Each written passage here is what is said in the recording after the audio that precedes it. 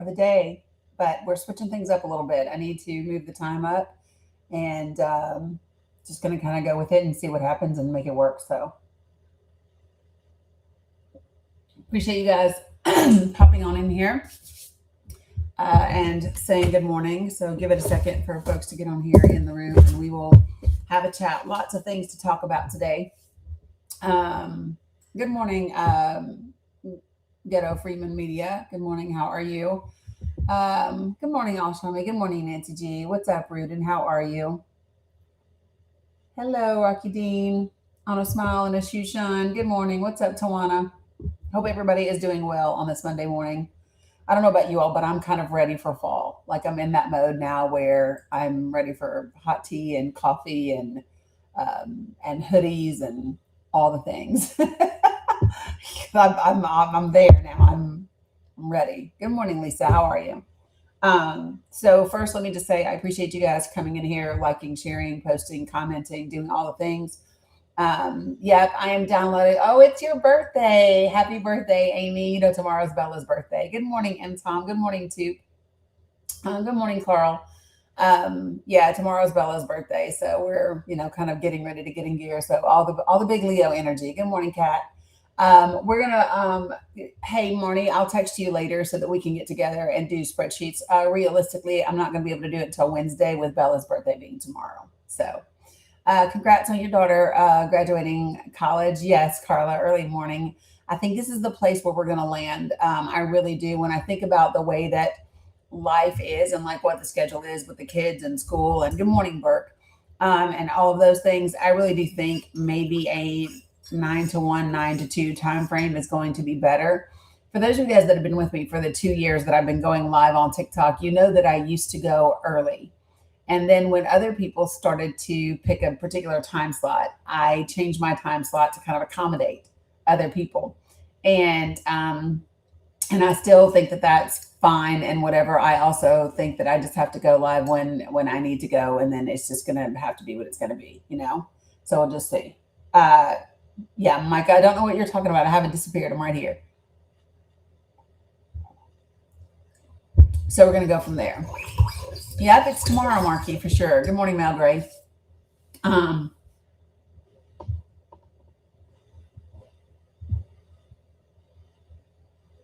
I bet you are. I bet you are definitely over the moon. So no blaming you. Can't blame you at all. Um, so I have three main things up here today that I want to talk about and go into quite a bit, but they're not the only things, right? So obviously, just like the usual, we can talk about. I gotcha, Micah. Okay. So, of course, we can still talk about healthcare and education and housing and economic mobility and immigration and, all the other things that are the policy pieces and the components that I believe should be the foundation of how we vote and what we're looking at and how we choose candidates and how we move forward. Appreciate you, Tech Lady. I wanted to address these because so this morning I went kind of swooshing around the tick of the talk to see what are people talking about, what are the conversations that people are having, and I specifically went looking for conservative lives. I went to the search bar to look for lives that were actively going on that were conservative, and so I went into. I didn't go up on any panels, but I went into one or two, and then I went into a Black conservative one, and just to see what they were talking about. And these are some of the things, not the ICE thing, but the Mamdani quote they were talking about, the DSAs they were talking about, and reparations they were talking about. And so these three things seem to be being used and utilized by a particular group of people. And I believe that it's just a distraction, right? I think there are people that are on the internet that, number one, know that they can get people in the room to talk about these things because they can be divisive, they can be upsetting, they can bring out emotions. But they're also a great distraction from talking about the policy, right? Good morning, namaste, fam. And so I wanted to address them like straight off the bat because I feel like part of the benefit of being on this app and across the socials and having a platform is to be able to address things and provide context and clarity and accurate information, right? What's up, Amanda? Hey, Taryn. Um, And so I'm thinking like that's my thought process. So that's what I'm going to do today. Um, I went into a particular live this morning, and the live was I don't know why you guys froze over here. Hopefully you're back. But good morning, Jamie. The live that I went into this morning, there was a picture of Mamdani with this quote that said the Democratic Party is going, quote unquote, back to what it used to be. And immediately, what the people on the panel started saying was, number one, that's all it said. The quote simply said, I'm not running from the Democratic Party. The Democratic Party needs to go back to what it used to be. That was the quote. And immediately, can you all guess the first thing that I thought when I saw this one sentence? When I saw this one sentence, the first thing that I thought about was, where's the rest of the conversation? Like, what's the context of this one sentence, right? Yeah, Stephanie, I know, but that's something that I don't think that you can just address like on a topic. I think that it has to, yeah, Renee, I just went live.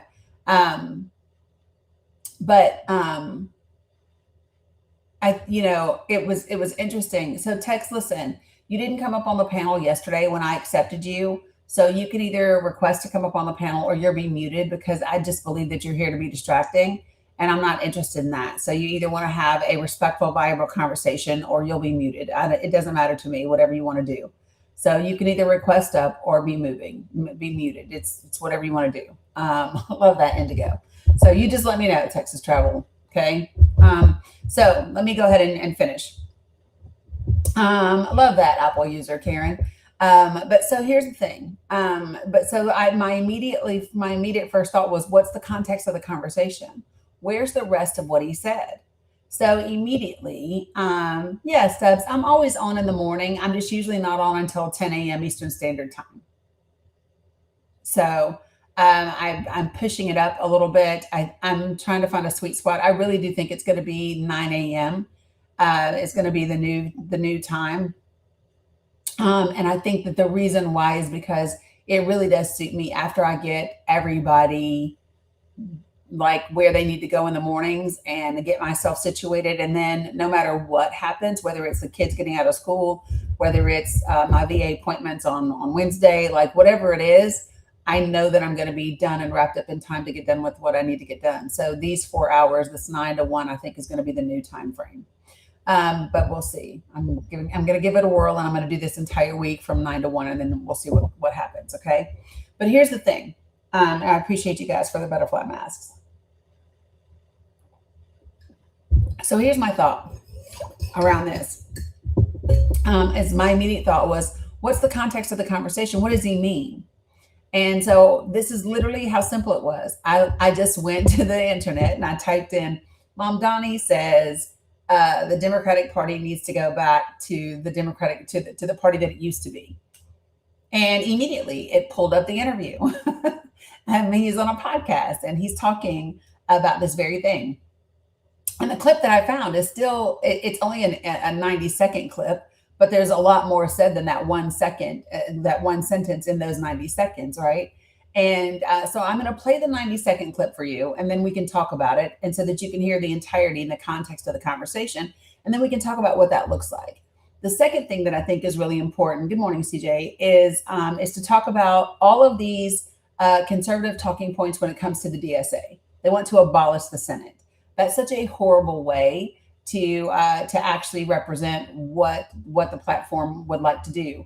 And so we're going to take a look at that, and we're going to look at other places that have the very thing that the DSA is wanting the United States of America to go to, and what they're saying on their platform, and all of that. Cheeser, hold on, I'm going to play it for you, and I can tell you the date on it because it was a recent podcast interview. Hold on a second, it's coming up right now. So this was just 3 days ago, and it's on Real Clear Politics, and it says, Mamdani on 2028, quote, "We're not running away from the Democratic Party. We're going back to what the party used to be," end quote. And he was on Sirius XM. He was on with Clay Kane. having this conversation. And so this was a conversation that took place 3 days ago.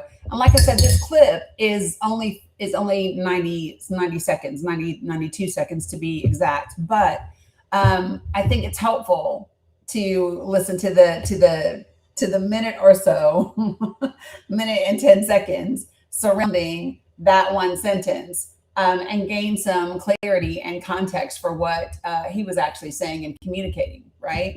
So let me play it for you guys, and then we can talk about it, okay? Good morning, Ethan. Good to see you. All right, so here we go.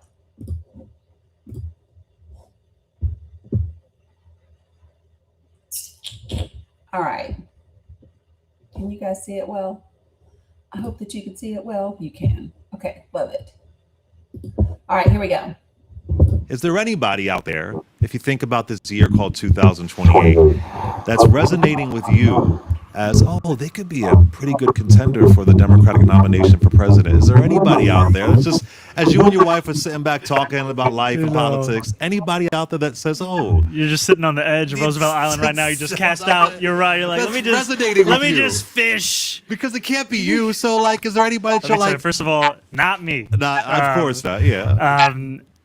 I think we have a number of choices. I know that people are making their own choices of whether or not they want. Chester, I cannot share a visual on here. TikTok will get me for playing non-original content.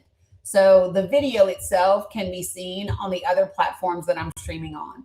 So it can be seen on YouTube. It can be seen on Substack, Facebook, and Twitch. But on TikTok, you're just going to have to hear the audio, because if I play the video, I get a visibility restriction. Want to run. What I'm hopeful of is we're seeing a lot of examples of what it can look like to have that focus on the working person. People who understand that affordability isn't just something you say, it's something you have to deliver.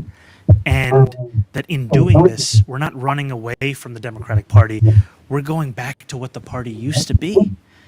You think about FDR and LaGuardia. You think about the New Deal. That's what the Democratic Party once was. That's what it could be again.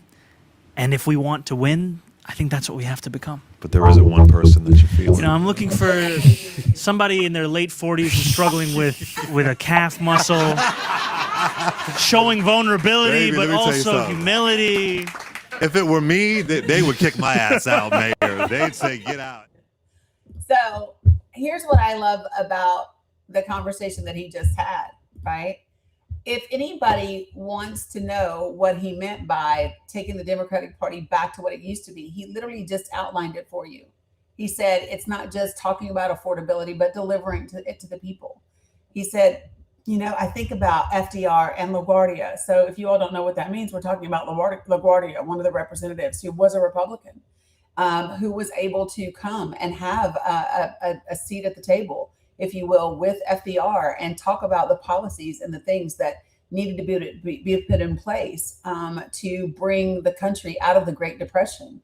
And so he outlined in detail that that's what it is. When he says taking the Democratic Party back to what it used to be, he outlined it for you in great detail, right? He didn't mince his words. And so what was interesting about this today is good morning. When I was in this other live this morning and they had the quote up from Mamdani, they were like, well, I don't know if he means the party of JFK. I don't know what he, well, if you don't know what he means, number one, host, provide it for people, tell people what he means, right? Don't just use one sentence as clickbait and then allow people to sit around and speculate based off of misinformation and any of those types of things, right? So Alan, let's talk about that. You want to come to the panel? Because if you don't, you'll eventually be muted just because you're just here to be hateful and spread misinformation, and I don't do that. But if you want to talk about your belief that Zohran Mamdani should be kicked out of the United States of America, then come on and get in the box and do that.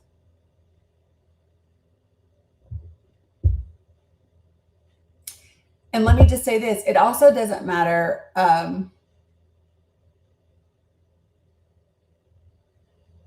Yeah, there always is. Yeah, look out, there always is. It's not the same.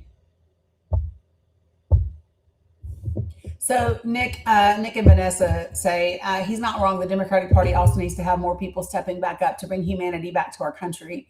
I've even considered doing more in 7 to 10 years after my daughters are grown. Love that. I think that the only caution that I would give you is that when we talk about bringing humanity back, um, being an individual that is empathetic or compassionate is an individual choice. And what I find is that most people start out that way, right? Children are naturally compassionate, empathetic, feeling individuals. And when we end up as grown adults that are hateful and intolerant and all of those things, right? That is typically because of some sort of trauma and experience that has closed people off from that part of themselves, right? So I think when we address political issues as a country that impact us on a societal level, then it gives us an opportunity to do the work as individual people to be more humane to each other and with each other. Good morning, Nikki. So I hope that makes sense. Okay, so here's what I'm going to do. When I bring you up to the panel, keep yourself on mute until I get to you. Okay, once I get to you, then we will have a conversation. Since there seem to be new people in the room, which number one, welcome. Thank you. Glad you're here. I asked for 4 things in this space. They're right here. And for you guys, they're right over there. I ask that you be respectful, that you do not use slurs of any kind. If you use slurs in my space, and I don't care what side they're against, you'll be muted and then booted from my space. 3, don't spam my comments. In other words, you can say something, but don't repeat the same thing 5, 6, 7 times. It's not productive and it clogs up my chat. And then 5, don't use all caps. And the reason for that is because I have people in my community that are vision impaired. And so all caps are reserved for those individuals and my moderators. So just be a decent human being and we can have a very robust conversation. Okay. All right. So keep yourself on mute until I get to you, please. Good morning, Hustle. How are you? I check everything as well. Good morning, Hustle. Do you know that you're on the panel? Nope. Okay. Gotcha. James, I think you had background noise. If you could do me a favor and make sure that you turn it down before you come off mute, that would be helpful. I don't know if you still have it or not. Okay. Good morning, James. What would you like to share this morning? It looks as though we find ourselves in a quagmire again in terms of Iran. Let me go on mute. I got a nurse in here for a minute. Can you bring me back after? Yeah. I speak? Okay. Sure. Okay.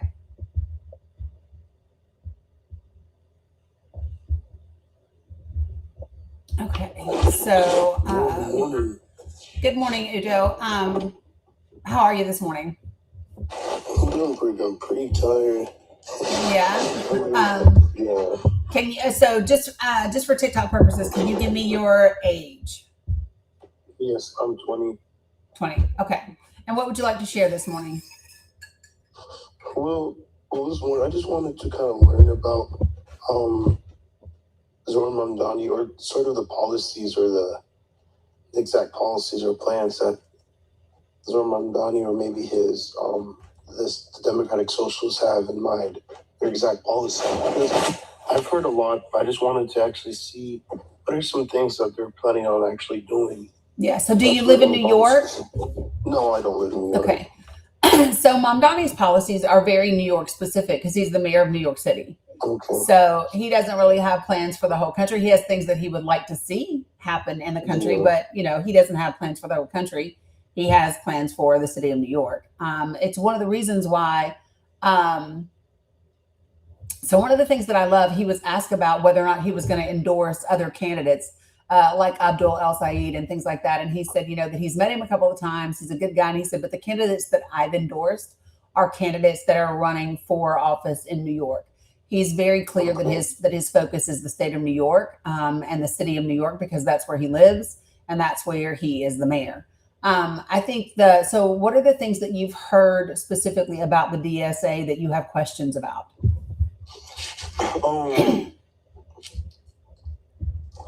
To be honest, I mean, I've heard that, I heard they're Democratic Socialists. I've seen that the programs that people like to call them communists and not, but that's not true because democratic socialism is different from communism, way different. But Correct. what I have questions about is kind of like I haven't really been able to see what this like, and out of the democratic socialist organization, I haven't really been able to see what exactly these guys' policies are. So like, have you ever gone to their website? I've only seen Mamdani's, and I think I don't know if Zayed isn't a democratic socialist, is he? Are you talking about El Said? Yeah, outside. Yeah, no, but so like if you go to dsausa.org, Okay. their site is up there. It literally, they have a whole thing that tells you about them, what their work looks like, how to get involved, what their chapters are, resources. They've got a thing that they put out all the time. So I mean, there's a lot of places. I think some of the things that I've heard, and I'll just start there. So one of the things that you hear people running around the internet saying now is the DSA wants to they want to abolish the Senate. They just want to get rid of the Senate and da da da da da, right? And I think what people don't understand about that is that they don't want to just eliminate the Senate and just quote unquote leave the House, like get rid of. So what it is, they want to go to a unicameral legislature. Yeah. So a unicameral legislature, for you all that don't know, it's just a body that's one chamber instead of two. 60% of the nations in the world have this type of government already. Okay. And so I did a little bit to give you some numbers. So there are 188 national parliaments in the world. Okay, so I need for all of you all in the chat to put your blinders on because we are 85 days away from the midterms. That means the trolls and the bots and all of that are going to increase. And I need everybody to just be grown adults and be able to put on blinders and stick in for the conversations and talk about the facts. Like seriously, the trolls and bots are going to increase as we approach the midterms, and everyone should know that. If you remember what 2024 was like, buckle up. Okay, so just ignore that and let's stay focused. It's like a blue wave is going on. Because I'm not necessarily Democrat, but it makes sense that there's a blue wave now. Because I'm not necessarily. I have mods, Chester. I have mods. Yeah. Yeah, it's getting intense now that midterms are going on. But if I'm being 100% honest, I honestly think that you guys are going to win the midterms. It's going to be a big wave. You said you guys. Yeah. Who's you guys? Like I would say I don't want to say Democratic Party, but I mean, because here's the thing. So this is the thing that I find interesting. So I'm not a member of the Democratic Party or the Republican Party or the DSA Party. I'm not a member of any party. I vote based on policies that impact working class people. That's the majority of my focus when it comes to like how I'm voting for policies domestically. And so that's my driver. So that leads me to vote Democratic more often than not, because that's whose policies align along those issues. But so for me, and I think that people need to understand, I am tired of hearing about waves. I don't want a red wave, a blue wave, or whatever. I want us to get our shit together and get serious about passing legislation and electing people that want to do work and get work done for working class people. But just to go back and clarify what I was saying before about the Senate and DSA, there are, in the entire world, there are 188 national parliaments that exist. Of those, 107 are unicameral. In other words, they have one legislative body, which is what the DSA would like to have for the United States of America. Okay. Now, what's interesting about that is unicameral legislatures cannot be the best thing, but they can also be fucking amazing. So I'm going to give you some examples of national parliaments that are unicameral. So watch the duality here. So Sweden, Israel, New Zealand, Turkey, Denmark, Ukraine, Portugal, Hungary, right? So it's not, and this is the thing that I want people to really understand, and this is my opinion on it. I don't have, like, I'm not, oh, absolutely get rid of the Senate. And I'm not, oh, absolutely don't. Okay. What I think is that any system that you have is only going to be as effective as the people make it be and require it to be. If the people check out of the democratic process, if the people stop participating in the systems that exist, then it doesn't matter what system it is. It will turn corrupt because it will end up being led and dominated by the rich, the wealthy, the elite, the powerful, the greedy. So how? Sorry. So how exactly would what was the name of it? Having a unicameral legislature? Unicameral legislator. How would that? What would that really do necessarily? And what would be the difference from having not dissolving the Senate, but instead of having like a dual?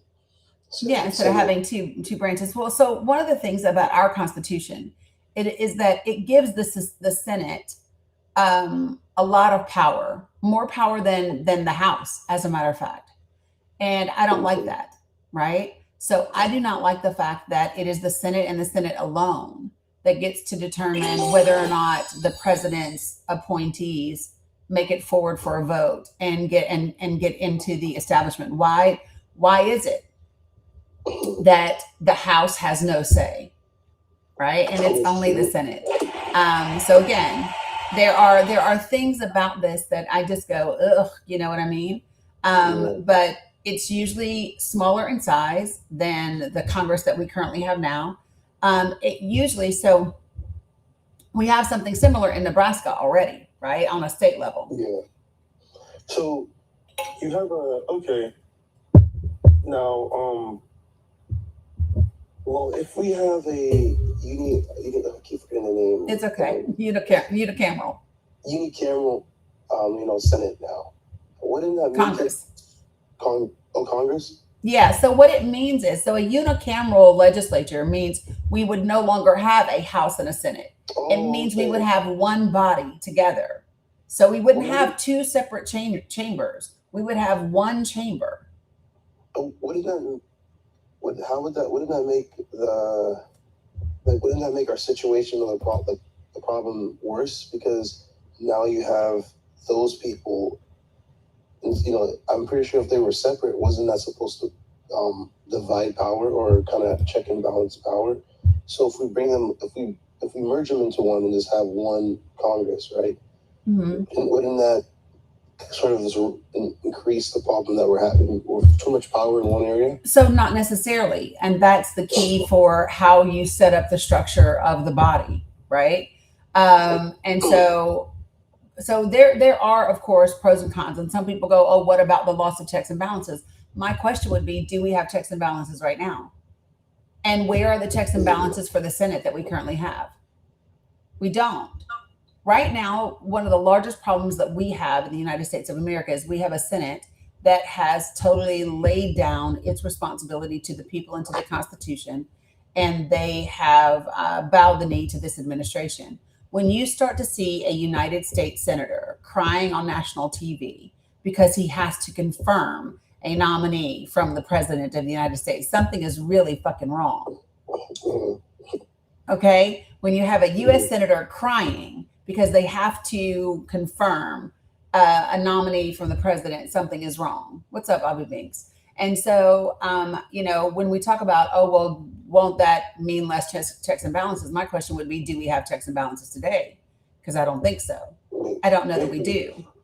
I'm just trying to kind of see, okay, but I see what you're saying, but I'm just trying to see what would be the benefit necessarily. So one of the benefits would be faster decisions, because it doesn't have to a bill doesn't have to pass two chambers in order for it to become law. You're going to have a lower government cost because there are fewer representatives. There's not two separate bodies. You don't need as much as what we have currently. And you also have clear voter accountability. So there's less ability for people to pass the responsibility on and pass the buck and go, oh, well, I just voted this and it went to this and da da da da da and this and this. And so now it makes people say, hey, I voted this way. And now I'm going to hold you accountable. You're either going to be voted in or voted out. You know what I mean? And so that's the deal. So yes, you would expand the House, but you still wouldn't end up with the same numbers as before. You still would. And so let me just hold on. Let me address something that's happening in the chat. So first of all, here's what I would ask all of you all that have something negative to say. This works in 60% of the national parliaments around the world. So what would be great is if the United States of America did not think that it was so special, it was so different, it was so whatever, that what's working for the majority of other countries cannot work here. That's just ridiculous. So like I said, I don't have a position. I'm not for or against it. And to be quite frank, this is a long way off. This is a long way off. This is a long way off. The most important thing that we need to do right now is shore up this country.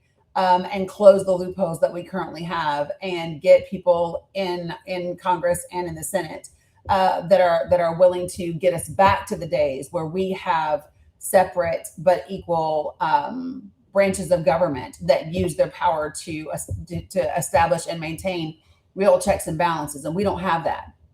So the only reason I'm even discussing this is because people are lying about it on this here internet. Period. So when it comes to the unilateral, that's okay. Let's just say, the merge. I would just say just the singular legislative body. Legislative body. I would probably have to look back to that later, because it kind of seems like we're giving more power to the government instead of the people when it comes to that. But I mean, how so? Because I mean, if the reason we had the Senate, those two bodies, was to sort of regulate checks and balances. And then I know you say, well, are there even checks and balances even happening? Well, there possibly are still checks and balances happening, but I just feel like if we're having that problem now, where we feel like there are no checks and balances when there are two bodies, wouldn't that problem just be worse now that we have one whole body? Okay, so but again, so listen, you're not giving anything to the government, because it's still the government doing the duties that the government does today. Yeah, period. So you're not giving any more power to anyone else, right? And the thing that's really important for people to understand. So again, I don't think that the debate today or the discussion today is about the benefits and would it or not work. The point of the conversation today is to say, no, the DSA isn't saying eliminate the Senate, only leave the House, and nothing else changes. That's not what they're saying. They're saying change the type of parliament, the type of legislature that we have.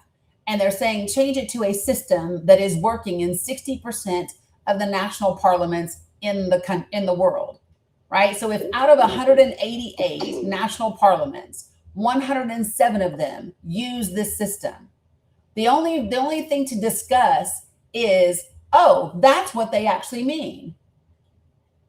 That's it. So the discussion around can it work, will it work, should it work, is light years from now. Like, it's not even a consideration for a good 8 to 10 years. At that, if then, this is so far down the line. You don't just randomly. I gave examples. No, they're not. I gave examples of several of them, Yakinac. So I'll just run down the list. Okay. Sweden, New Zealand, Denmark, Portugal, Ukraine, Hungary, Israel, Turkey. All of those are examples. All of those are examples of national parliaments that are a unicameral system. And so that's all there is to know right now, right? So the conversation, when people are out here on the internet and they go, well, they just want to abolish the Senate, and that goes against the Constitution. First of all, it would take a constitutional amendment to make it happen.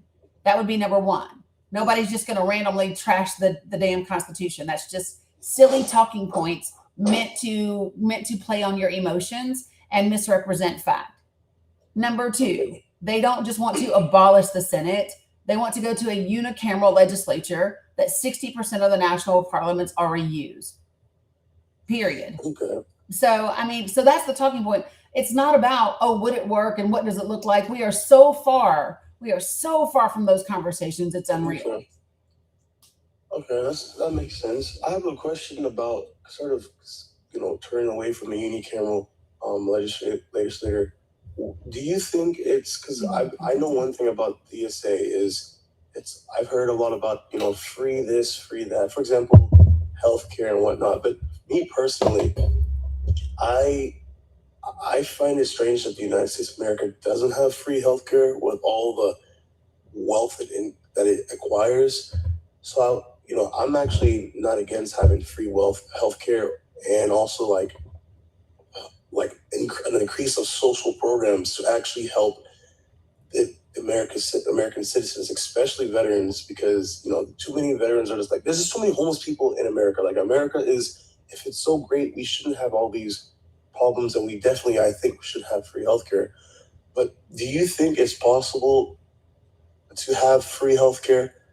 So healthcare is not free anywhere. Healthcare is not free anywhere. People pay for it, right? It is paid for out of their tax dollars, right? And so one of the things, so here's the thing: when you tell people it's going to be free healthcare, that's number one, it's not accurate. Number two, it automatically brings up the thing is, well, then where's the money coming from? So the reality is that the United States of America has the ability and has enough wealth to absolutely cover universal health care. My personal opinion about universal health care is that there needs to be a standard public option that is available to everyone, and then a private option that people can purchase if they want something above and beyond. So that's my personal belief system, is that it needs to be a system that has, if people want to purchase supplemental plans, they can still do so. But yeah, so there's no reason that we don't have it, because we are literally the only high income earning country that doesn't have it. Okay, so what exactly is universal health care? I know it's not pretty much available to everyone. What exactly makes universal health care? Because you're not purchasing it from a private company. You're literally enrolling, and it is overseen and financed and funded by the federal government. So I guess, okay, so we already have it. We have Medicare and we have Medicaid, but right now there are limits to people being able to hey, shits and giggles, watch that please, so you don't get my live flagged. So how would a DSA make, if we already have universal health care, how would the DSA make that better? How would they improve? We don't have universal health care right now. We have programs that are the foundation of how universal health care would work. But the way that we have structured those programs is that not everyone qualifies for them. So this takes off the qualifiers. Yeah. So Deborah, that's not true. And by the way, that happens right here in the United States of America already right now. And if you really want to talk about delays in care, go talk to veterans. Yeah. So listen, I'm not doing fear mongering, folks. If you are, because I'm going to give you all a few facts. Because facts are super important. So let's talk about the health expenditure per capita. So what do we spend on healthcare per person? And then the life expectancy at birth of people. Okay. So check this out. In Canada, the health expenditure per capita is $5,115.98. Life expectancy is 82 years. Life expectancy in Canada, 82 years. In Japan, per capita expenditure is $4,463.28. Life expectancy, 84.47 years, 84 and a half years. In the Netherlands, $5,340.61 per capita for healthcare expenditures. Life expectancy, 82.34 years. In the United Kingdom, $4,268.68 per capita, 81.22 years life expectancy. In the United States of America today, Health expenditure per capita, $10,658.40. Life expectancy, 78.74 years. We spend the most, live the shortest, we are not winning. That means we might want to look at other systems that are increasing the life expectancy of people and costing less money. So those are actual facts. I don't care about anybody going, it takes 6 months to see whatever. Shut up. Because guess what? They got an extra 6 months because they ass is living longer than we are. So miss me with all of that. I'm not doing, listen, I don't know what live you all are used to going into, but in this live, I stick with facts and data and evidence, and I don't do fear mongering. Do you, does this universal health care also include Planned Parenthood? What do you mean? Planned Parenthood is a private company. Yeah, so I'm saying, like, for example, in terms of like universal healthcare isn't taking over healthcare industries. Universal healthcare is insurance so that you can access healthcare. Okay. Yeah. So just like right now, there are people that have Medicaid or Medicare. And so when they go to the doctor, it's the government insurance that pays for their doctor's visits. Right.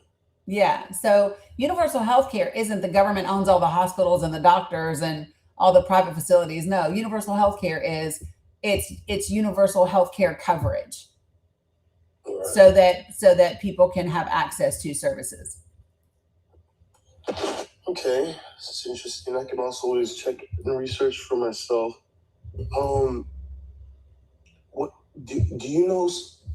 I guess this is kind of a far. I'm kind of looking further into the future of this question, but who do you think may be a candidate that might run for was it not 2028 election? I guess you could say 2028 elections from the DSA party. Do you think there's a? I don't have a clue. I'm not a part of the DSA. I don't listen. I tell everybody all the time. That's why they're putting it in the chat. I am not Miss Cleo.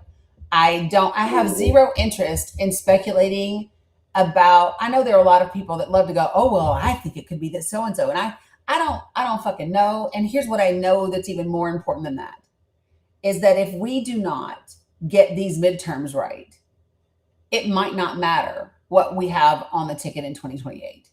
These midterms are incredibly important. And so that's where my focus is. My focus is on the next 85 days and then what it looks like when we get that right. And what are the things that we can quickly accomplish that helps stabilize the country, get us into a place where we have a democratic constitutional republic that is working for the people, because we don't have that currently. And so that's where my focus is. All right. Okay. Yeah, that sounds interesting. All right, so that's a lot to take in. I actually appreciate this information. You're very welcome. Appreciate you for joining and asking questions. You're welcome back anytime. Have a good one. All right, so folks, when I bring you up, do me a favor, put yourself on mute until I get to you. And then we'll kind of run through these. Texas, I accepted you, and just like last night, you're not here anymore, so I'm going to keep going.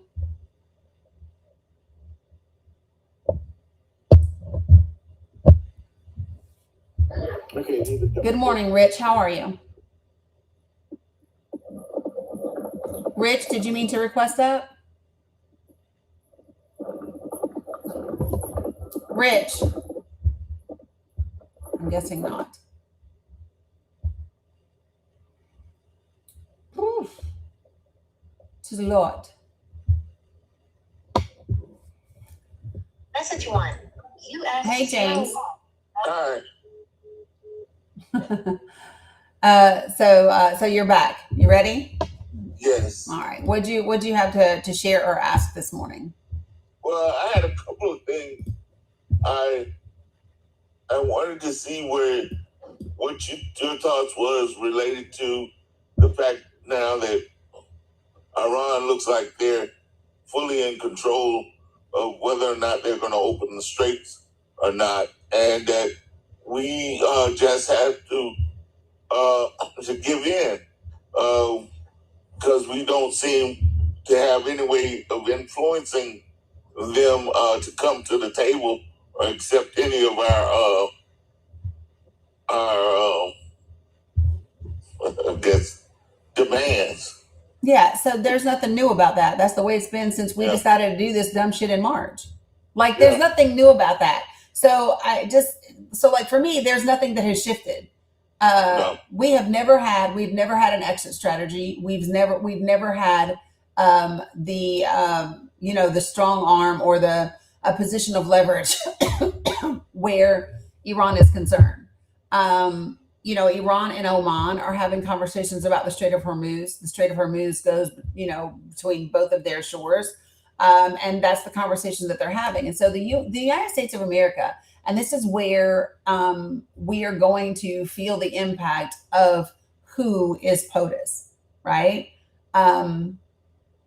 So we do not currently have a president that has the ability to take his emotion, his ego, his identity out of the conversation and look at what's in the best interest of the nation or the world. We don't have that. If anybody says anything different, I'm sorry, but you're just delusional. And so because we don't have that, it makes it more difficult for us to be able to find a diplomatic solution that might require eating a little crow with a spoonful of honey in order to make it go down.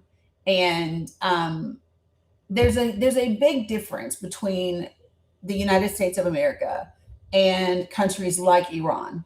Okay, give me a second. And here's what I mean by that. Iran's history is they are Persians. They have always endured. They have always survived. They have always made a way. Americans are not used to suffering. We're just not. And what we think is suffering is not suffering compared to the rest of the world. And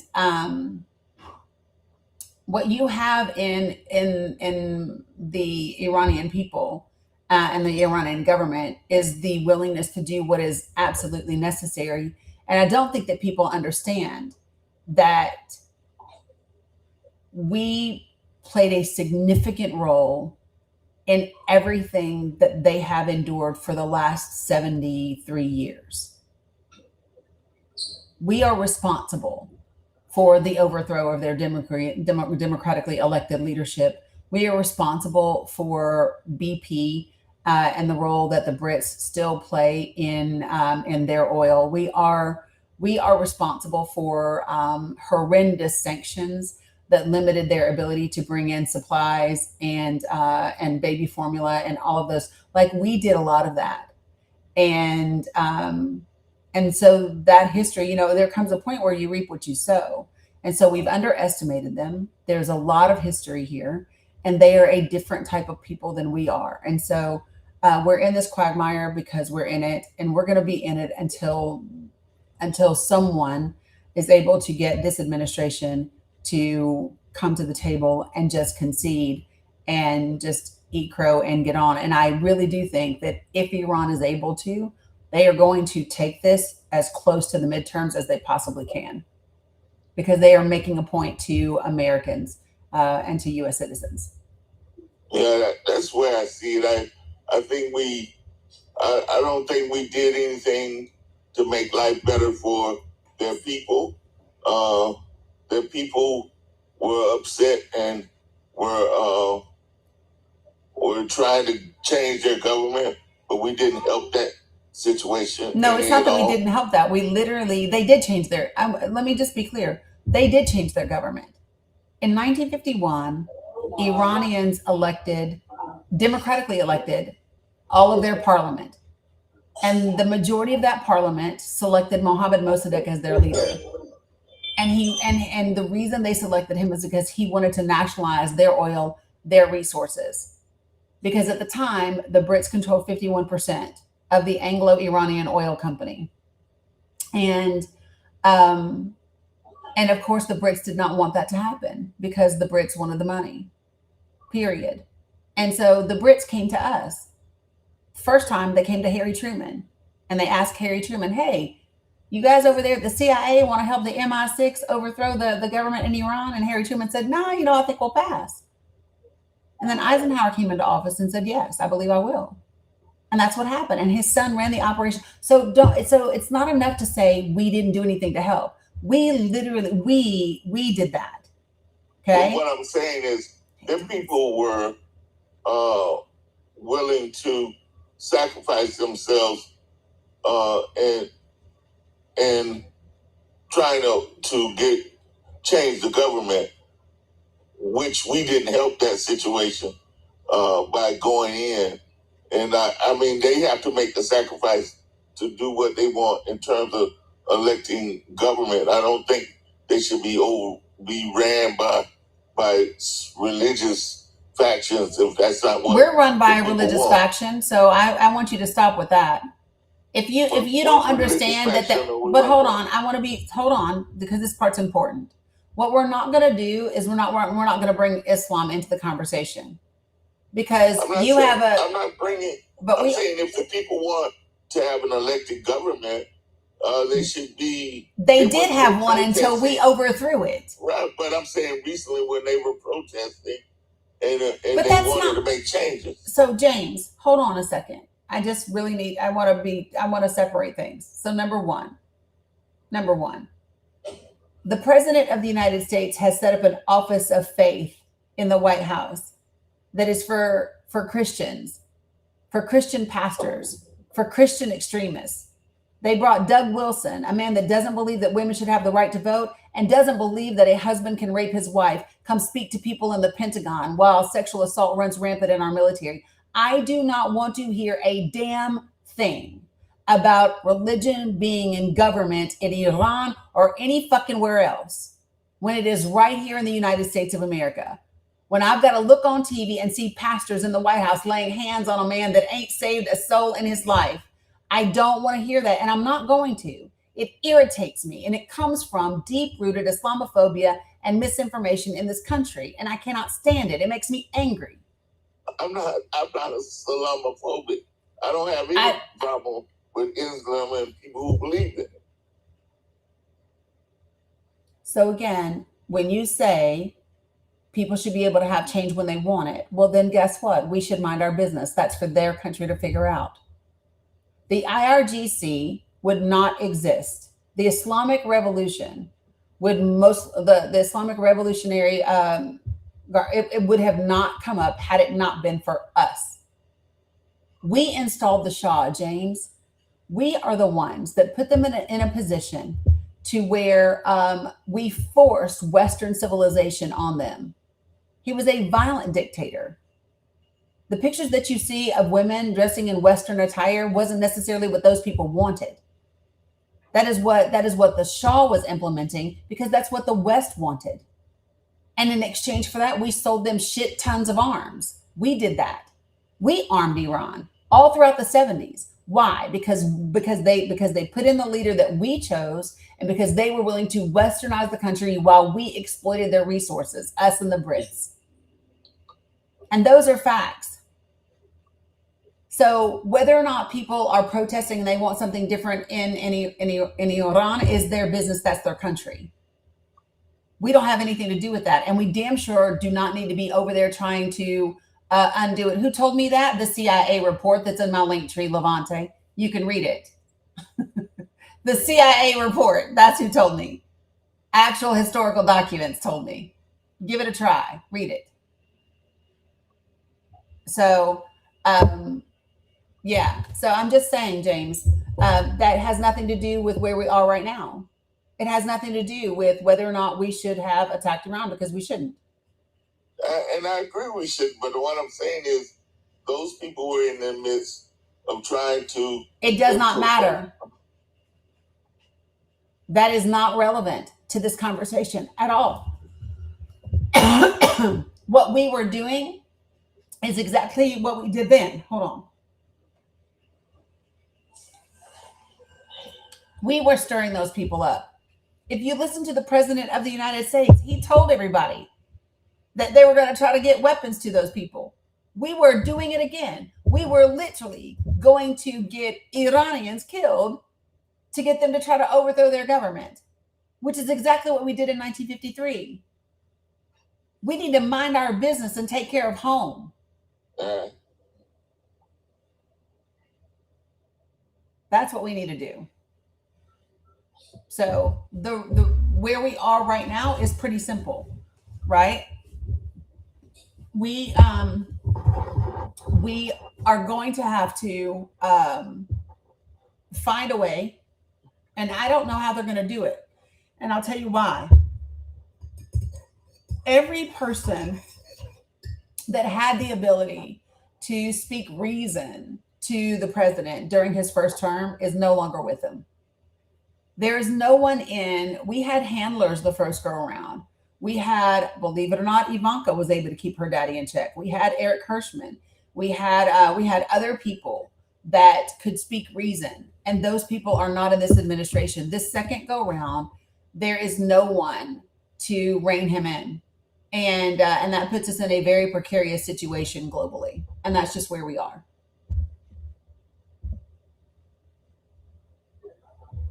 And I agree with you. That's why the midterms are so important, and that we have to reinforce the strength that Congress has, both the Senate and the House.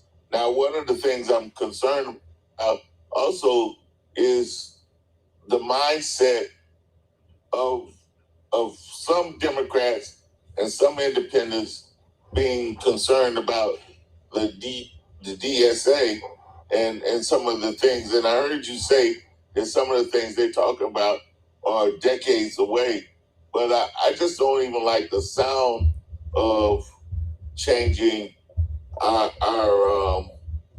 Senate and our House. I think that, we have that both here in Florida. I think it needs, that more people need to get involved, and we need more people voting in order to control our government. I'm happy with our the way our voting system, and I don't want to see that change. Okay, so what do you know about a unicameral legislature? Nothing much more than what you said. I like there being a House and a Senate, because I don't think that. I think I like the fact that we have to have both the House and the Senate come together. No, you don't. To That's make, a lie. No, we do. No, you don't. Did the House did the House vote on a single member of this administration's cabinet? No, I'm not just talking about voting on their cabinet. No, I'm but talking about the way we get bills introduced. But listen, and how they sit to the president. Okay, but let me just ask you a question right now, okay? Like, seriously, James. Because do you think that it is incredibly important who is running the agencies and the departments in our federal government? Yeah, I think it's important that we have some oversight in who he appoints to the different cabinet positions. Some oversight? Right. I mean, we have to understand that he, as president, he does have the right to select his own cabinet. He does, and he can select, but he does not have the right to appoint whoever he wants. The Constitution says no. The Constitution says no. I don't care. He could pick fucking Barney Rubble, and the Constitution says no. He could pick Albert Einstein, and the Constitution says no. Right. So when you say we have to understand, so number one, I don't have to understand anything, right? I don't have to. I mean, he selects the cabinet members until we agree on that cabinet. And there's a process. And let me tell you what I see is I see an utter failure in that process. When you have a Senate that is corrupt and compromised and simply does the bidding of the president, that is a system that is broken. And no, sir, I'm not happy with it. No, sir. I watched Bill Cassidy. I watched a United States senator stand in front of the entire country and cry because he had to confirm a nominee. You tell me, what are those tears about? Well, he should have more backbone. Anybody who's just capitulating because of Donald Trump, they are the wrong people to be in office. This is the point that I'm making, James. So here's the thing that I think is really interesting about you is the system is failing in front of your fucking eyes. It is failed in front of your entire face. So the people who Let me finish. Can I finish what I'm saying? Okay. All right. Right. The system has failed you in front of your fucking eyes. And the mere idea of changing the system, probably 25, 50 fucking years from now, you're dead set against. Which, as an educator, I know you know better, because as an educator, you know that we should always be open to the idea of new possibilities and new ways of doing things and improving things. We are not the same country that we were when the Constitution was written. When the Constitution was written, we didn't have Citizens United where corporations were seen as people and they could spend unlimited amounts of money and funnel dark money. When the Constitution was written, we never imagined that we would be putting a convicted felon and a convicted rapist in the office. When the Constitution was written, this is not what we thought was going to be happening. And so the idea that we think people are in charge of that, we shouldn't make laws to keep it from happening. The people have to take responsibility for what they did. We can't protect ourselves from ourselves. We should have did better. We should have selected better. We did this. James.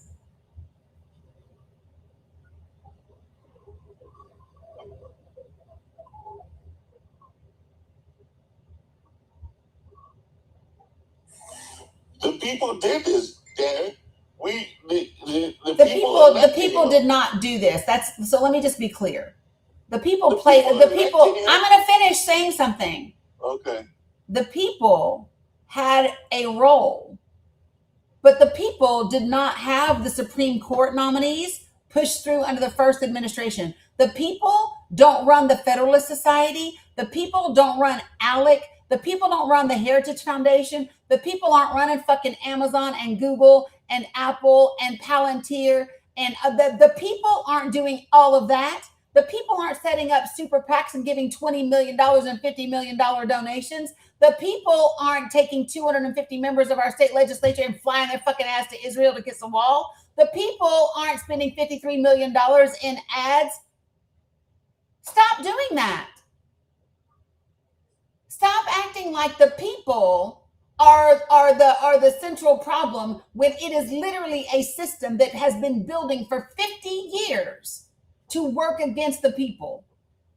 And it is crazy to me that we are going to can the people do better? Sure. But let's don't sit around here and play like this is a level playing field. Well, our vote makes it a level playing field. We shouldn't have voted. What does it take to get to the vote, James?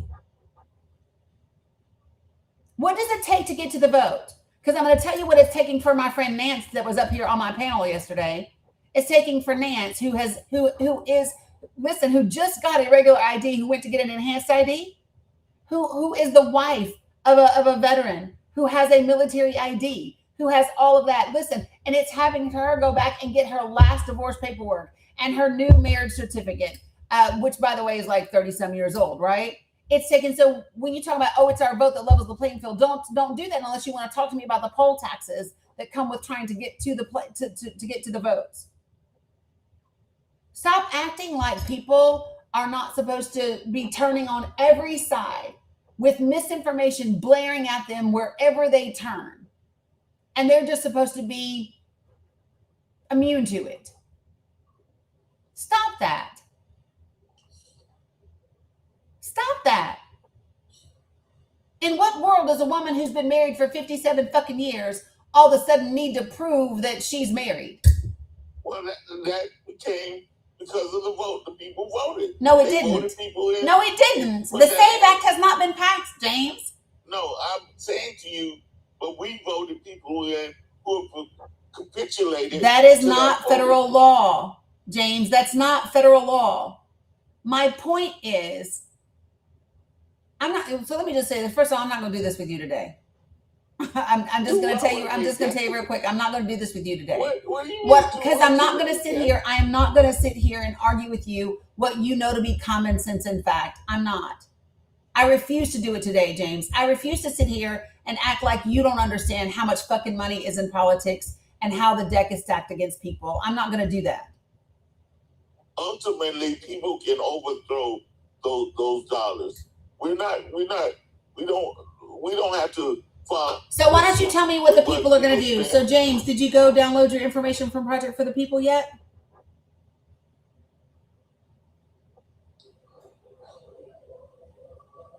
No, Dan. Which one of your candidates did you go research for and vote for the primaries? I voted mail-in ballot for my state. Okay, and so who did you vote for?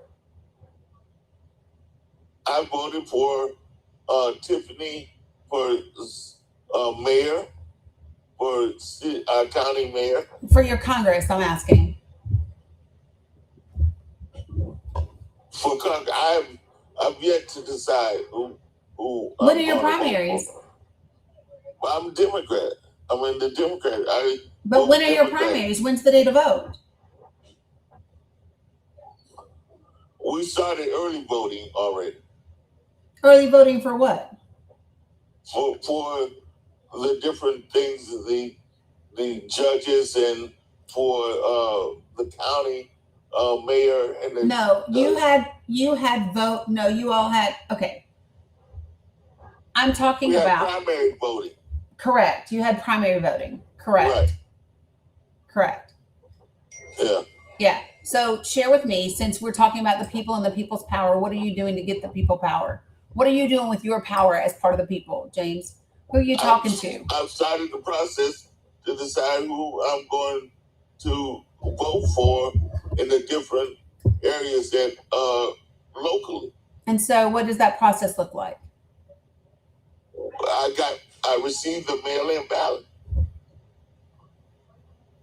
What does that have to do with the process of determining who you're going to vote for? Well, I'm listening. They're now doing debates online. Right. But so all you're going to do is listening to their debates? Are you going to actually go onto their platforms and see what their platforms actually say? Are you going to read their policies? Are you going to read not just what they say they want to do, but how they're going to do it? Are you going to contact any of their campaigns and ask specific questions on what are the things that they would or they wouldn't be doing if they were elected? Well, I'm going to do my due diligence and making sure I vote for the right people. I'm not necessarily going to call their offices, but I will look on the different platforms and look at the different people who usually give out information related to our newspapers. Who's running for governor in Florida, James? Who's running for governor of Florida? Well, I know who I'm not. I'm not voting for the Republican governor, the Byron, whoever his name is. Oh, that's Byron Donalds. I don't know. Did Byron get the nominee? Because there's a white dude too. What's his name, y'all? No, Risk, whatever his name I know is. I'm not voting Republican at all. I'm voting for a Democrat, so I've yet to see which.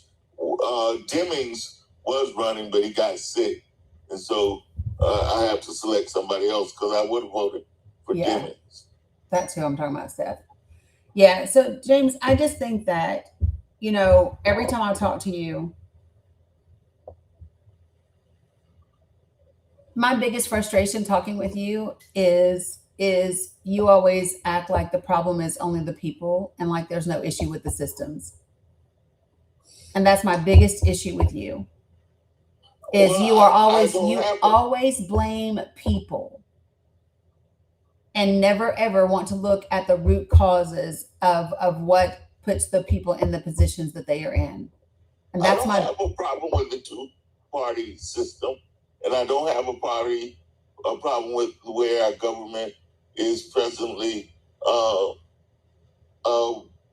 and conceived. Here in the state of Florida, we have a Senate and a House, and I believe the Senate and the House works on a federal level as well. I have a problem with the fact that we need more of a coalition of people who we come together as Democrats to put people in place who are going to vote in the best interest of the middle class. Do you ever think, James, that it would be easier to build and have a coalition if we did not have the extreme amount of dark money, super PAC money, and corporate money And I agree in with politics? that. And I agree with that. Okay, so then that means we need to change the system. Well, That means that there's something wrong with the system. I want you to hear me, James, because you listen to defend instead of listening to actually receive. Listen for a minute. In almost every subject that you and I have discussed, your position, the lens through which you view issues, is that the people are the problem and not the systems. And if the people would just do better, then the system would be different. As if what the system is doesn't impact the people's ability to be and do. And that's my problem, is that you focus on placing the blame at the feet of the people instead of at the feet of the people that are actually controlling the systems, which would be the 1%. That's my issue, James. And this is in every situation that I've talked to you about, whether I'm talking about Iran, whether I'm talking about healthcare in the United States, whether I'm talking about politics, whether we are talking about helping people and allowing them to stay in your house while they get on their feet. Every situation that I talk to you in, the same thing keeps recurring. And the theme is always you blame people for their conditions and you never consider the root causes that brought them to that place in those conditions.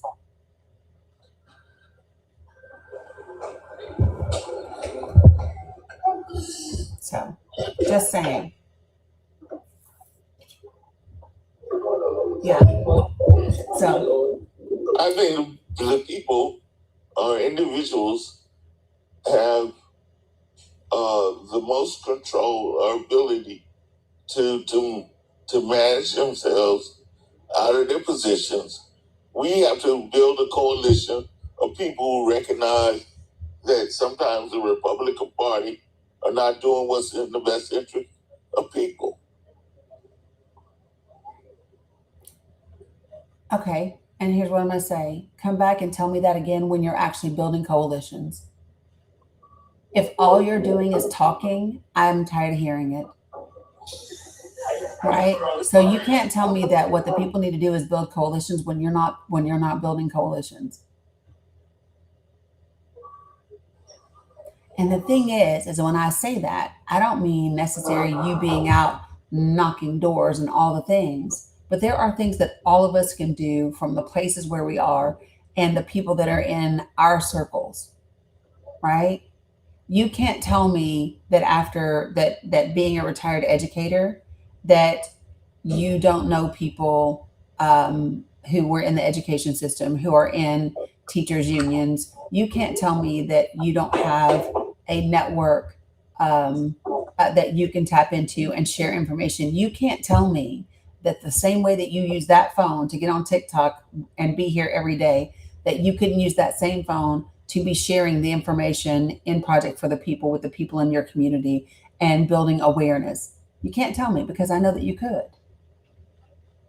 It's just the choices. It's the choices. Making myself more aware of things and the need to participate helps me to go in that direction. Okay, well, how long's it been helping, James? Because you've been on here for a while, and here's the thing. He has signed up, Jamie. He just filled out the form. He's never been in the actual drive, never done anything with the documents, never, when? How long are you going to wait? Because we got 85 damn days.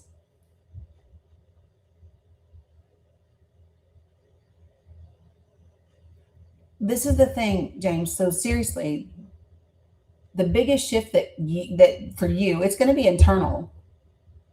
You like to talk about it, and you like to look at it from a place of intellectual like analysis, but you're not really doing the work. And I said this to you last time. I said I was going to ask you if you did any homework. So next time you come up here, this is how the conversation is going to go. Just so you're ready, I'm going to bring you up and I'm going to say, "Hey, student James, what homework did you do since the last time you were on my panel?" And if you cannot outline for me the things that you have actually done, like with specificity, I'm going to say, "James, I love you. Go do your homework," and I'm going to kick your ass off my panel. Okay? So you don't think I'm doing my work? I know you're not. Listening? No, that's not work. That's not doing work. Do you think it's so? Listen, when students used to come in your classroom and sit in your classroom and listen to you, was that them doing their work? No. Okay, then no, that's not you doing your work. Tighten, stop. Yeah, listening is easy. Okay? Okay. All right. I'm going to get some of these other people in the chat. Appreciate you, James. All right. All right. All right, folks. If I bring you up to the panel, please do me a favor and put yourself on mute until I can get to you. And here's what I'm going to try to do. I'm going to bring up a couple of people at a time so that hopefully we can kind of get things going a little bit, but I'm still not going to do a ton. Stop, please, Titan. You are doing the most.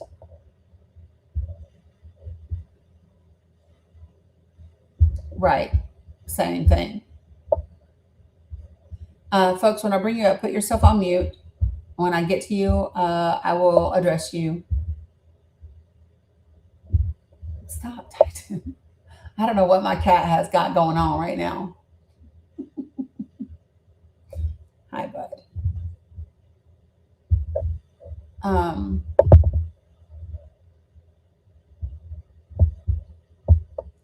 Where is...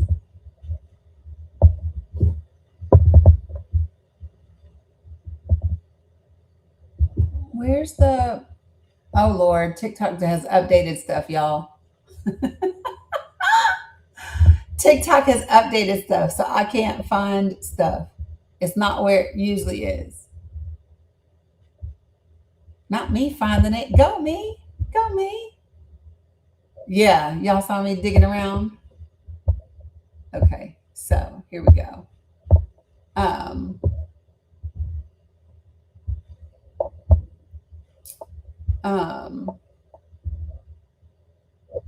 I'm trying to give some of y'all grace, but your profiles be looking sketch as fuck. But I'm gonna try it and see. I'm accepting and people aren't making it up. So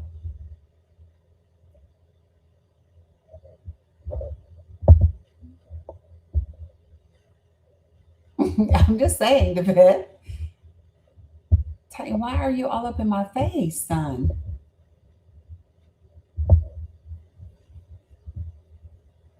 Oh, thanks, Rhonda. Appreciate that. Appreciate that. Okay, so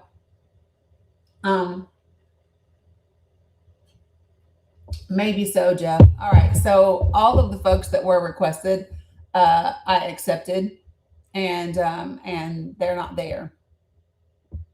Oh my word, Titan, you're doing the most. Okay. So for those of y'all who are just joining, number one, appreciate you. Glad that you're here. If you are new to me, can you do me a favor and just throw a 1 in the chat so that I can kind of like do a little pulse check and figure out, and that way I can maybe let you know a little bit about this room, this live, how we do things in the space, what you can expect, and then of course invite you to participate. Look, Grammy says hi, Titan.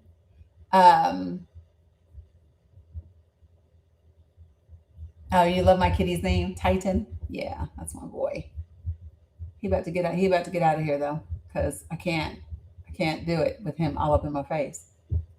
especially not because he wants, like, he literally is wanting some serious attention. And like, I can't do it today. Okay. So, anybody in here that is new, put a one in the chat. I only ask for 4 things in this space. I ask that you be respectful. Don't use slurs of any kind. Don't spam my comments. Don't type in all caps. I have folks in my community that are vision impaired. All caps are reserved for those individuals and their and my moderators. Other than that, we can have a respectful conversation about pretty much anything that along the lines of the issues. So you're welcome to join. If you want to talk to me about Mamdani, Abdul, DSA. Okay, bud, you got to go. Or the regular, what I call the 4 pillars of policy, which is healthcare, education, housing, economic mobility. If you want to discuss any of those things, immigration, all of those things are there. If there is nobody else going to request up, I'm going to dig into a report that I alluded to last night that I got out to share with you all. I was waiting until after 10 a.m. to go into it. And so now that we're past the 10 o'clock hour, I didn't want you guys to miss it who didn't know that I was on early today. So how many of you all are familiar with an organization called the Ohio Immigrant Association? Any of you guys familiar with it? The Ohio Immigrant Association? No, Laura. Mm-mm. No. Okay, so they did an investigation and they did a report, and then they finally released the report in July of this year. Since they released it, the only people that I've seen really pick it up and do anything with it is Mother Jones. I saw Mother Jones do an article about them and about this report, but I haven't seen anybody else. And it kind of is irritating me that, not kind of, it really is irritating me that mainstream media hasn't picked this up and talked about it. So y'all know me, I'm a paper girl. That's why I have boxes of papers and things all around me. So I actually have printed off the report. It's 59 pages long. What I'm going to do is I'm going to give you some of the key findings and some summaries first, and then we can discuss it a little bit more in detail. And then I want to talk about this report, the information in it, in context of the Department of Homeland Security, in the context of the lack of accountability from the DOJ, the confirmation of Mark Wayne Mullins and Todd Blanche, things done under Kristi Noem's leadership, and the lack of congressional oversight and accountability happening within our government, because it's incredibly important. Okay, so when I give you the headline, you guys are going to freak the fuck out. So I'm just giving you a little bit of warning. I am going to also say this: I'm giving you a trigger warning ahead of time. So if at any point in time you need to take a deep breath and you need to leave, then you can do that. Okay, but this is important. So the Ohio Immigrant Alliance did an analysis of ICE and Border Patrol agents. And what they found is that there is a list of 59 ICE and Border Patrol agents who were convicted criminals. 85% of them had committed sex offenses. And of those sex offenses, nearly 2/3 were against children. I'm going to repeat those numbers. This is a report called They Walk Among Us. And it's a list of 59 sexually and physically abusive ICE and Border Patrol agents. And 85% of these individuals had committed sex offenses. And nearly 2/3 of those sex offenses had been committed against children. So I'm going to give you, I told you all that this was going to be a little rough. So first, let me give you, so what they did was they took these 59 documented criminal cases, and it involved DHS employees, and then they analyzed them. And here's the key findings from the report, okay? Of the 59 individuals, 50 of them, 84.7%, have been charged with or convicted of sex offenses. 37 of them, which is 62.7%, committed crimes specifically targeting children. Taken together, 35 individuals, which is 59.3%, committed sex offenses against children, the single largest offense category on the list. So I'm going to give you the background of the report. This is from, so I'm going to give it to you. So give me a second. The cases documented in 2025 and 2016 alone account for 42.4% of the list. So out of the 59 cases that they examined, out of the 59 cases that they examined, 25 of them happened last year and this year. So if you look at 2020, right, it only had 6.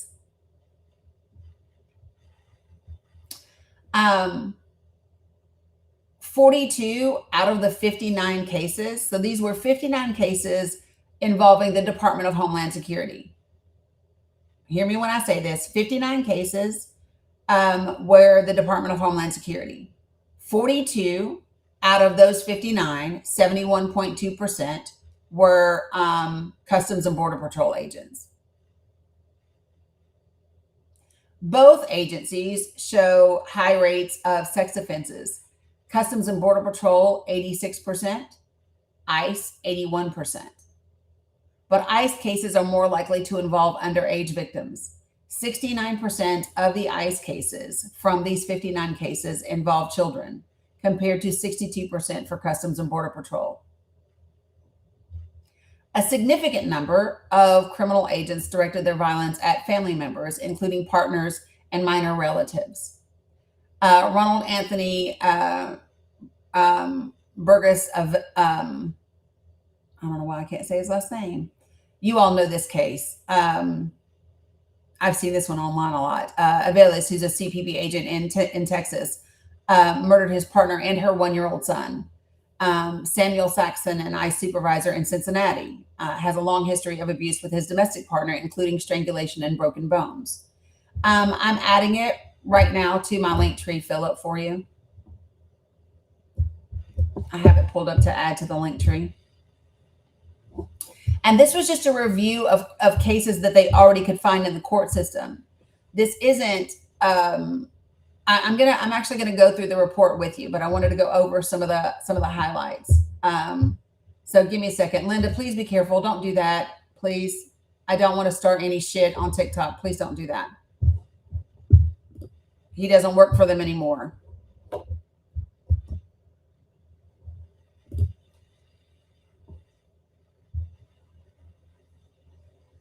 Okay, so I'm adding the link to the report to the link tree right now.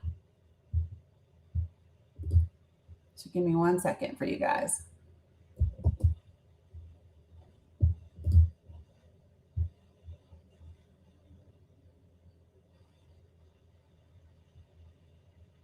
You know, it takes my link tree a second because it's very lengthy.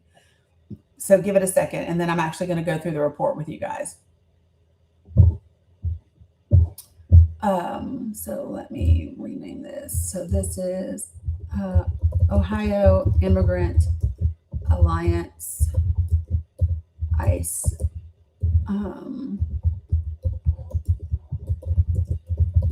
Sexual abuse report. Okay, so I'm going to throw this down under the Project for the People stuff so that it's the top link under Project for the People in my link tree. Okay, folks? And that works out just fine because the very first section under there is a section on ICE. So this will be in that section, and it is the very top link in that section. I hope. Did it finish? There it is. Yeah. Okay, cool. It's there. And I'm going to pop over here and why can't I find? There you guys are. I know. All right, so here we go. I'm gonna read the report to you. Okay. I know, receive grace. That would be great, wouldn't it? Okay, so here we go. They walk among us, a list of 59 sexually and physically abusive ICE and border agents, implications for U.S. Communities, and actions needed from Congress. This is from the Ohio Immigration Alliance. The only, like I said, the only media that I've seen even do anything on this is Mother Jones. Mother Jones put out an article on this. On July 24th. They released this on July 22nd. And one of the things that's also interesting about this is Mother Jones had also done another investigation into David Brulette, the ICE agent that reportedly killed the 25-year-old in Maine, right, in July. And so that investigation revealed a long history of alleged violence against his ex-wives and children, right? And so this is this report. So then they picked this up and did an article on it as well. So this is really crazy, but I'm just going to go through the report and give you the information, okay? So here's what this is, and I want you all to hear me clearly. Don't read into it any more than what I'm saying. Just take the information that I'm giving you, okay? So here's what it says, quote, an analysis of ICE and Border Patrol agents who committed sexual or violent offenses against women and children found an alarming pattern. 85% of them committed sex offenses, with nearly 2/3 targeting children, and many remained employed for decades despite the red flags. So, and this is specifically of the 59 criminal cases that they reviewed. Okay, this report presents that data examines how failures in vetting, training, accountability, and institutional culture enabled this crisis, and proposes reforms for Congress and law enforcement at every level. I'm going to start with the executive summary. There is a content warning at the top. The content warning is for sexual and physical violence and death. So make sure that you guys do what you can to protect and support the live on TikTok while I give you the information. So I actually found this from Ohio's website and then found the Mother Jones article as well. So here we go. Executive summary. After noticing a disturbing trend of Cincinnati ICE agents committing sexual or violent offenses against women, the Ohio Immigrant Alliance began looking deeper into the criminal backgrounds of other agents. What we found deeply alarmed us. 85% committed sex offenses, nearly 2/3 targeted children, and many remained employed for decades at ICE or at Border Patrol despite red flags. This report presents that data, examines how failures in vetting, training, accountability, and institutional culture enabled this crisis, and proposes reforms for Congress and law enforcement at every level. Key findings. This analysis examines 59 documented cases involving Department of Homeland Security employees involved in civil immigration enforcement, revealing a disturbing pattern of sexual violence, predation against children, and abuse of authority, a problem that is accelerating rather than improving. The scale of sexual violence is staggering. Of the 59 individuals, 50 of them, 84.7%, have been charged with or convicted of sex offenses, and 37, which is 62.7%, committed crimes targeting children. Taken together, 35 individuals, 59.3%, committed sex offenses against children. That's the single largest category on the list. The problem is getting worse, not better. And this is what I alluded to a second ago. Cases that were documented in 2025 and 2026 alone account for 42.4% of the entire list, 25 out of the 59 cases. The year 2025 saw 13 cases, and 2026 has already logged 12 for this year, with more than 5 months remaining. Compare that to 2020, the previous peak year, which just had 6. Customs and Border Patrol dominates the list. CBP accounts for nearly 3/4 of all the cases. 42 out of 59, which is 71.2%. Both agencies show high rates of sex offenses. Customs and Border Patrol is 86%, ICE is 81%. But ICE cases are more likely to involve underage victims. 69% of these 59 cases involve children for ICE, and 62% involve children for Customs and Border Patrol. Abuse of authority. A recurring theme throughout these examples is the abuse of authority. These are not simply individuals who happened to work for DHS. Many of them use their positions of power to commit, conceal, or contribute to their crimes. Some committed violent and sexual offenses during their terms of employment, yet remained employed and were even promoted. Several individuals on the list have documented histories of criminal, dangerous, and predatory behavior that should have disqualified them from any law enforcement job, yet they were hired by DHS anyway. Perhaps most ironically, Brashad Johnson, the person in charge of conducting background checks for DHS employees, was convicted of soliciting prostitution involving a minor. I'm going to repeat that again. Brashad Johnson, the person in charge of actually conducting the background checks for DHS employees, was convicted of soliciting prostitution involving a minor. Last year, NBC reported that ICE began skipping the prior background check process to rush recruits through hiring and training, resulting in the acceptance of some individuals with pending domestic violence charges. A significant number of individuals on this list directed their violence at family members, including their partners and minor relatives. Ronald Anthony Burgess Avelis, a CBP agent in Texas, murdered his partner and her 1-year-old son. Samuel Saxon, an ICE supervisor in Cincinnati, Ohio, has a long history of abuse against his domestic partner, and these are according to the police reports and the court documents, including strangulation and broken bones. It's important to note that strangulation is a documented precursor to murder in most abuse patterns.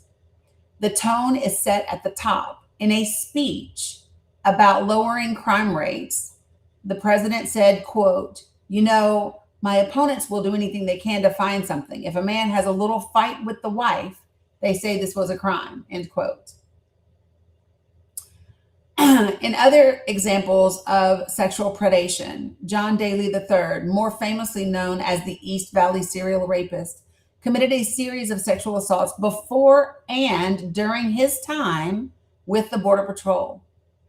Frank Figueroa, an ICE official in Florida, was caught on video exposing himself to a 16-year-old girl at a mall food court. The bitter irony, Figueroa was formerly in charge of Operation Predator, the program that deported individuals convicted of sex crimes. I'm going to repeat that again. Thank you, Lucy, for putting that up.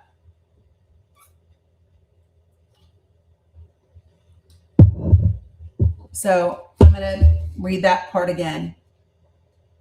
Frank Figueroa, an ICE official in Florida, was caught on video exposing himself to a 16-year-old at a mall food court.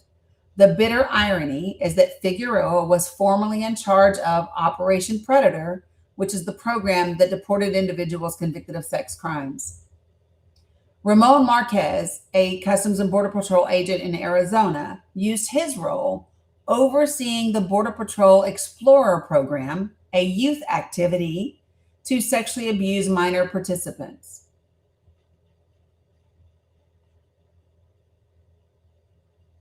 Despite all of these red flags on the force, during the second Trump administration, DHS corrupted and reduced the officer training program. They're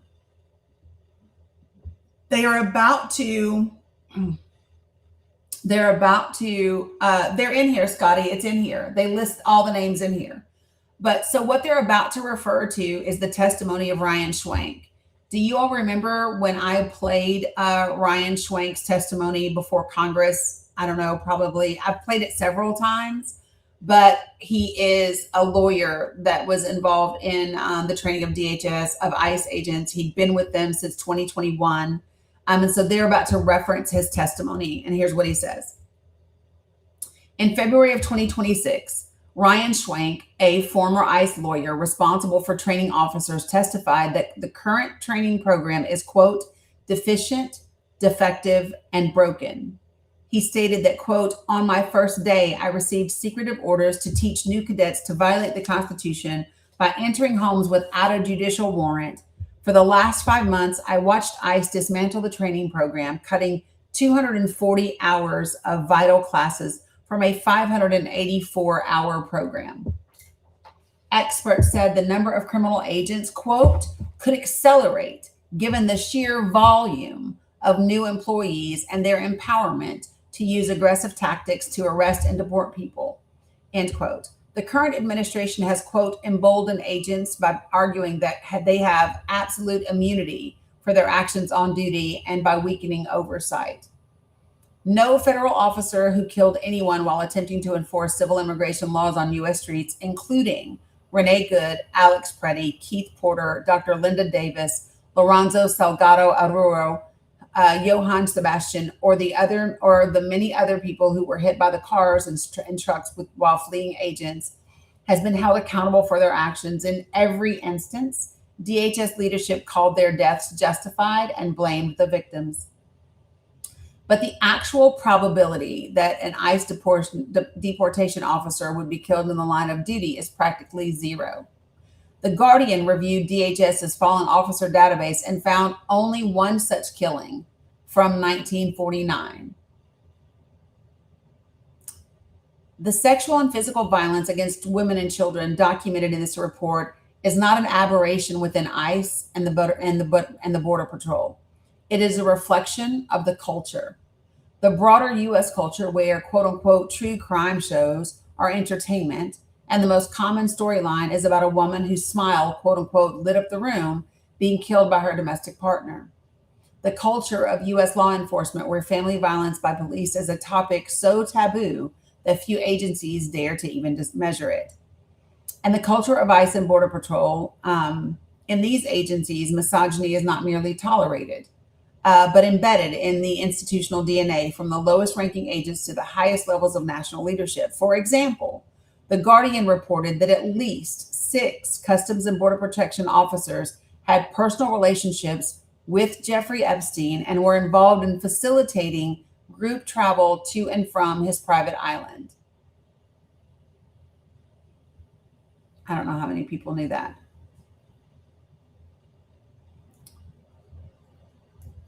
When you add the normalization of racism and anti-immigrant sentiment to the culture of misogyny, you have a toxic brew. President Trump, advisor Stephen Miller, and a parade of DHS spokespeople justify every ICE-initiated killing before the victim's identity is even known.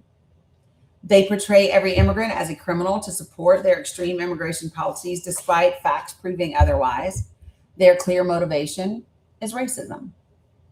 What's more, the administration is using white nationalist propaganda to recruit agents. Colorado law enforcement officials warned that this could lead to a, quote, potentially increased threat environment, end quote. And that environment has arrived. I'm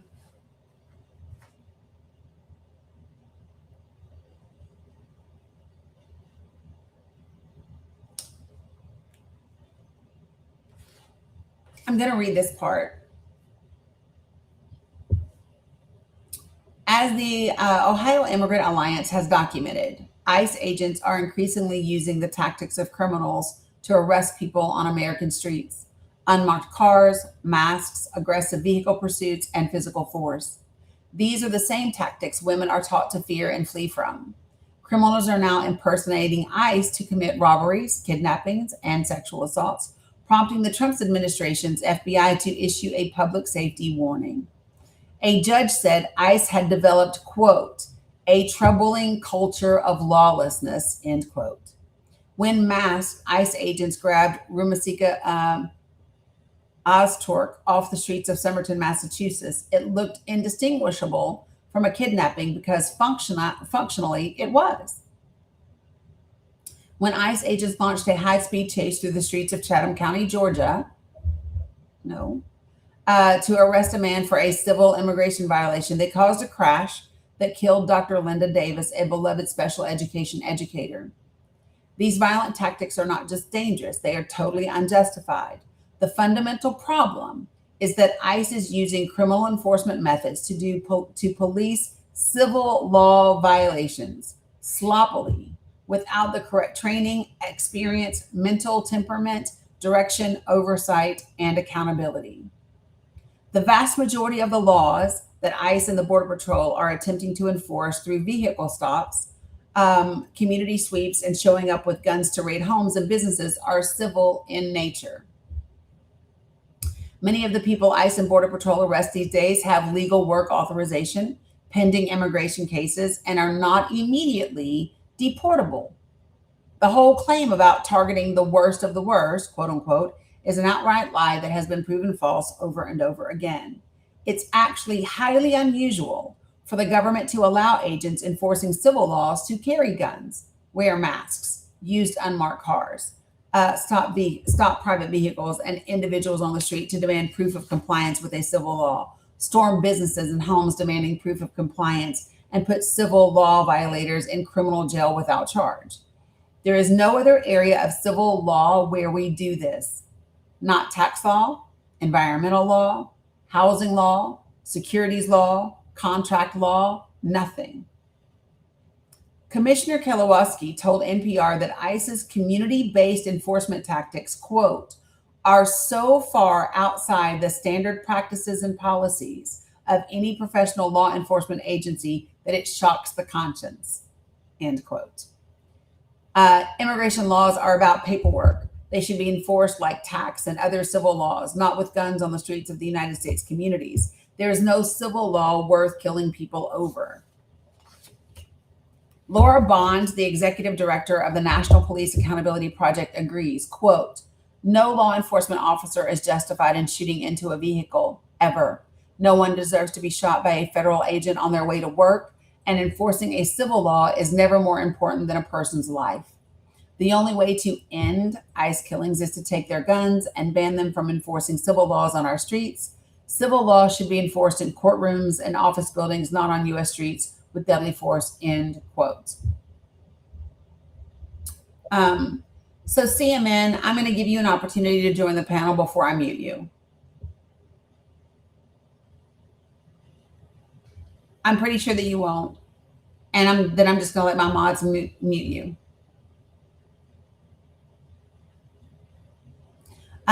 So here are the recommendations. And so listen, one of the things that I like about this report, let me just say this. Thank you, Linda. One of the things that I like about this report is it doesn't just tell you what the issue is and give you the horrific numbers and the horrific stats, but it actually gives you the recommendations. All right. Give me just a second. I'm going to pause before I do the recommendations. CMN, good afternoon. How are you? Oh, you left. Not surprised. We can just go ahead and block them now. Here's the recommendations. 59 documented cases, 50 of them sex crimes, 35 against children, represent a systemic pattern within the agencies tasked with upholding the law. The data reveals officers who use their badges to prey on the vulnerable, an agency that hired known sex offenders, serial killers, and rapists who wore the uniform, family members who lived in terror, and a system that too often looked the other way. So to combat this, the Ohio Immigrant Alliance recommends that Congress, number one, freeze ICE and Border Patrol budgets. I agree. Let me just say that. This report is in my link tree. ICE and CBP do not need more money. They need actual accountability. Congress should stop giving all of our tax dollars to these dangerous and unaccountable agencies. Number two, implement real vetting and accountability measures. When freezing their funds, Congress should force these agencies to use their current budgets to reform, vet, and provide accountability. The entire workforce should be rescreened for histories of domestic violence, sexual violence, extremist ideology, and ongoing screening should be built in. Hey, Nance. There should be mandatory reporting of all criminal charges against officers with automatic termination upon conviction. There must be an end to the practice of allowing officers to quietly resign with full pensions after committing crimes. Public databases must track officer misconduct across agencies. The legislature must establish independent watchdog bodies with subpoena power and other authorities that the executive branch cannot undermine. Number 3, create a system that operates civilly. Armed streets arrests and indefinite detention are the tactics of a police state, not a civil regulatory agency. Congress should create an immigration law enforcement system that operates like any other area of civil law. Agents should not be allowed to carry guns, wear disguises, or conduct street arrests. They should carry out their work in office buildings. The law should include mechanisms for people to come into compliance after a violation is identified. Rather than having only one default conscience, deportation. No one should be put in jail because of a civil legal process. I love that, Philip. These reforms address the immigration enforcement system, but the problems documented in this report extend beyond DHS. They reflect changes needed across all branches of American law enforcement. So they end the report with a call to action. Domestic violence, misogyny, and racism by officers are not personal problems. They are not private matters to be handled quietly within families or ignored by supervisors. They are red flags. They are indicators that an officer has a fundamental disregard for rules, authority, and social norms, and believes that they can get away with breaking the law. Officers who abuse women at home are not safe to carry guns in public. Officers who prey on children are not safe to interact with communities. Officers who use their authority to coerce sex cannot be trusted to hold any authority at all. Law enforcement leadership, federal, state, and local, must treat these behaviors as what they are, disqualifying. Police departments, sheriff's offices, and federal agencies should adopt background check policies that screen for domestic violence histories, affiliations with extremist groups, and patterns of bias. They should make discriminatory conduct and violence on or off duty a fireable offense. State certification agencies should deny or revoke licenses for officers who demonstrate these patterns. I'm getting ready to get to that part, Philip. The integrity of law enforcement is on the line, but even more than that, this is a matter of life or death. When the perpetrators of crime are the people entrusted to prevent it, no one is safe. The data in this report makes the problem undeniable. Now we must force our leaders to acknowledge these truths and address them. So what they've done is they provided an introduction here, right? And hold on one sec. So these are the actual graphs and the breakdowns of the information, right? The ones that I gave you. So it's year over year trend. And then they give you the names and they tell you the actual breakdown for every single one of them. I'm not going to read all 59 names and all of the information, but it is in my link tree so that you can look at the report. Some of these you already heard, but for example, John Jacob Olivas, I guess is how you would say his name, who was an ICE agent in California, was sentenced to life in prison for sexually assaulting 2 women. He told his victims that his law enforcement position made him, quote unquote, invincible, and he could have them arrested on bogus criminal charges if they reported him. Donald Alway, the assistant director in charge of the FBI's Los Angeles field office, said, Olivas said, quote, use the power of his position to commit horrific acts of violence and silence his victims and his actions while employed as a government agent to undermine the efforts of an honorable the efforts of honorable law enforcement officials, end quote. There's another one from Ohio, another one from Arizona, another one in Texas. Listen to this. So this one is Olivas. Thank you, Olivas. So this one is Michael Banks. Listen to this. Michael Banks, the national chief of Border Patrol. Michael Banks, the national chief of the Border Patrol, didn't hide the purpose of his trips to foreign countries. I saw a report on this, such as Colombia and Thailand. He went for sex tourism. In fact, he bragged about it. Quote, "I don't know how he became the chief of the Border Patrol with his character," said one former agent. "He's going to third world countries to take advantage of poor effing women, which disgust the hell out of me," end quote. Banks was the target of multiple internal investigations, which abruptly ended during Kristi Noem's tenure as Secretary of Homeland Security. The Guardian reported, and this is the one that I told you before, that at least 6 Customs and Border Protection officers had personal relationships with Jeffrey and helped facilitate group travel to and from his private island. Inspector Timothy Bill Roach even admitted, quote, "Everyone knew I was friends with Jeffrey Epstein. I've been to his house, been on his boat, flew in the helicopter for whale watching. End quote. The 6 agents linked to Epstein have not been charged with any crimes." Brandon Booth is a Geo Group employee. Now, you all know that Geo Group owns a lot of the detention centers, right? And so Brandon Booth, who's a Geo Group employee working at an ICE detention facility in Aurora, Colorado, was involved in a verbal argument with 2 female protesters. When they took a picture of his vehicle, he drew his gun and shot one of them before fleeing the scene. He was later arrested and charged with attempted second-degree murder. And then it gives you a list. I'm not going to read all of these, but let me just give you this one. You guys ready? Dana Ray Thornhill was arrested for sexual assault of a child at the age of 13 and served time in the Arizona Department of Juvenile Corrections. Despite this, he was hired by Border Patrol and worked there for nearly 20 years before being caught again for child molestation and sexual exploitation of minors.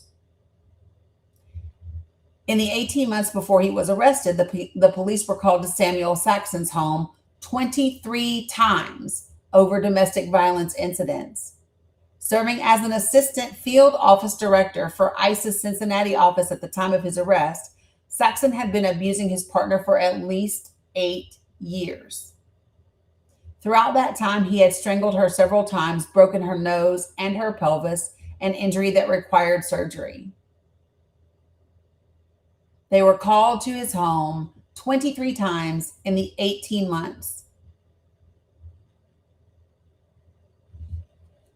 So it goes through and it lists all of them. But I'm going to give you just the state breakdown, okay?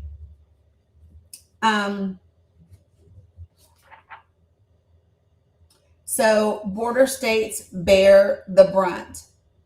I'm almost done.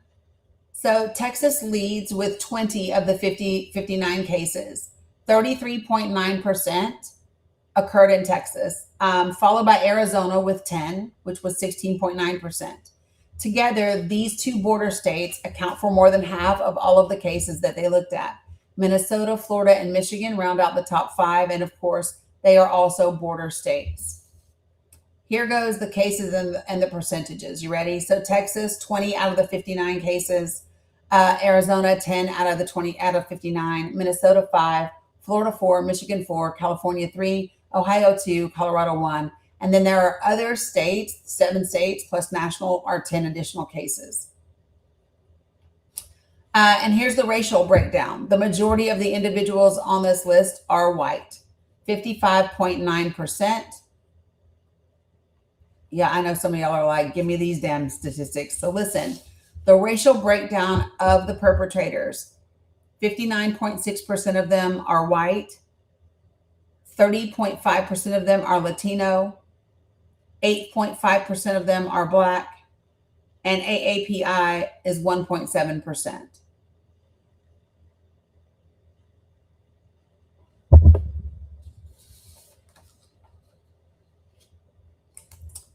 The racial disparities become even more stark when examining the offense types. White offenders have the highest sex offense rate at 94%. And the white offenders have the highest rate of crimes against children at 73%.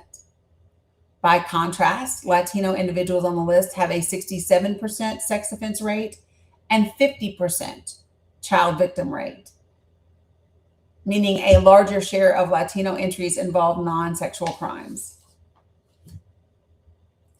The number of child predators who serve as ICE and Border Patrol agents is staggering. 37 of the 59 individuals on this list whose cases were examined committed crimes against underage victims. I'm going to repeat that. And all of them are men. Yep. But I'm going to repeat that. 37 out of the 59 cases actually committed crimes against underage victims. And of those, 35 were sex offenses against children.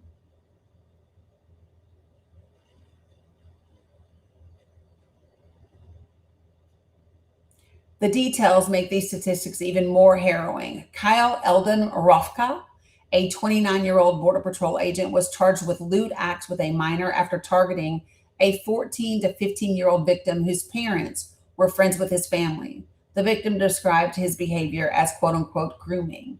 He received a plea deal that reduced the charge to statutory rape and participation in a sex offender rehabilitation program, but no registration. Kevin Taylor's victims were family members aged 4 to 9. I'm going to repeat that. Kevin Taylor's victims were family members ages 4 to 9.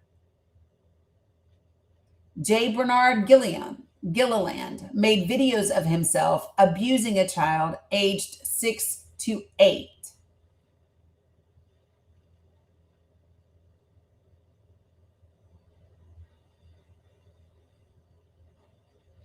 Efron Lopez Cornejo, a CBP agent in Arizona, was initially charged with 14 felonies, including multiple sex crimes, against child family members over a period of 8 years, beginning when one victim was 9 years old. However, his plea deal included no jail time and no requirement for him to register as a sex offender.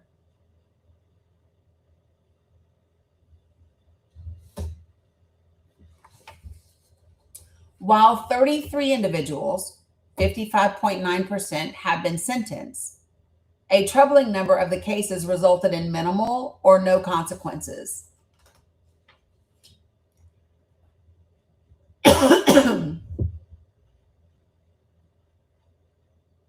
Frank Figueroa, who exposed himself to the 16-year-old, was allowed to retire with full pension benefits. Joseph Ledesma was a CPB agent caught looking into a teenager's bedroom, who was also convicted of aggravated assault with a deadly weapon in violation of a protective order, was sentenced to only probation and community service. Michael Banks, whose decade of soliciting prostitutes abroad, was investigated twice, but then that investigation ended once Kristi Noem took over. Melvin Davis, a CBP agent with an arrest warrant for sexual assault issued in January of 2026, has had no confirmed arrest reported in the media.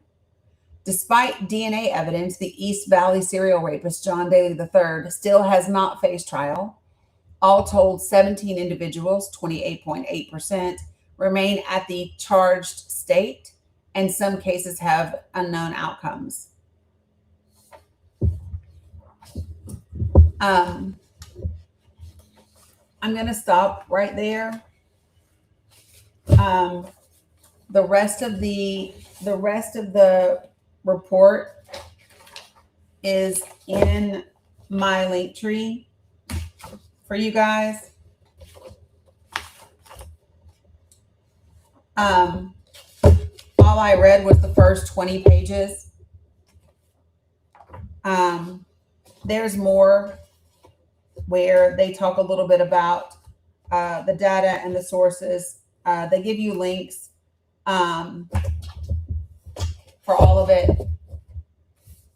But this is why I prepped you guys last night before the end of last night's live. And I said, I'm going to talk to you all about a report tomorrow. And I just want to tell you to do whatever you need to do to get yourself grounded and okay. because I knew that it would be triggering. As someone who served in the military, none of this is surprising. And it's one of the reasons. Do you all remember when, and I'm going to bring some of you guys up here because I see several of you are requesting. I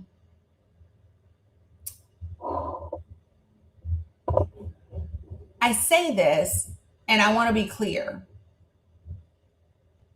I would not say, oh, yes, I think Pete Hegseth is a predator, except for the fact there's documented evidence that he's a predator. I've read the police report from the Monterey case. I've read the bruising on her inner thigh. I've read the police reports and the details, right?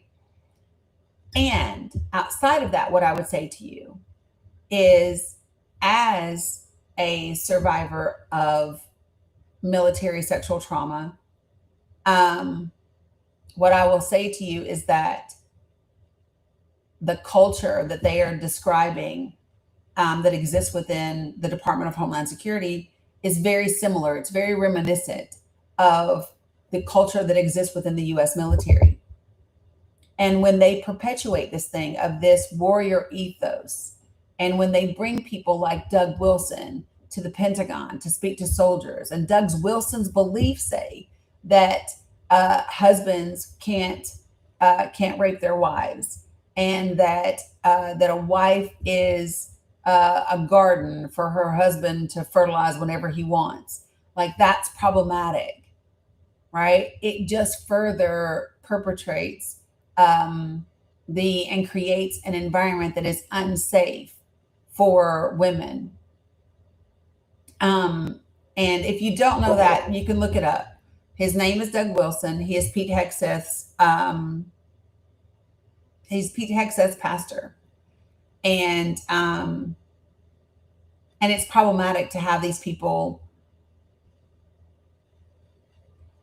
so close and in power and to people and positions of power, right? Things that should bother everyone. Okay. It should bother you that ongoing criminal investigations into some of these people and their conduct stopped whenever this administration took over and Kristi Noem was appointed. It should bother you under the first Trump administration that the investigation into the $10 million from Egypt into the president's campaign stopped when Bill Barr became in charge of the DOJ, right? Well, it can be evil. So, Anthony, one of the reasons why I don't get into the word evil is because that takes it out of the realm. Evil, people associate evil with something that is just innate in people. And like there's nothing you can do about evil. And that's just simply not true. That's just simply not true. And so I think it's important. Senior Biz, I'm not sure what you're talking about. Pew-pews are not allowed into barracks. Pew-pews are not allowed to be carried on base unless you're military police. So that's not a thing that exists. Now, if someone owns their own weapon and they have it at their home and they live off post, that is different.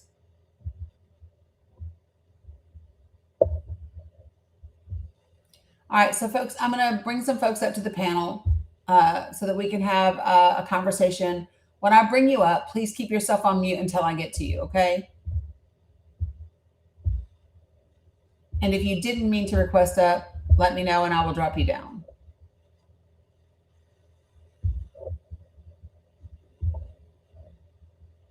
Appreciate you, Janelle.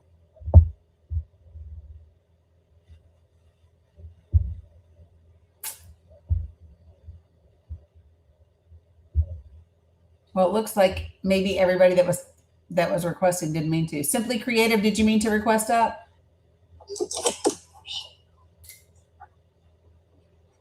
Simply Creative, did you mean to request up? That's okay. No worries. I got you. Yeah, so sometimes people are tapping, which I love and appreciate the tapping, but you tap your way into the box. So, folks, this is always a great way to check. Yeah, I'm fine, Tina. a great way to check if you're on TikTok is if you look down at the bottom and the two little people that are at the bottom are blue and pink, that means you have not requested up. If they are grayed out, that means you have requested up. And you can just click it and cancel your request if you did it by accident while you're tapping. Okay. Okay.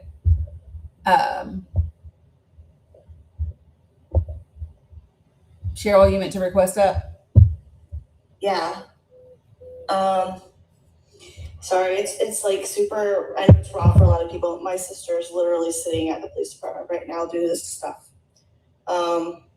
And hers has been ongoing for years with her husband that she's been trying to divorce and leave. But people always say, well, why don't you do this or that? And I just want to remind people, just like what you just read, these are people in power over certain situations. But that's in all of the systems. My sister has hit it head on many, many times and been told everything, well, it's your husband, so they can't be this or that. Like what you're talking about, I'm trying to be careful. You know, they can't grieve you and stuff. Like she's literally left and had him show up to where she's at and do these things. You know, and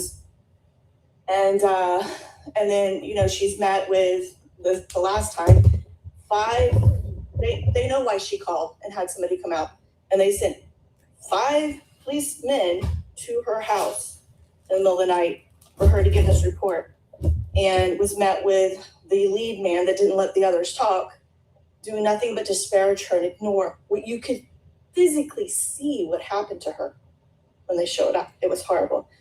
And essentially blamed her. Said, you need to work it out with your husband. Yeah. Who she was trying to divorce and leave. So this is, you know, you sometimes have nowhere to go. And for some people, they keep fighting. You know, I have my own issues and things that happened when I was a teenager, but the one when I was a child. And I fought that one. And I think the reason I did get help is because I was a kid. Yeah. Because as a teenager, I wasn't listened to. You know, 8 versus 16, something changed. Suddenly, puberty happened. Puberty happened. So it's got to be your fault now.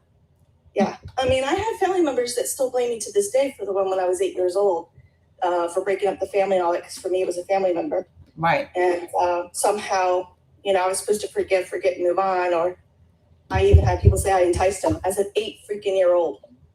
Yeah, not possible. Yeah, I know.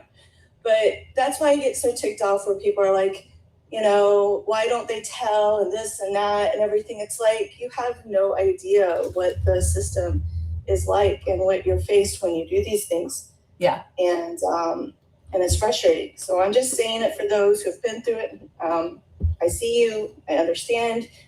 You know, there are people out there who get it. And those who haven't been through it, just stop with the, why didn't you do this? Why didn't you do that? Why didn't you leave?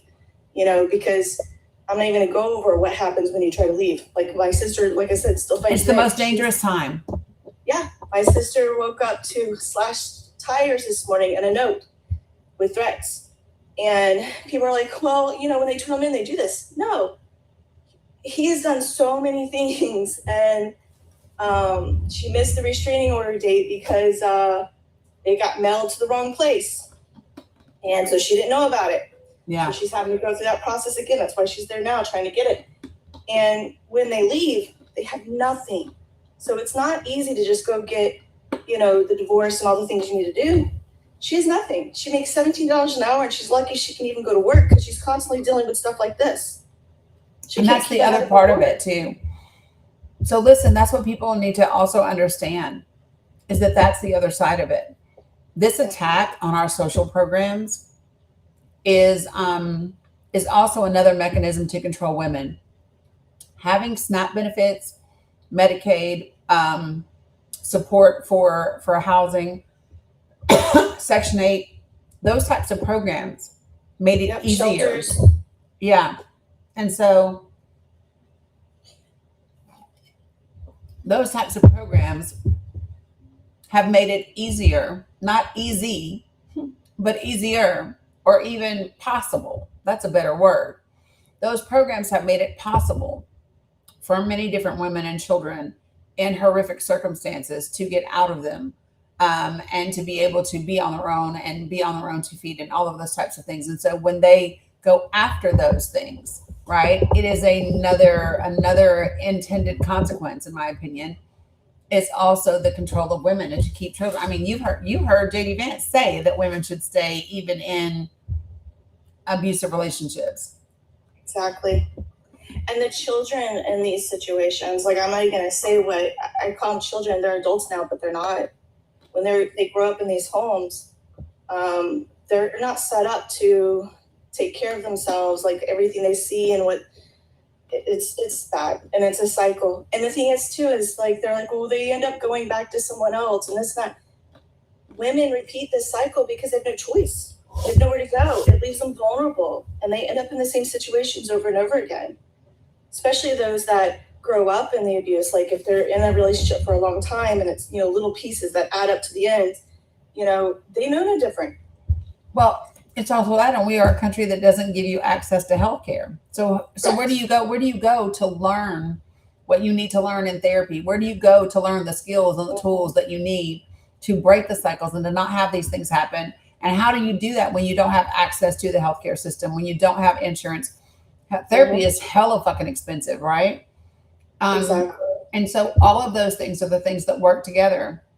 And this is why I will always say, when people want to bring up how women are treated anywhere else in the world, I will say, talk about how it's treated here at home, right? You want to talk about LGBTQ issues anywhere else in the world, check out our own track record. The world's track record for taking care of women and LGBTQ individuals fucking sucks. The world's track record for taking care of children fucking sucks.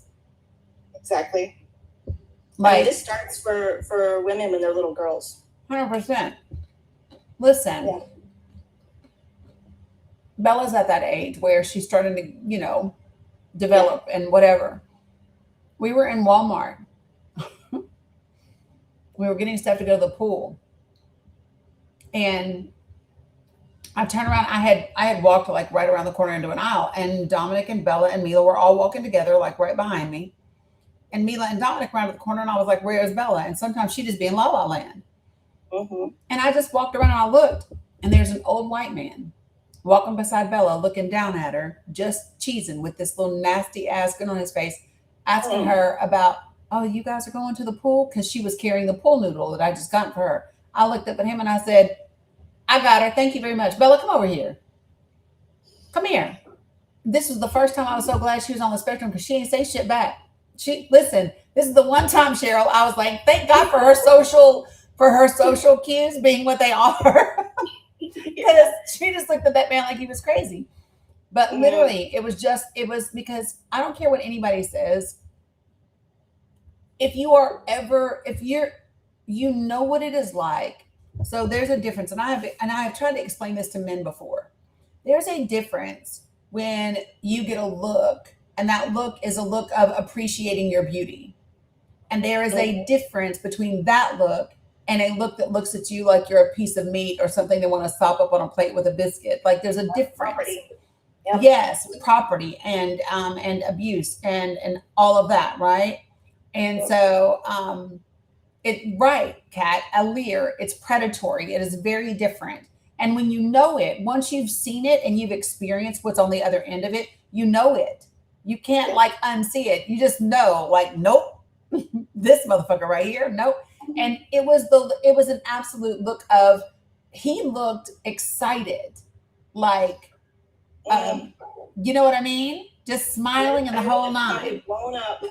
Yeah, it wasn't a grandpa's look, like, oh, you guys are going to the pool. No, I literally was like, Bella, See, my issue was my grandpa, and he didn't look at me like a grandpa's supposed to look at you. Right. I know the difference. Yeah.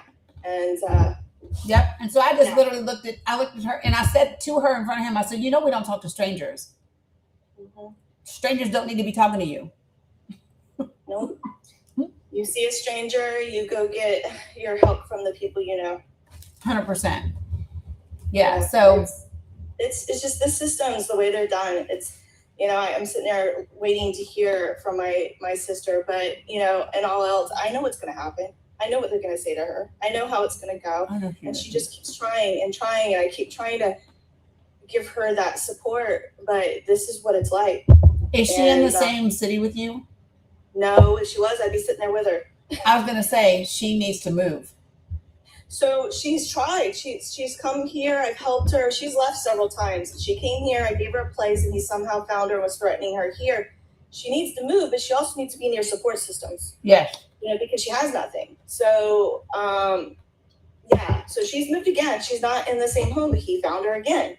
And, it just chips away. And she made the same statement everybody says. Basically, nobody's going to help me or do anything about this until I'm unalive. Right. And too often that is exactly what ends up happening. Yeah, that's the truth. They always say it's not enough. It won't stick. There was a comedian I saw the other day, and she uses her platform to also educate. And so she's talking, and she's talking to a guy in the chat, and she says, "What's the worst thing that can happen to you if you go out on a date?" And he immediately was like, "Rejection." And she laughed. She goes, "Rejection?" And all the women in the room were just like, and she turned and she was like, I love asking this question. She was like, "So women, and she was like, "Worst thing that can happen to me is I don't fucking go home." No. Like that's for real. The worst possible scenario for me going out on a date is I don't ever make it home. You know what I mean? And so I love the fact that she brought it out and she was making it a point, but that's literally it. And I don't think that, you all have heard me say this. I believe that every man should have to get, those see-through backpacks that you have to go, like if you're going to a ball game or whatever, you have to have a see-through backpack. I think all men should have to strap one of those suckers on at one point in their life and walk around with $100,000 in cash in the backpack so everybody can see it. And for once, they will know what it's like to walk the streets as a woman. Yep. When people play that game where they ask, like, what, like, superpower would you want if you could have a superpower? Mm-hmm. And mine is always, my answer is always to know the intent of everyone, Mm-hmm. to know what their intent is. Could you imagine if we could know that? Yeah. That's always my answer. And there's something that, how helpful is that? It's like, it keeps me safe. It keeps other people safe if I know the intent, Mm-hmm. Yeah. So, and that's why intent's the hardest thing to know. I don't even know sometimes that people know their own intent until it's too late to know. I don't know. But it's, yeah. So that's where my mind is today. So hearing you talk about this, and it's just like, yeah, it's everywhere. It's present. Yeah. Anyway, I just wanted to share that with people to let them know that it's not, the system is repetitive and it's everywhere and it's within all of our, I even mentioned in there too, it's not just with, the police department and DHS and all of them. It's also, within our churches. 100%. Those numbers might even be worse within our churches. But again, this is leadership with power. People don't understand that's power in the churches. 100%. Yeah. They're protected. Mm-hmm. And so it's a problem there too. Yeah. A ridiculous problem. That's true. Welcome, facts people. Appreciate you, Cheryl. Thanks, Steve's people, for coming over. For those of you all that are coming in, because I'm not going to reread it, I literally just finished sharing a report from the Ohio Immigrant Alliance. For those of you guys that are coming over from facts, it's in my link tree. It's right under the Project for the People section. And I'll just tell you all really quickly the why you would want to read it. Okay. So what the Ohio Immigration Alliance did was they looked at 59 criminal cases across the country involving Customs and Border Patrol and ICE. And these are the numbers, just so for you guys, because I literally just finished the report, folks that are coming over from facts. But this is the analysis, just so that you guys have it, okay? The analysis examines 59 documented cases involving DHS employees involved in civil immigration enforcement. And here's what they found. is that out of the 59 individuals in these cases, 50 of them, which is 84.7%, have been charged with or convicted of sex offenses. 37 of those 59 committed crimes targeting children. Taken together, 35 individuals, which is 59.3% of those individuals, committed sex offenses against children, making it the single largest category on the list. So out of the 59 criminal cases involving DHS individuals, 35 of them committed sexual crimes against children. So it names them, it gives you specifics about the cases. It also outlined, like one of the gentlemen, in the 18 months before he was arrested, the police had been called to his house 23 times for domestic violence, including strangulation of his wife and all these types of things. So to give you an idea, just a little bit more information. Out of the list, the 59 cases, 42.4% of them happened last year and this year. So we've already had 12 cases in 2026 from these individuals, whereas the highest peak year before that was 2020, and the number was 6. So Customs and Border Patrol accounts for 3/4 of the cases, 42 out of 59.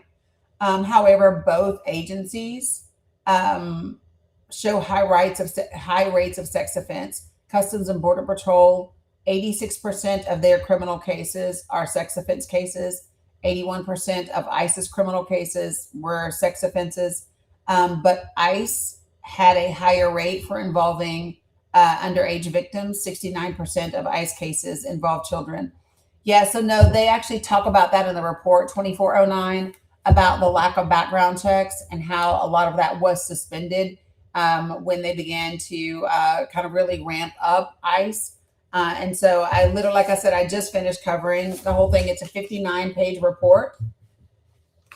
And it's in my, these are the DHS, these are the Customs and Border Patrol and ICE agents, not immigrants. Not immigrants.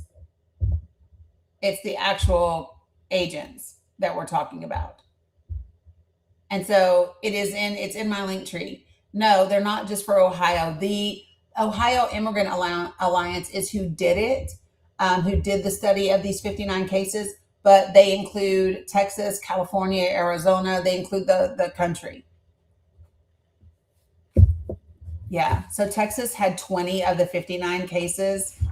Let me just see really quickly if I can just...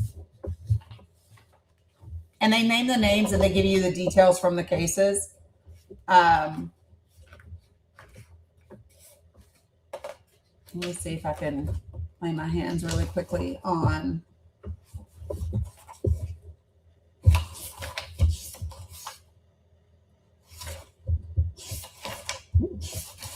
Yeah, so Texas had 20 of the cases, Arizona had 10, Minnesota had 5, Florida 4, Michigan 4, California 3, Ohio 2, Colorado 1, and then there were 7 other states plus a national case that was 10 cases.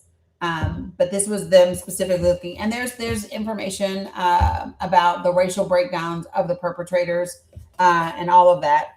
And it's also astonishing how much that they didn't get. So I'll give you this so that you can this is on page 19. The number of children predators who serve as ICE and Border Patrol agents is staggering. Of the 59 individuals that they were looking at, 37 of them committed crimes against underage victims, and 35 of them were sex offenses against children. I'm going to say that again. Out of 59 criminal cases for ICE and Border Patrol that they looked at, 59, 62.7% were crimes against underage victims, and 35 of them were sex offenses against children. Some of the victims were as young as 4. So, like I said, I just went over the entire report. I'm not going to go back over the entire thing now. but it is in my link tree. And so you can see it. So, give me a second.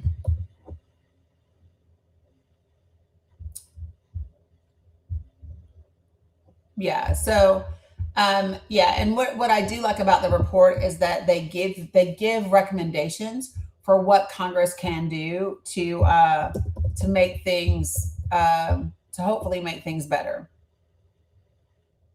Okay. So, and no, so let me just, let me say this. I have not talked about, like any particular case. This was specifically about this report from the Ohio Immigrant Alliance. So, yeah.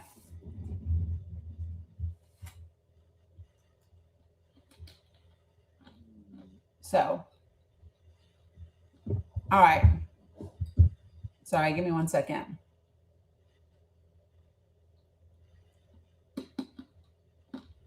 Let me see if this is the one that's in here. Give me a second.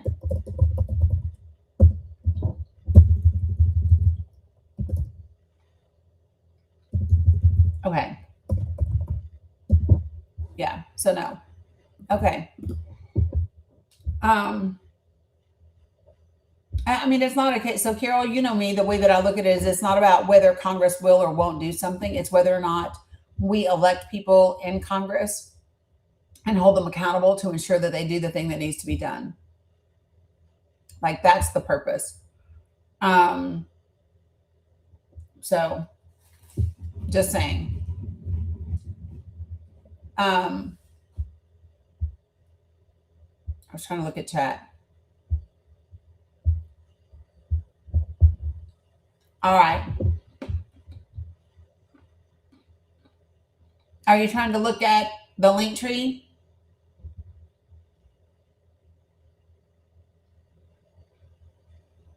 I'm not sure. Folks, if you are over here and you're watching on any other platforms and you want to join the panel and like actually talk and I can hear you and you can hear me, the link is in the chat. Hey, Lisa, for you to be able to do that. Okay. I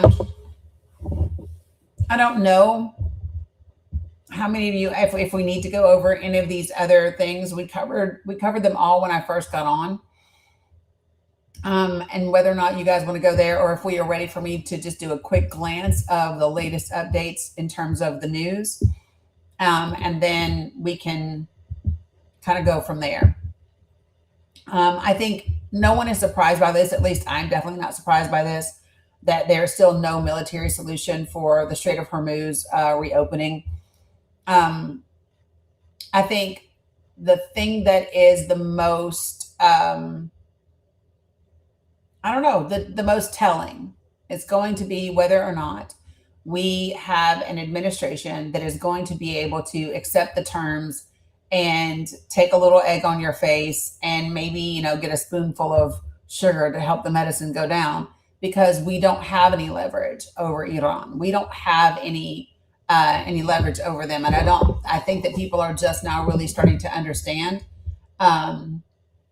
where we are and why things are the way they are. So,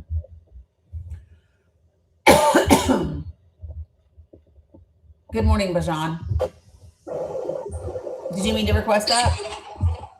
Yeah, I just want to piggyback off the young lady that you had on earlier. Mm-hmm. Regarding the whole thing with her sister. Last week I was just watching the whole thing on that Jesse Butler case. Mm-hmm. And like she said, it's no accountability at all when it comes to victims coming out and complaining and having a case against the person and they get off with no jail time. Mm-hmm. And that was some of what we saw here in some of these cases. We saw no jail time. We also saw no mandatory registration as an offender, which is horrific. And it's like a constant thing that one of the girls had to get surgery And that wasn't even the only case. I think it was another case in Oklahoma, young, and I know it's predominantly like white men, and they keep getting away with the same thing over and over again.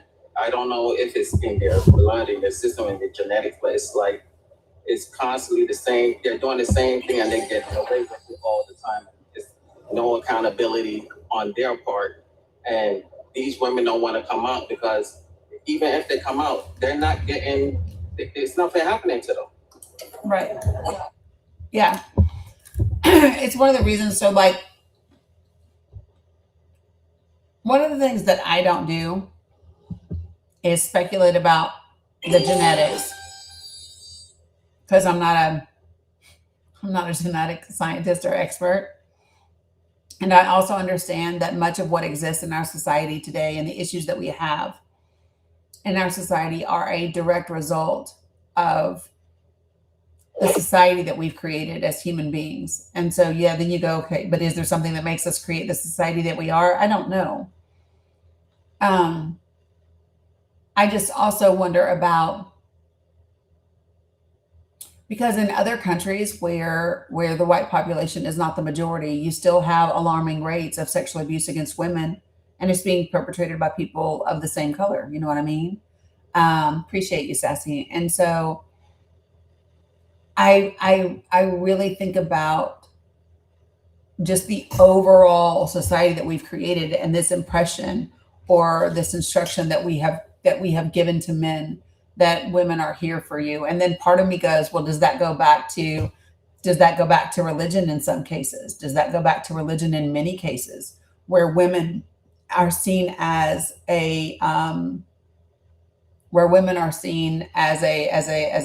add-on, as an extra, as something to be subjected to and submissive, and because that exists throughout many of the organized religions, and all three of the Abrahamic religions, right? So whether I'm talking about Christianity, Islam, or Judaism, all three of them have that same foundation within their religion.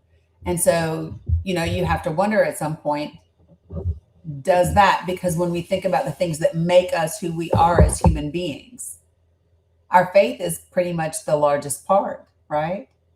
And so if you have a faith that devalues women and places them, quote unquote, beneath or below men, does that set you up to have a society that goes in this type of direction? I don't know, but it just,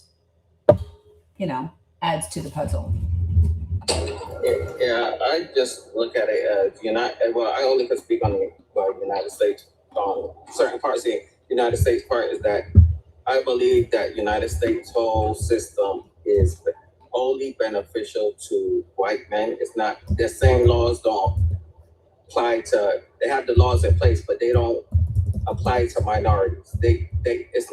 It's just applied to, they benefit white men, but when it comes to these same laws that you try to, as a black person, try to work under the system and think that those same laws apply to you, you go to court and those same laws don't apply to you because you're a minority in the system. It only benefits, basically, since it benefits white people.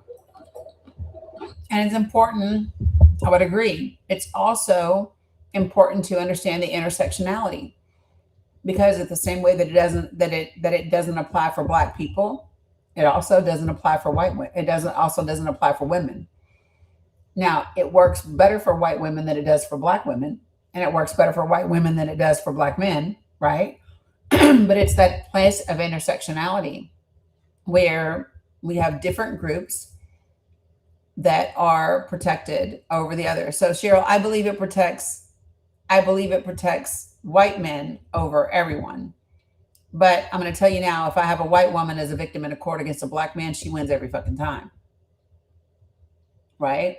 It's Birth of a Nation all over again. And so, go ahead, Rashawn. Yeah, and this whole narrative that, I got 2 young daughters in college right now, but this whole narrative that men are more emotionally stable, I believe that this president showed you that they're worse in some cases. And I'm going to tell you the perfect example. when him and Elon Musk was going back and forth on Twitter, there was two men going back and forth on Twitter and arguing on the whole social media spectrum. You would never see that from, I never saw that from any president, but I'm like, you're supposed to be a so-called man's man, quote unquote, but you're up here arguing with another man on social media. Like, you're mentally like weak.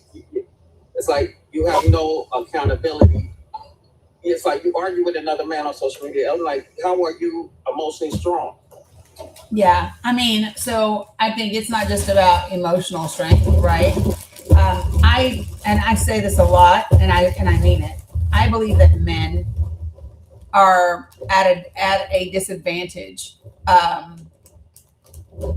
in our society when it comes to emotional intelligence, because men are born and raised and brought up in a society that tells you the only two acceptable emotions that you're allowed to have is lust and anger. And so to expect men to get there on their own to this place of emotional intelligence and whatever without significant interference and assistance and support, I think is just asinine, because that's the culture that we have. And we have a culture that perpetuates that. It's in our commercials, it's in our magazines, it's in it's across our social medias, it's in our administration, in our White House. And so, yeah, I mean, from the time that they're little, right? Men made the system, exactly. And so Blue Honey Pot, I want to address kind of what you said when you said they voted for a black man over a white woman. So let's just be clear. A lot of the stink that Hillary couldn't get off of her came from her white man husband. Okay.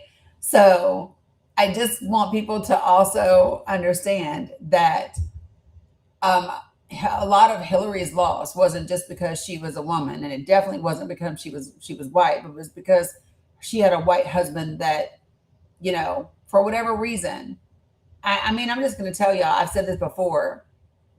Hillary Clinton was on her way. She would have been the first woman president, and it would have happened a whole lot fucking sooner than when she ran in 2016 if she'd have never married Bill. Marrying Bill Clinton, choosing to be the first lady in Arkansas, choosing to put her own political rise on the back burner to try to prop up this philandering husband of her, right? I'm just saying, you know what I mean? And so I think it's really important that people kind of understand that that's it. And so, and when we say, well, white men voted, yeah, but so here's the thing. So do you think that, I think it's important to be able to acknowledge the places of intersectionality when it comes to sexism and racism and the role that they play in our elections, and what is acceptable and what's not. So I'm just saying. I think it's like, to that point, I'm really glad that you're pointing this out, because the other thing that I think that we do poorly as a society is we demonize women who have played the patriarchy game to get to the top. And then once they're there, we judge them for it. And you saw that with Kamala too, is both Hillary and Kamala rose to their heights because they are intelligent, because they are capable, because they are strong leaders, but they also played the system to get where they needed to be. And then once they got on top, a lot, and I heard this from a lot of white women, was like, well, they played the game and they used their sexuality, or they used their powerful husband, and like they played the game. Men play the game all the time and they're rewarded for it. Okay, so I'm interested in this thought, because what I'm interested in is this thought, because I don't subscribe to Kamala Harris played the sexuality game. I don't think so either. However, this is the argument that I hear from, again, a lot of white women who chose not to vote for her, Democrats who chose not to vote for her because they felt like they bought the hook, line, and sinker, that she used her sexuality to get where she is. And I was like, that's not why they didn't vote for her. That's the excuse to cover the racism and the bigotry. That is not why. That's not why. I would agree with you. Right, and that would be what I would say to them. Narrative that they're pushing it. Yeah, but this is the thing. That would be my immediate pushback. I would never give any ounce of credence to this argument that somehow that she played the game. Listen, your sexuality doesn't have you graduate from an Ivy League school. Your sexuality doesn't have you be elected the attorney general for the state of California and have you win against not just cartels but also some of the biggest banks in the country and all of those different types of things. And so somebody can say, oh, she dated somebody and he told her she should run and he introduced her to people. That happens all day long with men to men and women to women, and it doesn't have anything to do with sexuality. People are applying a pretty tax on her as if that's the only way that she would get that introduction. And here's the thing. She could have been a smart, ugly woman and still gotten that introduction. It's always been who you know and who you know that and who they know. It's always been that. But people make it about sexuality because this comes back to the misogyny and the sexism. Yep. That's what it comes back to. And so it's not her using her sexuality. So now what we're doing again is we are victim shaming and victim blaming. Like that's literally what we're doing all over again. Correct. Yeah. And my response is like, well, what is the woman that would get you to vote for a woman? Describe her. Like, and nobody, and again, in these circles, because I live in a very conservative town, nobody can describe the woman. And I said, that's the point. You have been conditioned to believe that women can't lead in this way because you can't even imagine who you'd vote for. Yeah, I just think it's really important that when people run with those narratives, we don't give any validity to them. Even if what we're saying is, oh, well, now you're penalizing them because they do what men do. No, like I keep saying this. I had this conversation just last night, right here on this app, that it is so important that we do not add credence to or even acknowledge like there's a kernel of truth in some of these things that are being said. And I just really think, especially depending upon who you are and who the people are that you're talking to, is that if there is the relationship to be able to immediately push back, I think that's what has to happen automatically. When somebody says, oh, I didn't vote for Kamala Harris because she slept her way to the top, my immediate response is going to be, number one, tell me whose bed she slept in. Number two, don't use, your sexism to cover your racism. I'm not here for that either. And number three, if she has vice presidential vagina, then she should package that shit into a fucking candle and sell it like Gwyneth Paltrow, because that's some shit right there. Just saying. I love that response. I'm going to adopt those. Thank you. I mean, I'm just saying, if you got some vice presidential for JJ, market that shit because it's doing amazing things. Can I do me a favor before I go to Smyrna up top? And you're free to hang out literally if you want. Can I get a mod to just give me a break real quick so I can get some more water and warm up my tea? Yeah, I mean, I'm just saying, package the fuck out of that. The first time I said it, people spit out their coffee and they were like, oh my God. And I said, this is how you know I don't work for the DNC, because they would never let me say things like that. I was on a live yesterday and there was a mega man that was, we were going back and forth about a couple different things. And then when he couldn't refute me, he decided to just call me a cocksucker. And I said, you're welcome. That's my service to the male. Yeah. I was like, you're welcome. Yeah. And my thing would be, I don't need your misogyny to discredit who I am. And I was like, the fact that you couldn't do it based upon your own examples. And I was like, or logic, or even speak to me as a human being. And you had to resort to that. And I was like, just shows me who I'm dealing with. Mm-hmm. Thanks. Yeah, but I appreciated that the males on the panel all stepped in and put him in his place as well. It wasn't just me fighting my fight, but it's very interesting to me that that's always the response. Of course. Yeah, it's the same guy that grabs your arm in the club, and when you say, hey, don't grab me, he's like, well, bitch, you ain't all that anyway. It's the same knee-jerk reaction. But I'm going to let Cheryl give me a mod announcement real quick while I get water and warm up my tea. And then, Mike, I'm going to address your comments in just a second. Hi again, everybody. Let Dani take her break real quick. make sure that you're going to the top of the screen and clicking the heart at the top and collecting your heartbeat for the day. If you haven't, if it's also grayed out, that means you haven't joined. If you like these discussions and you want to continue hearing more from Dani, go ahead and click that and join. Also, make sure before you leave the live today that you go in and collect all your points for making comments, for sending gifts, any of the things that you're doing in here. You want to do those before the live is shut down so that they count. At the bottom right-hand corner, you can click the arrow there. That helps with the algorithm. If you copy and have nobody to send it to, that helps. You can also repost the live, or you can share it to other people. You can do that several times throughout while listening today. It helps bring the live to more people and get them in here. Let me think what else. Tapping, make sure you're tapping. Tapping is clapping. Don't forget, Project for the People meets Thursday. Okay, yes, Project for the People meets on Thursday. If you have already signed up for that, you should get the email ballot. If you are interested and have not signed up yet, you can find information about how to do that in the link tree for Dani. I believe it's at the top of her link tree. It's called Project for the People.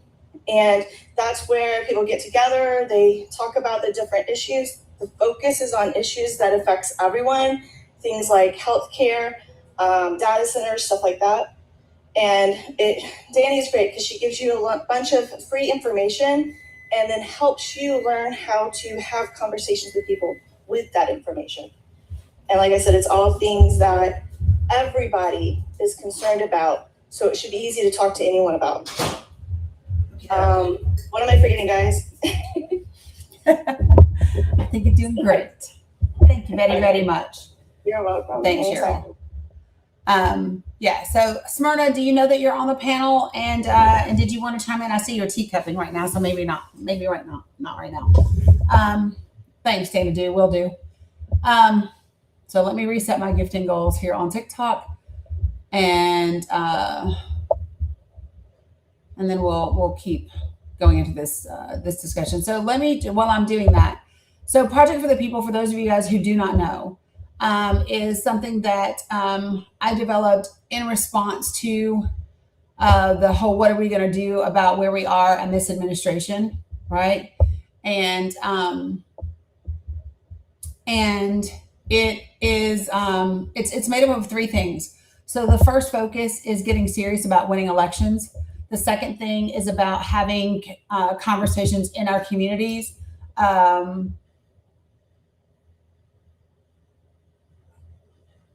I mean, I don't get a violation for mine. No worries, Yvette, you're good. What was I saying? Oh, so it's also about getting serious. It's about getting serious about winning elections. And there's a distinctive strategy for that, which I'll show you guys. The second thing, I got you, Grammy, thank you, is also about having conversations that build connection in our communities, in our circles of influence, with your friends, your families, your social media community, your followers, and whether you go out like into your real neighborhoods and knock doors, or you get a farmer's market, flea markets. It's about literally beginning to have conversations. They would like to keep us disconnected from each other because that limits our power. And so the more connected that we get, the better understanding we have of each other. And the more we understand each other, the less likely we are to hurt each other or to vote for people that hurt each other, right? And then last but not least, it leads us to a place of government accountability. Government accountability looks like things like adding the ERA to the Constitution. It looks like reverse engineering the one big beautiful bill so that we can put back the things that were stripped out last year. It looks like shoring up Congress and the Supreme Court. It looks like term limits on federally appointed judges and SCOTUS. It looks like all of those things. And so what I did to develop Project for the People is, first things first, is I looked at the states in the country that had margins of 10% or less.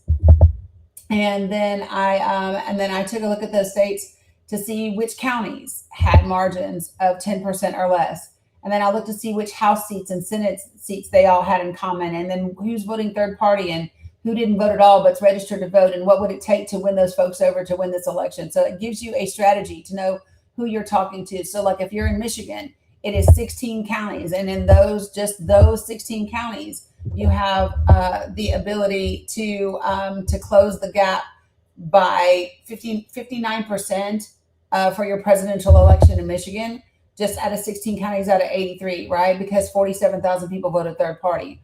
But then what I did is I decided to go in and take information that people need to know. And I broke it down by congressional district, and I created graphics, and I put them all in a Google Drive, and I made them available to people, right? And so what that looks like is, let me see if I can show you real quick.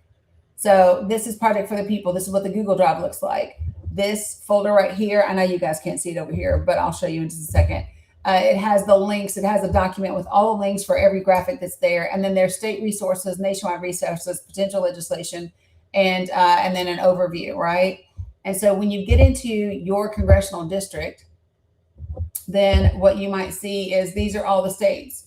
And I've done it by state, and then within every state by congressional district for you to see the information that is relevant to you. And so what you would be able to see is, so for example, in North Carolina, Congressional District 6, 39,000 people are going to lose their North Carolina Medicaid because of the One Big Beautiful Bill. 61% of nursing home residents, guess what? They are covered by Medicaid.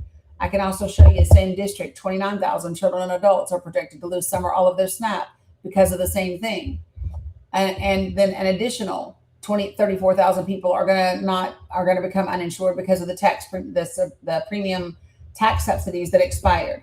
So there's all types of graphics, but not just about those things. There's also graphics around your data centers and your poverty levels and all of those different things, so that you can actually see what's in here and what's going on. And it's information to help you have conversations with the people in your life, so that people become informed, so that they make the best decision for not just themselves, but their community and the people that are around them. So that is Project for the People. The QR code is right there on the board.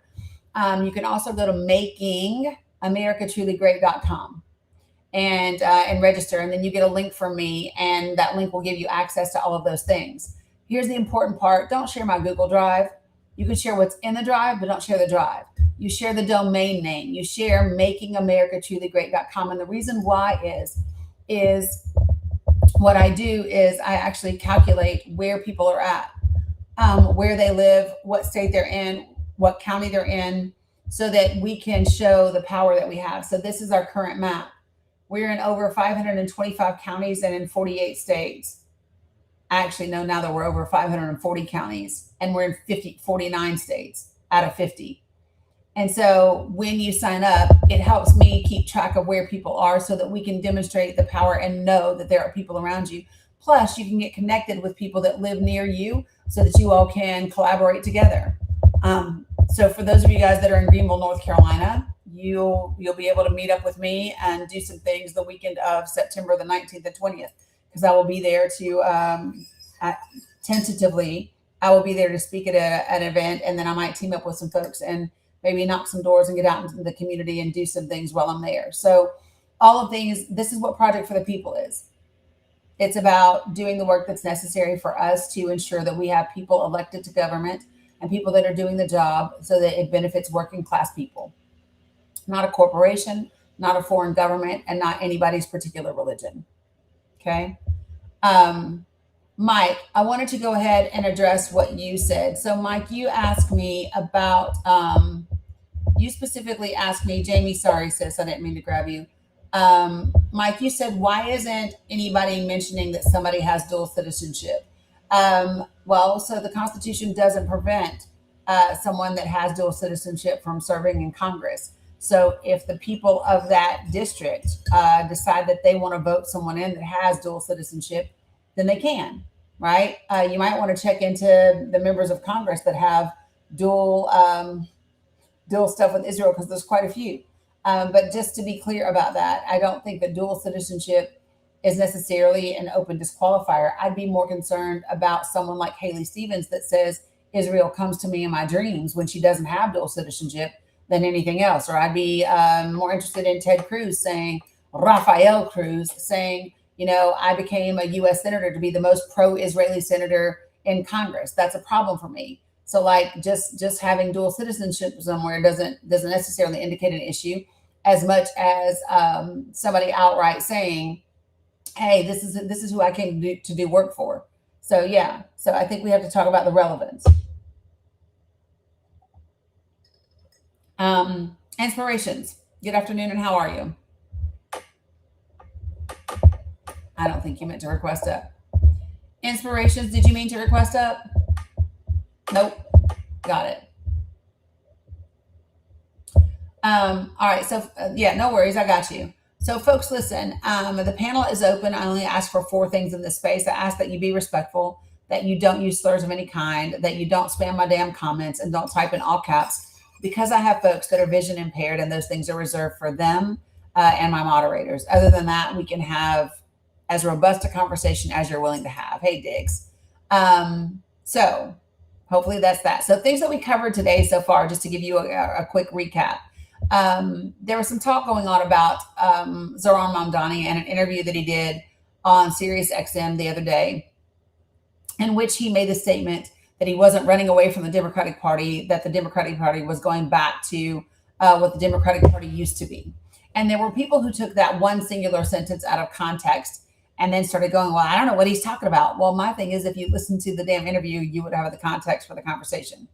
The context was around FDR, his willingness to do bipartisan work with LaGuardia to help bring the country out of the Great Depression. The context was about not only talking about affordability, but by delivering it to the American people. And so the context was about things like the New Deal and the things that actually, help prop up working class people and get us out of the position that we were in. So that's that. So yeah, Dixon, don't know what you're talking about. Don't know that I want to, but I will give you an opportunity to join the panel if you want to discuss it.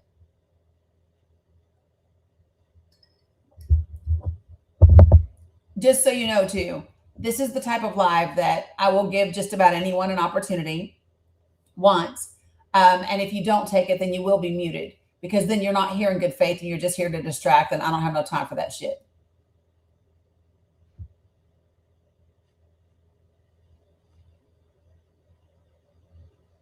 I'm just telling the truth, Hazel. Just telling the truth. Yeah. Yeah, no, you should look up on YouTube, Mamdani's fake accent. It was from 10 years ago when he was talking like some sort of Indian. The guy's a scammer. He's a fraud. Dixon, and, Dixon, yeah. Hold on a second. Hold on.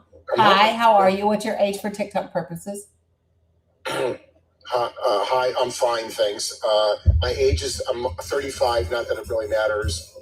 Yeah. Okay. Well, because I do a certain type of live, it is because TikTok, it asks me for my settings whether or not I'm 18 and older, and I'm not familiar with you. So right. Well, a couple of you things. Have no duty to, you have no duty to investigate, but that's fine. It's your room. You can do what you want. No, you should look up the fake accent that Mamdani was pushing. I have a question. For you. Okay. Yeah. So a couple things. Because you made some accusations that I think are interesting. So you said Mamdani is a scammer. So can you share with me what he has scammed? I just told you he was scamming people, making them think he was some sort of Indian guy with. How is that a scam? Well, when you're perpetuating a fraud, that's a scam. So what's the benefit from it? Oh, you'd have to ask him. I don't know. Okay, so not really a scam. So maybe he's just using a fake accent. The intent is that's on his side of the equation. You'd have to ask him why. But we could actually see what the benefit is. So I'm going to give you an example. Okay, I'm going to give you an example. Hold on. Hold on a second. I'm going to give you an example. He was trying to deceive people. What was the benefit? I'm going to give you an example. Okay. Cool. So raising money for sick children through your nonprofit. He was being interviewed about it. He was being interviewed about a movie. Okay, so can you do me a favor and not interrupt and talk over me? Because I think that's one of the things. That's irrelevant. Dixon. The bottom line is no, sir. The bottom line is you got to stop interrupting me and be respectful on my panel. Either you are a 34-year-old adult who can have a respectful conversation and not interrupt, or you're not. And if you're not, then this is not the space for you. Okay. Okay. So no. I'm gonna finish what I was saying. Okay. And I mean, I can either finish what I'm saying or you can leave. So just to be very clear, so again, I'm sorry, what? I'm interested. Okay, great. So this is the thing. So a couple of things, Dixon. So what's my name? I have no idea what your name is. What does it say my name is? Well, it says Dani. I don't know. And then right here, what does it say? It says the Dani Cook Show. Right. So my name is Dani. Okay, I didn't know that. And that's how you. And if you don't know, if you're not sure, right? Then what you could do is say. Not much of a show. And then what you could also say is, how would you like to be addressed? Because one of the things that's very important is that we use language that represents relationship. I have no idea what that means. Apparently not, because you called me honey. And you and I don't have a relationship where honey is the way that you would address me. All right, sweetie, get on point. It's all right. Okay, so not that either. So here's what we're going to do with all your baby carrot energy. All your baby carrot energy is going to leave. I don't do baby carrot energy. I'm not doing fuckery from grown ass men. Dear God, this is why we choose the fucking bear. And that is why your birth rate is dropping. It's tired. We're all tired of it. Listen, that is why your birth rate is dropping. Nobody wants to fuck you or have your children. Jeez. It's interesting. I came across, so I'm a women's historian. So, I've studied colonial American history, was my emphasis from the Atlantic world's perspective and the intersections between gender, race, and class. And what's interesting is there's conversations in historian circles right now that this is the first time in U.S. history where women are dating based on character solely. Right, because they don't have to. That's out of the conversation when we're talking about this male loneliness epidemic. We're solely centering this on the male's feelings of why aren't women being this way? It's feminism, and it's rotting their brains, and it's turning them against us, and it's making them all LGBTQ+, blah, blah, blah, blah, blah. And I went, no, all you have to do is do better. Be better. You don't provide any security that I can't get from myself. So you have to be of value for me to open my life and invite you in and keep you here in my sphere. Yeah. Just be better. And so I'm raising my 12-year-old stepson. I've said, what's your value? And he goes, I'm making mean grilled cheese. I said, good, do better. What else? Keep going. Yeah. You have got to be of value to women, because shit like that's on display.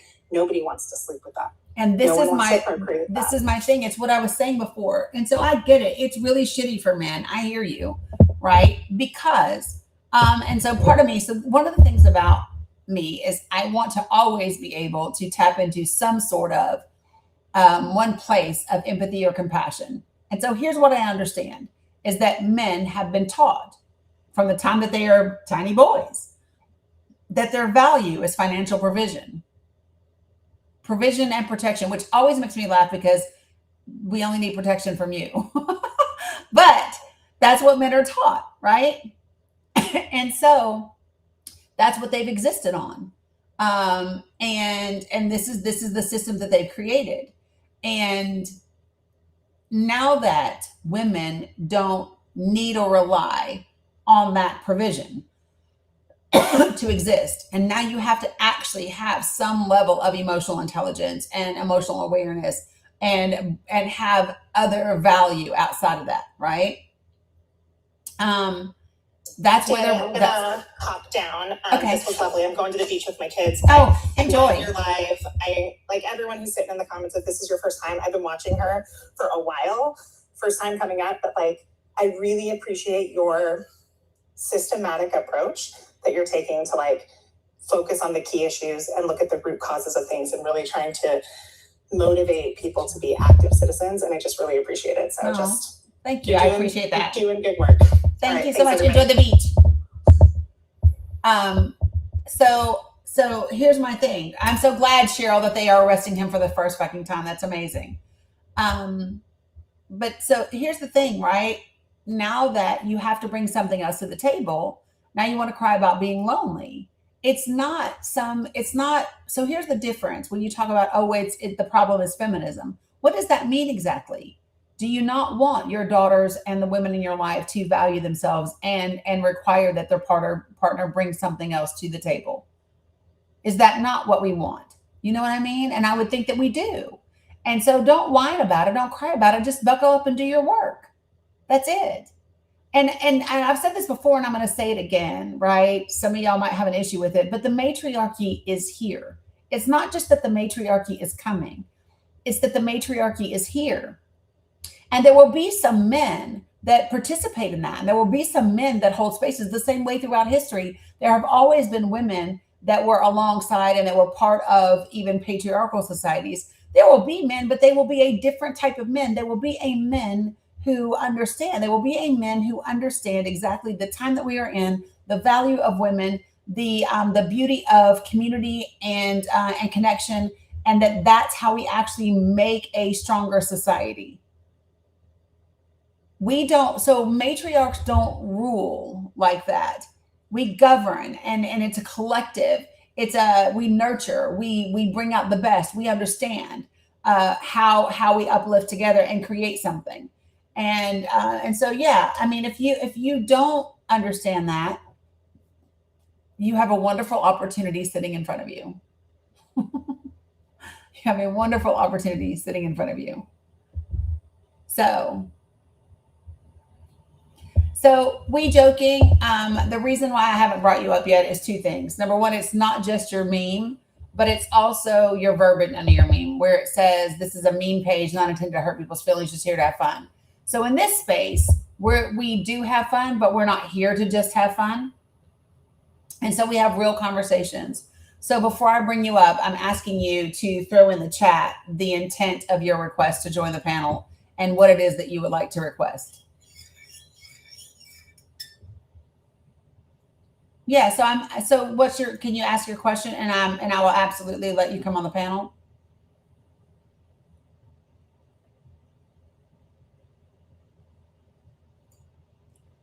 What's the question related to?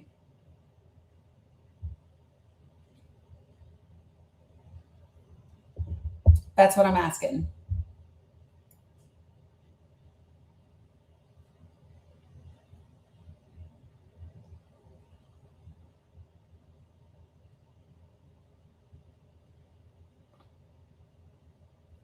You heard all my cracks just now. Yeah.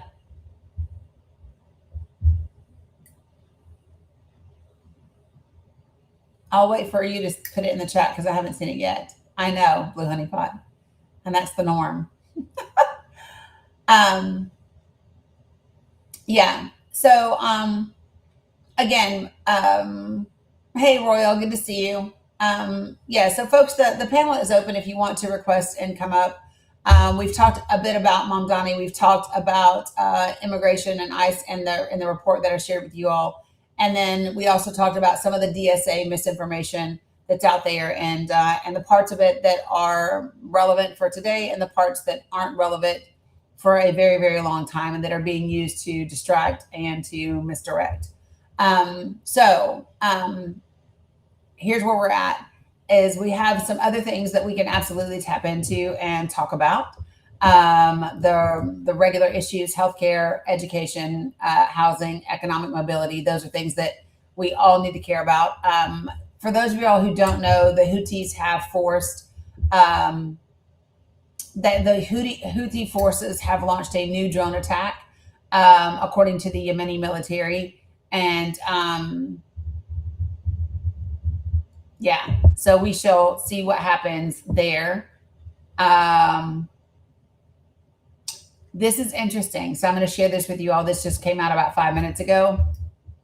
The Higher Presidential Committee for Church Affairs in Palestine, which is the Palestinian Christian body, has written to church leaders worldwide warning of escalating violence, displacement, and targeting Palestinians and Palestinian Christians in particular across the occupied West Bank, East Jerusalem, and Gaza.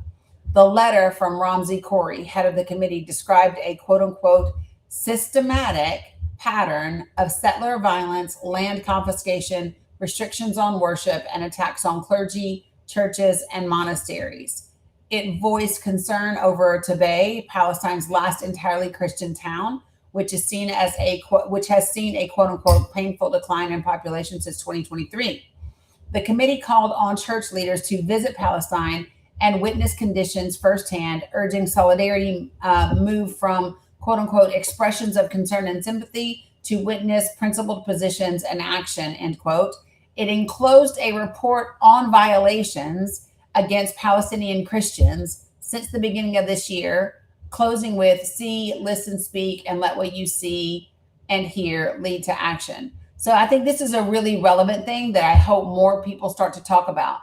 The fact that the head of the Palestinian Christian body has sent a letter off to churches and Christian leaders around the world, talking specifically about the targeting and violence being committed against Palestinian Christians in the West Bank and East Jerusalem and Gaza. That's important because we hear this coming up all the time, right? They want to talk about, oh, well, what's happening to Christians in Nigeria? What's happening to Christians in such and such? Well, what's happening to Christians in Palestine? Well, we know what's happening. They are being targeted. We know that they are having their worship limited. We know that they are experiencing a rise in settler violence. And so this letter went out that also enclosed a report on violations. And so my question to Christians everywhere, but especially Christians in the United States of America, how do we feel? And what do we think about Israeli settlers specifically targeting Christians in Palestine? We joking? I didn't see you put anything in the chat yet. If you want to join the panel, I'm going to need you to do that.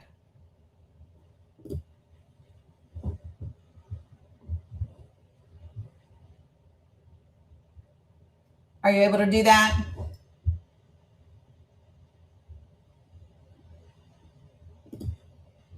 Yes, no, maybe.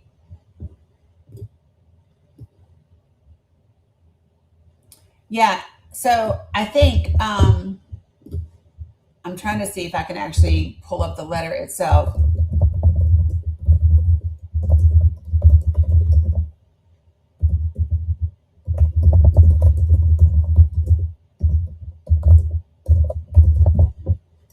I'm looking for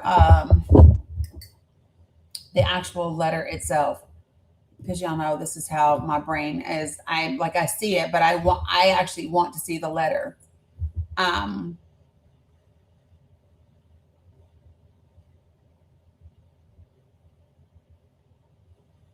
This might be it. Well, isn't this something? This isn't the first letter.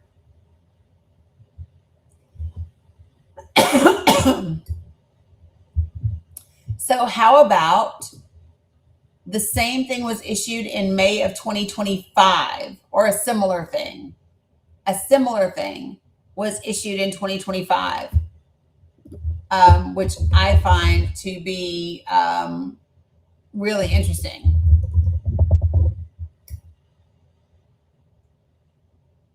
What is the Kabbalah? It's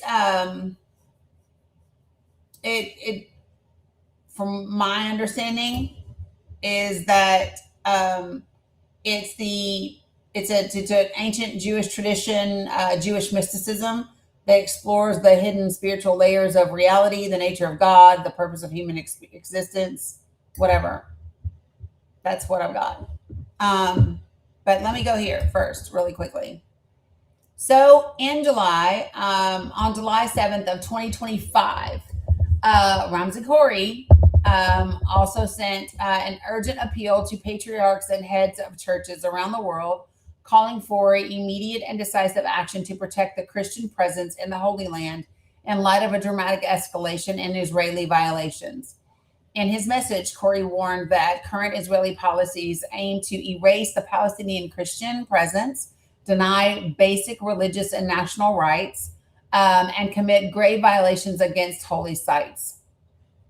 These actions, he said, included forced displacement, killings, and ethnic cleansing throughout Palestine, from Jerusalem and the West Bank to the besieged Gaza Strip. The letter highlights particularly severe restrictions during this year, which is 2025's Easter and Holy Saturday celebrations. On Holy Saturday, Israeli occupation authorities transformed Jerusalem into a military zone.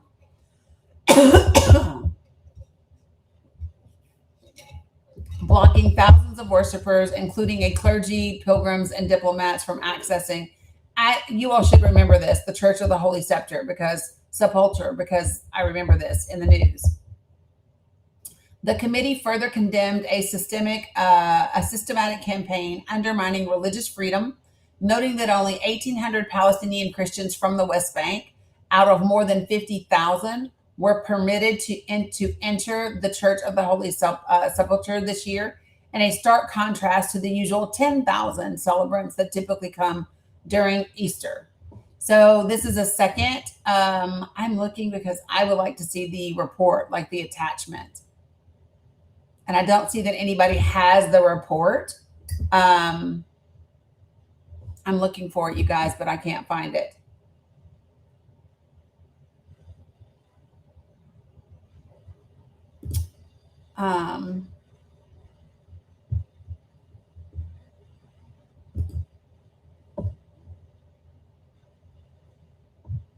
Yeah, it's not, but I can't find the report to link directly to it. Moz, did anybody see We Joking Right put anything in the chat to explain what they want to talk about?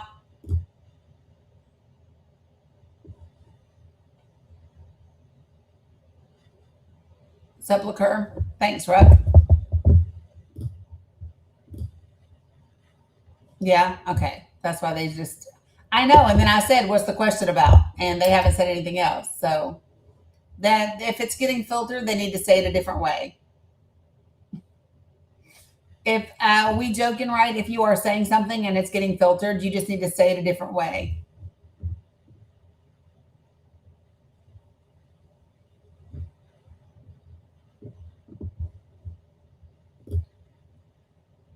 Okay. Back over here. Nope, I don't care about that. So Iran's supreme leader and commander-in-chief of the armed forces, Khamenei, has announced on Telegram that he has issued decrees appointing 6 senior commanders across the general staff. And so he named them and went from there. It's a lot. What's up, the Flying Nana? The Yemeni president has said that the phase of aggression without consequences has ended. That it speaks horribly of a potential escalation.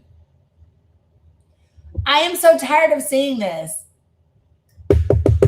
Yeah. They communicate a lot on Telegram. But let me just say this. So if I say this headline again anymore, I'm just gonna, I don't know what I might do. But so here's the latest headline. You ready? UN experts condemn, quote, catastrophic human rights situation, end quote, in Gaza and the West Bank. I am tired of the UN condemning. I want sanctions on Israel. I would like to see the UN actually take steps and apply sanctions on Israel and hold them accountable for the thing that they are doing.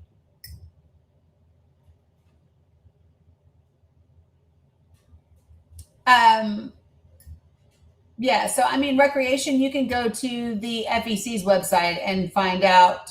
You can go to the FEC website, you can go to your state's election commission website, and then you can also go to Open Secrets. But so this is what they are saying today. UN experts condemn, yeah, Carol, but I dare the US to veto. So do you understand the significance? So let me tell you what the significance would be right now, okay? So follow me. Let's just say that the UN actually levels sanctions. Oh, look, 888 daily hearts today. So let's just say that the UN were to issue sanctions against Israel.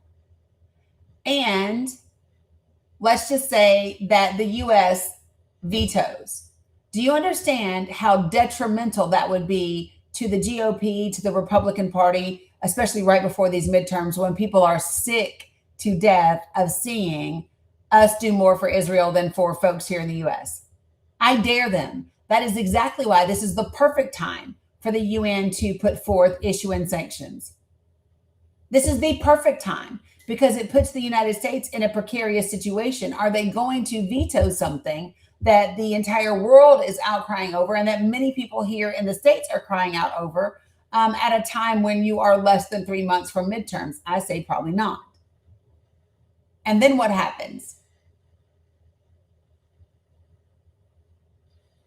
So here's what it says. UN experts condemned the increase in attacks on Palestinian civilians in July, calling it, quote unquote, a sharp deterioration of an already catastrophic human rights situation, and said, quote unquote, the genocide is continuing unabated. They condemned the advancing, quote unquote, yellow line and the demolition of buildings as, quote, re-engineering the geography of illegally occupying Gaza through force and displacement, stating that, quote unquote, nowhere in Gaza is safe. Israeli forces killed at least 160 Palestinians in July alone, increasing the death toll since last October's fake-ass ceasefire to more than 1,200. In the occupied West Bank, they deplored the killing of at least 14 Palestinians in July and condemned the surge in settler violence, including 4 killings in the village of Tal on July 24th, saying, quote, settler terror operates with the protection and often the participation of the Israeli occupation forces, end quote. Citing the 2024 ruling by the International Court of Justice that Israel's occupation is unlawful, the experts condemned how Israel, quote, has been allowed to accelerate the very policies the court found unlawful, end quote, warning that states aiding Israel are, quote unquote, themselves in breach of international law. And we are, 100%. Yeah, there's no doubt about that for me. And I don't think that there should be for anybody else. So what I think we're going to do is shift gears a little bit. And I'm going to send over the next graphic and we can get to talking. Now, y'all might want to clutch your pearls and hold on because we are going to take things up a notch. If you guys are ready, if you're down,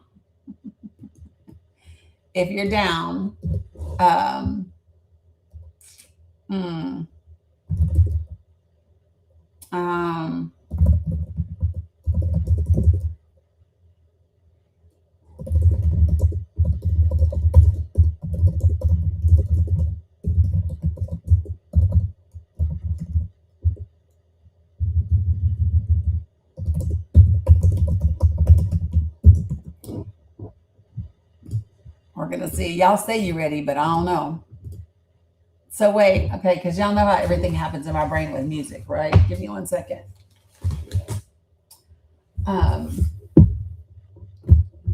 Give me 1 second. Coffee, you're gonna need a bigger cup. Yeah, I'm done with my tea. But whoop. Okay, sorry about that. I'm back. Here we go.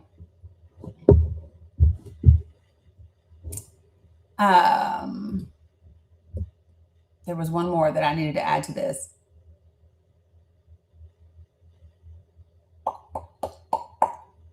Shit, it just left my brain. That's not good. That's not good.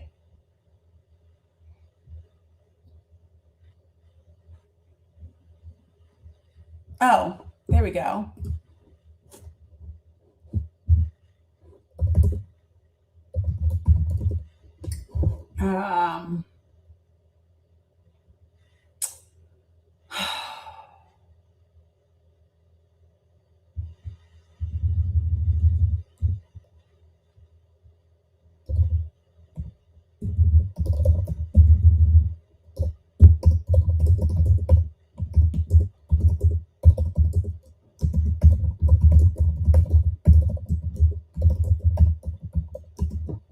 Okay.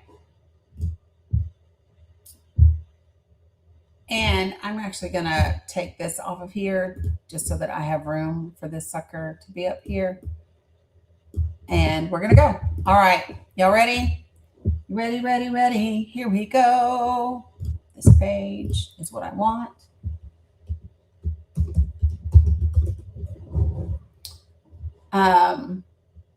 I know. You know my brain. It pings all over the place. All right, here we go. You guys, I'm going to change your graphic first. You guys, you're up next.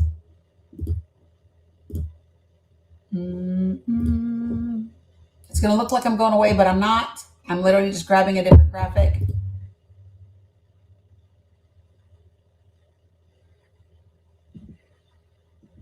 All right.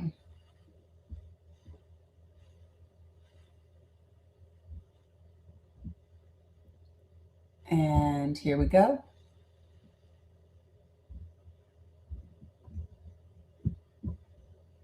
How do y'all like that change of scenery? You guys haven't seen it yet, but it's coming right now.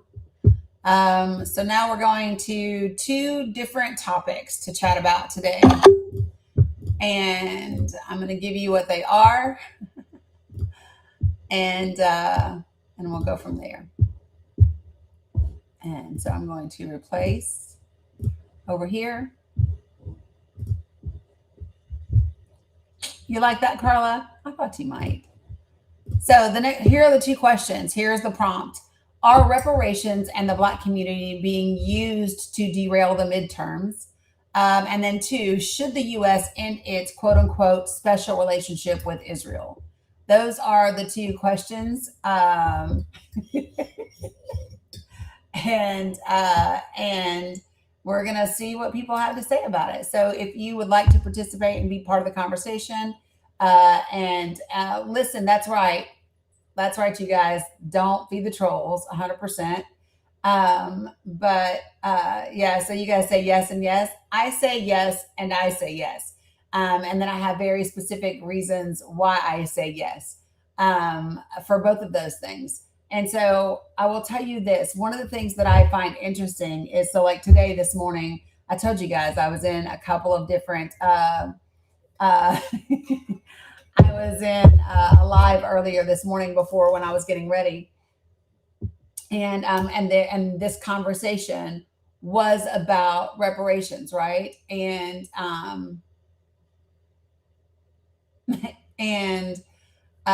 so they were saying, they were describing, well, what should reparations look like and what we would want it to be. And I think what I found wild about them having this conversation is you're having conversations about something that you cannot get if you do not put progressives in power. Like you're discussing. Somebody was like, well, do we want anything other than just like money, or should it be land, or should it be infrastructure, or should it be this, or should it be that? And my point is, you are literally putting the cart 50 fucking feet, 550 feet in front of any horse that might be anywhere around. Because you can't talk about the structure of what reparations might look like if you don't put yourself in a position to actually be able to ever receive those reparations. And you're not going to be able to do that unless you put progressives in power.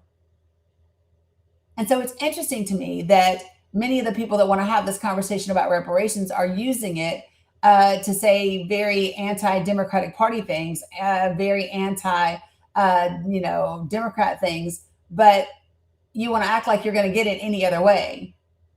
And you're not going to get it any other way. The GOP is not. So you think the party of DEI, woke, and critical race theory, and taking jobs from 100,000 Black women, you think that's the party that's going to give your Black ass reparations? What? Of course they're not. Of course they're not. So it's just wild to me that this is the conversation, and that so many are allowing themselves to be manipulated and to be just railed into this conversation. And I think some of the folks are just desire to they want to sound smart without necessarily being smart. So Brahim and Palestinian, did either of you guys mean to request up? Do you know you're in the box? Right, the party that still flies the Confederate flag, 100%. Yeah. Yes. The party that does not like Black and brown people. You're okay, Palestinian. Right? It's okay. The party that is literally so, and while we're at it, for my Black and brown people that are in here, Are we going to talk about Jonathan Majors and his starring role for the Daily Wire? How many black people know what I'm talking about? Are we going to talk about Jonathan Majors and his starring role for the fucking Daily Wire?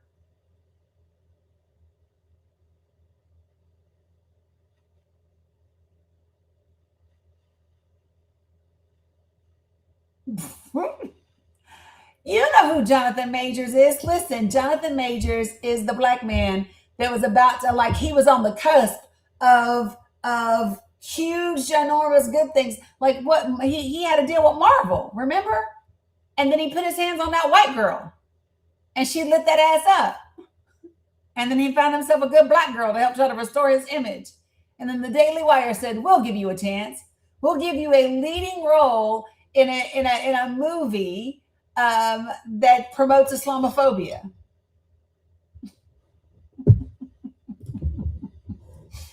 Come on, y'all. What was the movie he was going to get? Because he lost that shit. As soon as he put out, I'm just saying.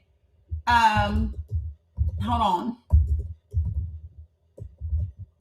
So he was going to be, for Marvel, he was going to be the new Kang the Conqueror.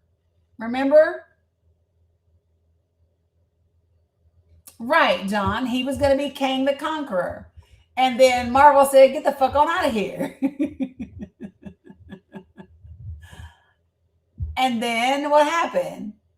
He got arrested for the white girl that he was dating, right? And then what happened? And then he tried to rehabilitate his image.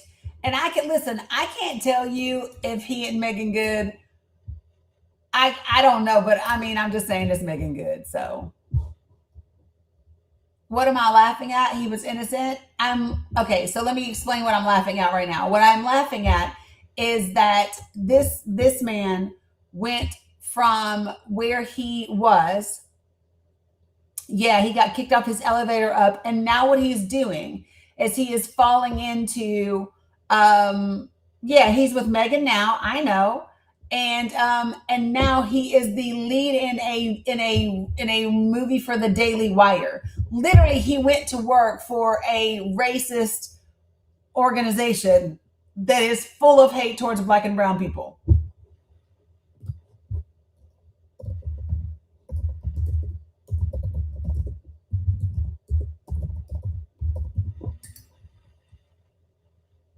Yes, he was found guilty of misdemeanor third-degree assault. Yes, he was found guilty of misdemeanor third-degree assault, recklessly causing physical harm, and second-degree harassment stemming from March of 2023. Yeah, so whoever is in the chat talking about he was found innocent, no, the fuck he wasn't. He was acquitted of intentional assault in the third degree and aggravated harassment in the second degree.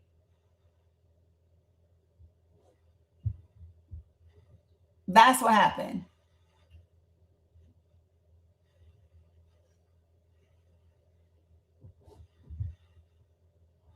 So while we're being clear. Now, remember, and listen, Candace and I might not agree on much, but we agree on Israel. And her comments about Israel is how she ended up getting kicked off the Daily Wire.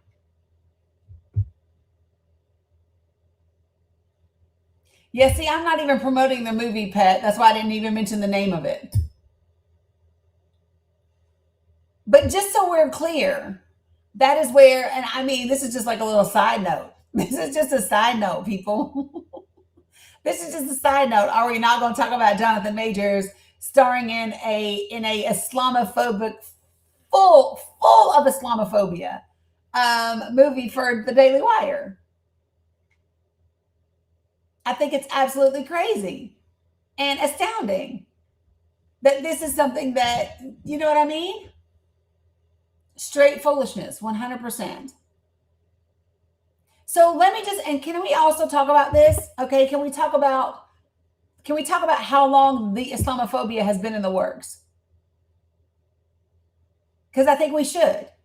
In order for the Daily Wire to have a movie that is going to come out right before these fucking midterms, right when Mamdani's been elected, and right now when Abdul is running in Michigan, right?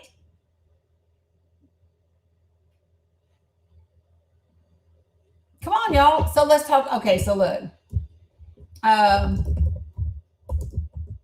Hold on.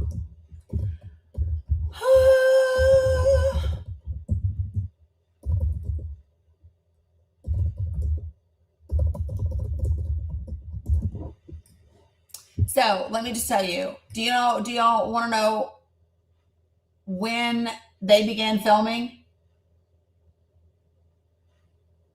You missed it? Okay, so Cam, there's now going to be a Daily Wire action movie called Run, Hide, Fight, Infidels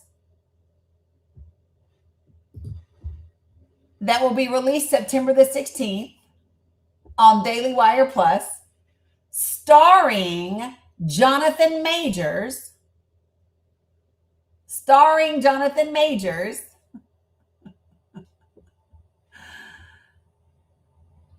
Oh, bless your heart. You still didn't learn. You still don't have free speech in my room. You still don't have free speech, Cryo Saint. Yeah, this is their first movie that I know of. But I got to tell you, so listen, they are making, so we can talk about both of these two things. First, we can talk about how you go from Kang the Conqueror and losing that shit to being the star of a film by the Daily Wire. We can do that. We can also talk about Steven step and fetch ass being used for a white supremacist racist agenda. We can talk about that because that's exactly what's happening here. And then we can talk about the timing. Because it is being released just 6 to 8 weeks before the midterms. And do you know when it began being filmed? If you don't, so let me ask you all something. When did Mamdani take office, y'all? When did Zohran Mamdani take office?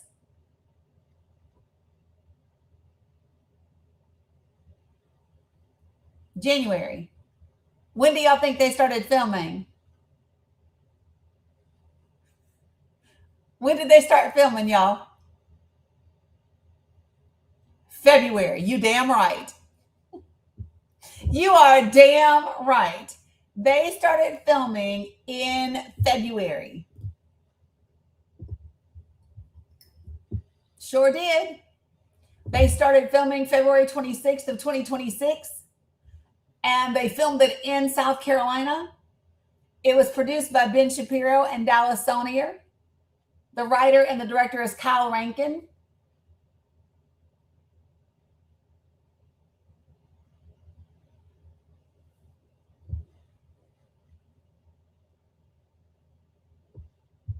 Yeah. Yeah. Exactly, Tiffany. Exactly. You know it and I know it, right?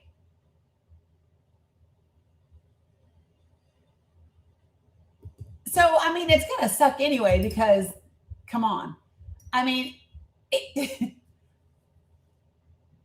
well, that's my thing, the one and only, is like, literally, do you know where you have to be at in life that you're willing to go to work for the Daily Wire and for Ben Shapiro?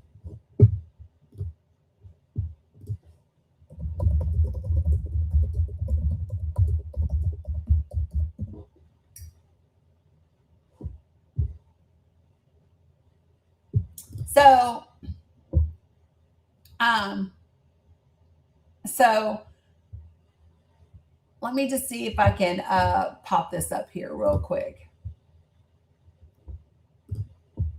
So how many of you all don't know about the things that Ben Shapiro has said that would be considered to be racist? How many of you all don't know?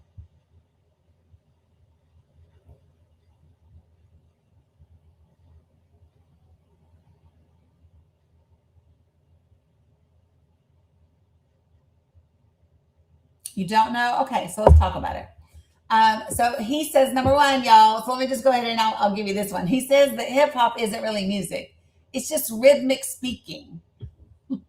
Just basically spoken rhythm. These are quotes, y'all. These are quotes he's saying. Quote unquote, basically spoken rhythm. It's a form of rhythmic speaking. It's not actually a form of music, he said. Yeah.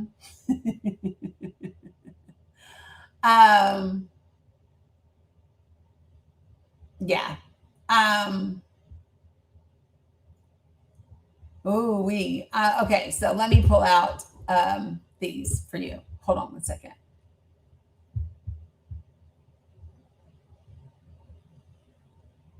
Sometimes it be our own people.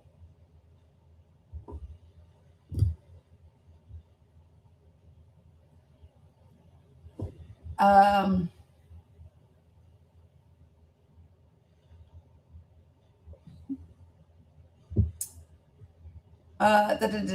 on. Oh my God.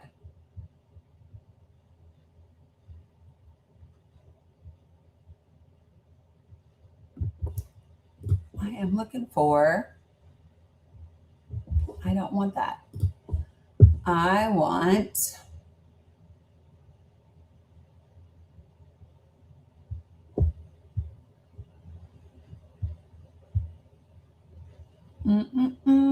sorry guys.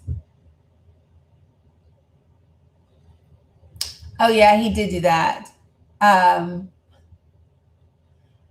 Yeah, he appeared on a Canadian rapper's album in 2024 with a line saying, claim that I'm racist. Yeah, all right. I'm not ashamed because I'm white.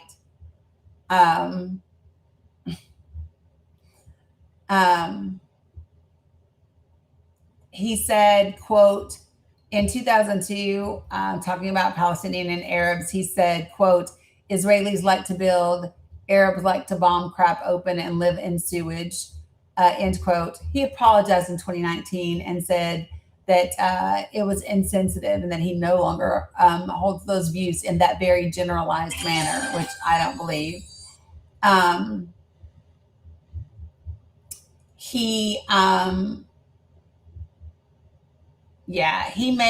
made remarks following the death of the murder of Trayvon Martin. He says that systemic racism does not exist in the United States of America. He says that American laws do not contain racial bias. He says that that there are that the systemic explanations for racial disparities are flawed. Yeah. So let me see if this is a good one for you. So this one is this one. Let's start with the first nonsense.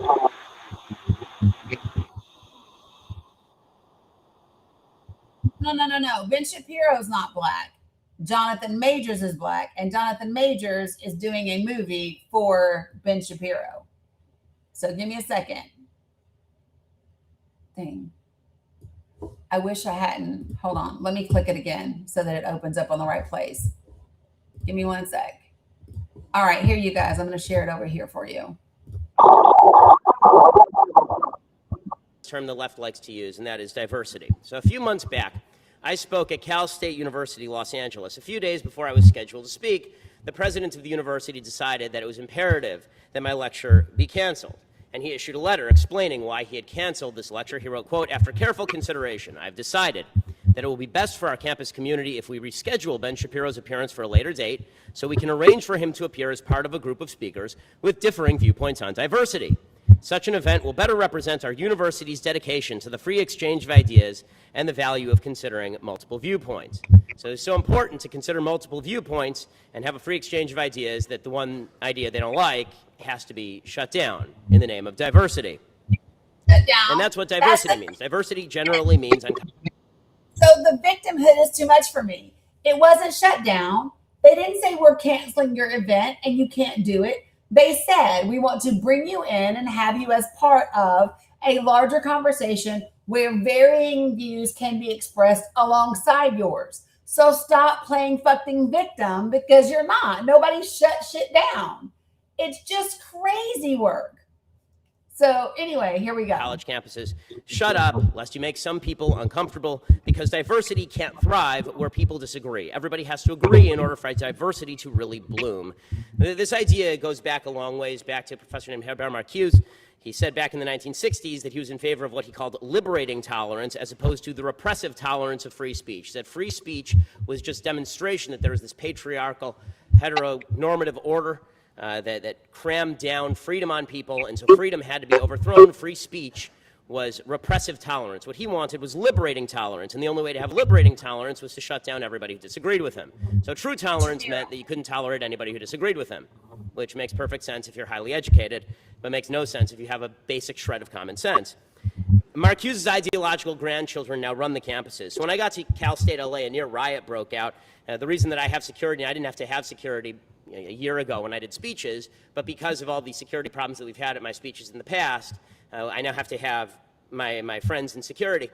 Students barricaded the doors, people pulled fire alarms, all in the name of diversity, all to show that this is what diversity was really about. And wasn't it just wonderful? Which begs the question, if the left doesn't care about diversity of thought, what exactly do they mean by diversity? Now, we all know what the left means by diversity. What the left means by, well, I haven't said anything bigoted yet, so you might want to wait.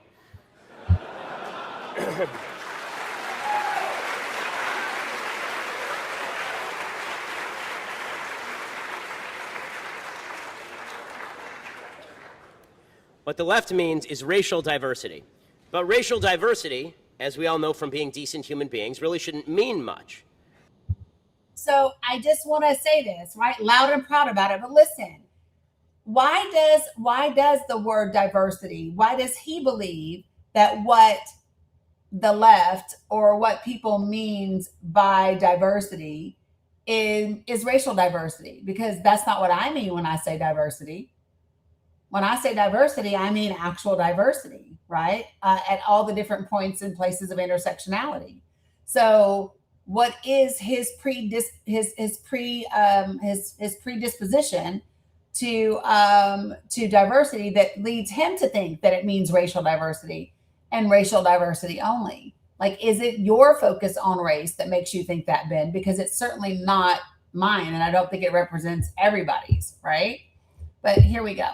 A racially diverse criminal gang isn't a better enterprise than an all-black church choir. Values matter significantly more than melanin level. And if you believe the opposite, this makes you a racist. Racial diversity doesn't mean anything. Decency means something. Diversity is not a bad thing, but it isn't a good thing unless the people who are racially diverse are also decent. Diversity isn't a bad thing unless the people who are racially diverse are indecent. This is not a difficult thing. Diversity isn't our strength. Decency is our strength. Robert Putnam is the author of a book called Bowling Alone, big New York Times bestseller. He's on the left, and he used to believe in this mantra, diversity is our strength. And then he started doing experiments regarding communities, and what he saw was that in diverse communities, racial, ethnic diversity, which these days comes along with diversity of fundamental values, thanks to the multicultural left, it didn't lead to better, more cohesive, and more tolerant communities. And again, this is Robert Putnam, who's on the left. He wrote this. He said, the only two things that go up as diversity of your census tract goes up are protest marches and television watching. He concluded that the only way that you could actually create social capital, and social capital, of course, is the thing that allows you to leave your door unlocked at night and allows your neighbor to babysit your kids. The only thing that leads to that is decency, shared values. The only thing that allows people of diverse backgrounds not to be polarized by tribal identity, to live together and to overcome their tribalism, is decent behavior. But unfortunately, the left only cares about racial diversity. That's all they care about. It's a racist philosophy, and they make themselves feel good by saying they stand for racial diversity rather than values. No objective standard of behavior, just the level of the melanin in your skin is what counts, or the country that you came from, or the ethnicity of your parents. Which means that, for example, at this university, the Yale Dramatic Association Board holds new auditions for a play after people whine that a white woman was cast in a role normally played by a black man. It doesn't matter that the white woman was auditioning next to 9 people of color who auditioned. She won the part. The black people didn't. That meant that they had to redo the auditions. So that's Ben Shapiro. And I played the clip to give you an idea of who Jonathan Majors just did a movie for. That's who runs the Daily Wire. That is who Jonathan Majors just did a movie for. And the movie is nothing but a fear-mongering, Islamophobic, horrific piece of film. If you watch the clip, if you watch the trailer of the film, it is literally about propaganda. It is about the Muslims are coming to take over. It's about the degradation of American society. It is about how this is going to be the end of America and American values as we know it. And this is it. Yeah, Grasshopper. I do believe he's on his way to being MAGA. So that is where we are. And I think the thing that is, it's called, I don't know, Run, Hide, something infidels. It comes out, listen, but it comes out on the Daily Wire Plus. So I will never see it because I don't subscribe to the Daily Wire, nor will I, especially for any plus. Yeah, Run, Hide, Fight, infidels. Yeah. So so here's the thing that I think that people need to pay attention to, right? So Zoran Mamdani wins the election. He takes office January 20th of 2026. And 4 weeks later, they begin filming this film in South Carolina, promoting Islamophobia like you would not believe, and then putting it out 6 weeks ahead of the midterms. If you all can't connect those dots, if you don't understand the problem behind that, I don't know what to say. Now, if you are in here and you want to respond to the prompts, you're more than welcome to join the panel. I see some of you guys that are pretty active in the chat. So if you want to take, your interaction in the chat and come to the panel and have a conversation, we could do that. But I'm just gonna say, I believe the vast majority of Americans are not going to be, what's up, Elle, are not going to be, all of a sudden this boogeyman thing is getting old, right? Nobody's going to believe anybody's eating cats and dogs. Nobody's going to believe that, somebody that another country is emptying their jails and sending their people here. Nobody's going to believe that all of a sudden Muslims are taking over the whole country, because every time somebody knocks on my damn door, it is not Muslims, it is Christians. Every time. It's a Mormon, it's a Jehovah's Witness, it's somebody else trying to take me to their Christian church. I have never been that would not have come out right. I have never been evangelized by a Muslim.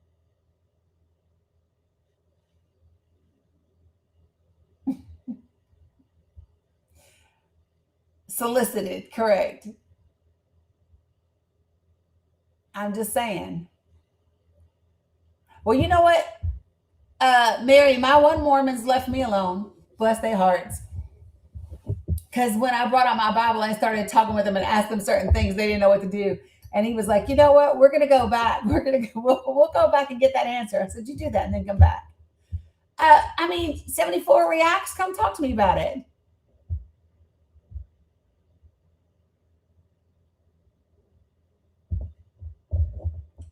So your claim is, quote, and I'm just going to read what you wrote verbatim. Quote, most leftists hate God. They love power. So let me ask you a question. What do you base that on? Because that's a very generalized, broad-reaching statement that I doubt you would have, any data to support. Because everything that they champion and promote is not conducive to family values. So, well, first, that's not what I asked you. I asked you what sources or data you would have to back that up. That would be first. And then two, so one of the things that I always pay attention to is language. So whenever somebody uses language like everything, all, nothing, never, that tells me that this person is just spitting a narrative to justify their position. Because there's no such thing. Well, let me finish what I'm saying. Let me finish what I'm saying. Okay? So verbiage is important. Whenever you use words that are absolutes, like everything, and this is in regular life, Like you could be talking to you can be talking to your significant other, and you can say, you never pick up your stuff. You don't ever listen to me. Whenever we use absolutes like that, it is absolutely a narrative because absolutes do not exist. It's not accurate. It's not true. And so that's what I'm saying to you is your word choice is what tells me that what you're saying is a narrative. Now, it's a narrative based on your opinion and your life and your observations, but it's still a narrative. It's not rooted in facts. It's not rooted in data. It's not rooted in evidence. And so that's what I'm saying to you. And you're saying that based on which comment? Because I made a lot of them. Yeah. So, well, the thing that you just said, right? You said everything that they promote, right? So we know comment. So no, you actually said that out of your mouth on the panel. My comment. You read my comment back to yes, you, right? Your comment. Yeah, the comment that I read back to you is when you said leftists hate God. Or did I say most leftists? I read it once. I don't have it pulled up. The comments have gone now. But again, even whether you said it doesn't matter. So listen. So whether you said leftist. So do you believe that you know most leftists? Most leftists that I hear talk, and a lot of them do a lot of talking, promote or champion policies that are antithetical to Christian values, and that's just something I noticed. So this is the question that I ask you, and I'm going to ask it again. When you say most leftists hate God, my immediate question to you is, do you believe that you know most leftists, or what do you have that says anything about most leftists? And also, what is a leftist? Someone that's on the left. What is the left? Because my left is the hand I don't write with. My hand is this is my left hand. This is the hand I don't write with. What is the left? What is that? Because so here's the other thing that I don't do.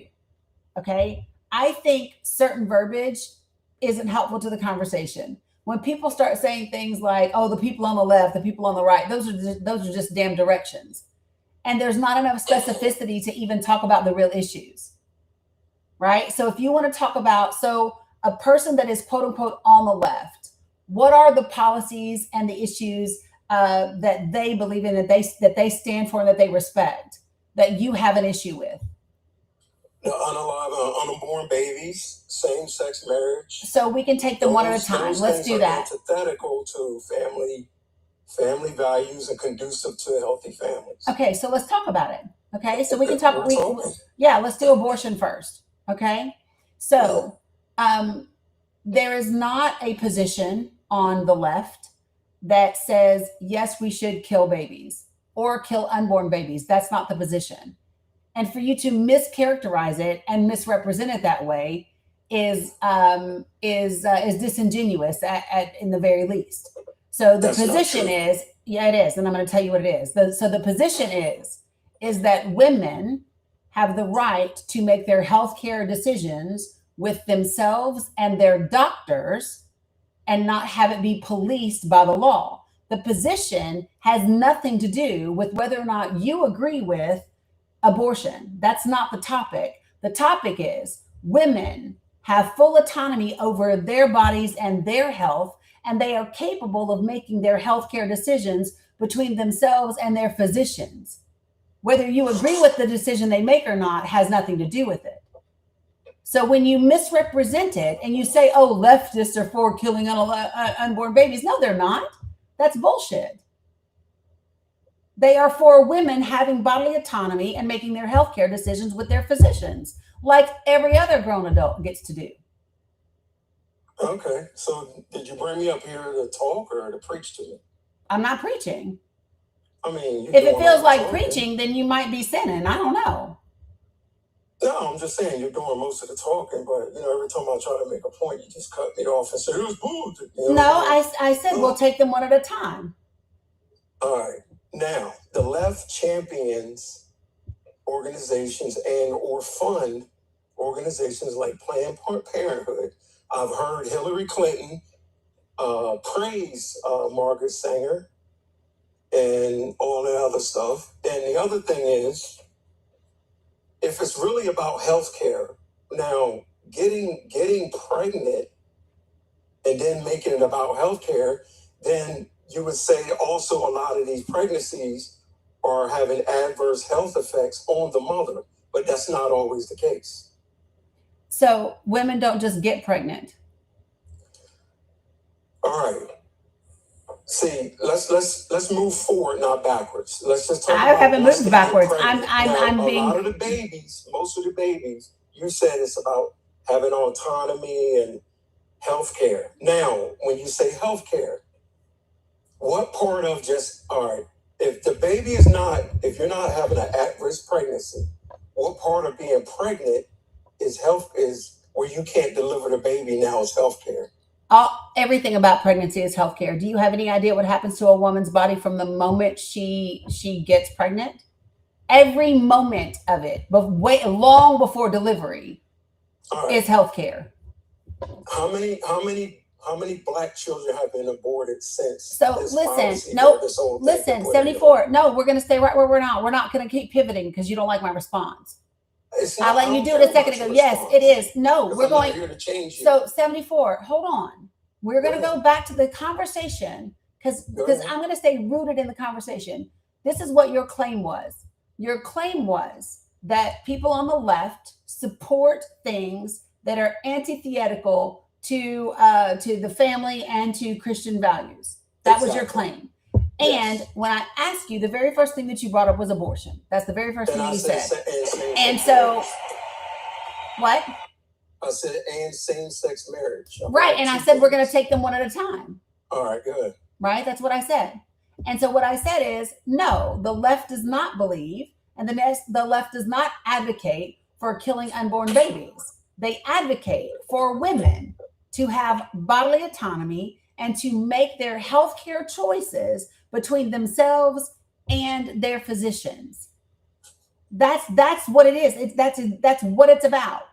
It's about a woman being able to go to her physician to discuss her body, her health, and her physical health, her emotional health, her mental health, all of her health, and make that choice with her healthcare provision, her healthcare provider. It has nothing to do with whether or not you think people should or shouldn't have abortion. Your personal opinion and your personal belief about that is not part of the conversation. How is my personal belief not part of the conversation? Because the same way a woman believes she has the right, remember the key word is belief. A woman believes she has the right to end the pregnancy, then I should be able to believe that the baby should be born. Come on. Here's the difference. No, here's the difference. No. So let me just explain where the choices are. Okay. So if you, number one, if you want a baby to be born, then you need to make sure that the woman that you are having unprotected sex with wants to have your baby. That's your responsibility, sir. Hold on, let me finish. That is your responsibility. So if you're going to go sowing your seed, you might want to make sure that the garden that you are planting in wants to be harvested, because that's it. After you choose to have unprotected sex, whatever she does after that, you don't have anything to do with. So be responsible with your seed. Right? We're talking about two adults, right? So be responsible with your seed. She should be responsible. And she is. And she is. And she is. So it's not on the man. It is. But this is what I'm telling you. If you want, here's my point. So listen, when we talk about when you have the ability to, because here's the difference. The woman, right, can say, oh, this is not what I want, for whatever reason that she determines with her physician, right? She can handle that. Your choice to make your ability to make that choice for you is before it happens. You control, you literally get to control all of that. So if you don't want women to have abortions, don't have unprotected sex. She has control too. Or make sure that the woman that you are having unprotected sex with wants to have your baby. she has control too, right? So this is I don't know why we're not. Okay, so where are you unclear about the thing that I'm saying? I'm not unclear. You're preaching to me about my seed, but I'm also saying to you, as an adult that's having consensual relations, she also has control over whether she has a baby or not too. And that's the point. That's the point. Then. What we are saying is, this is the point. The point is that she should have control over her healthcare decisions between herself and her physician. So her form of birth control. No, sir. Planned Parenthood. Let me ask you this, because that's just the dumbest thing ever. I'm just asking. Yeah, no, you're not asking. You're regurgitating talking points that are just fake. I'm not regurgitating. They're not. You are, because that's not true. So let me ask you a question. 74. Can you tell me how much it costs to have an abortion prior to 12 weeks? I don't pay for that kind of activity. So I wouldn't. But if you're going to talk about the subject, do you not know how much it costs? Well, I don't keep up with things I don't participate in. Okay, well, I will tell you how much it costs, because I keep up with things that I don't participate in if I'm going to talk about them, right? So on average, it's going to cost $700 to $750. That's not including the travel time, the time off work, if you have to travel out of state, if you have to get a hotel room, medication, pads, any of those things. And that is for just if you are taking the pill prior to 12 weeks. Okay. So here's what I know. How many, because in the United States of America, there's not a lot of families that have $750 to be thrown around like it's birth control. Well, then she should practice. No. Wait, no, it's not about that. No, I'm responding to your claim that there are actually people that use it like birth control. Oh, they do. Oh, they don't. They do. Oh, they don't. You are talking to somebody who has sat on the board of a nonprofit for this very thing. No, sir, they do not. You don't know everybody. I know the data. I actually know the facts. You do not. Tell me one report you've ever read from the Guttmacher Institute. Hey, if I gotta pull out my computer, I can pull it. Pull it out, please. I'm just saying. Pull it out. I'm just saying. Pull it out and give me your source. Pull it out. You know. Pull it out. Pull it out and give me your source that women use AB for birth control. Pull it out. Oh God. There we go. Yep, pull it out. You said you could do it.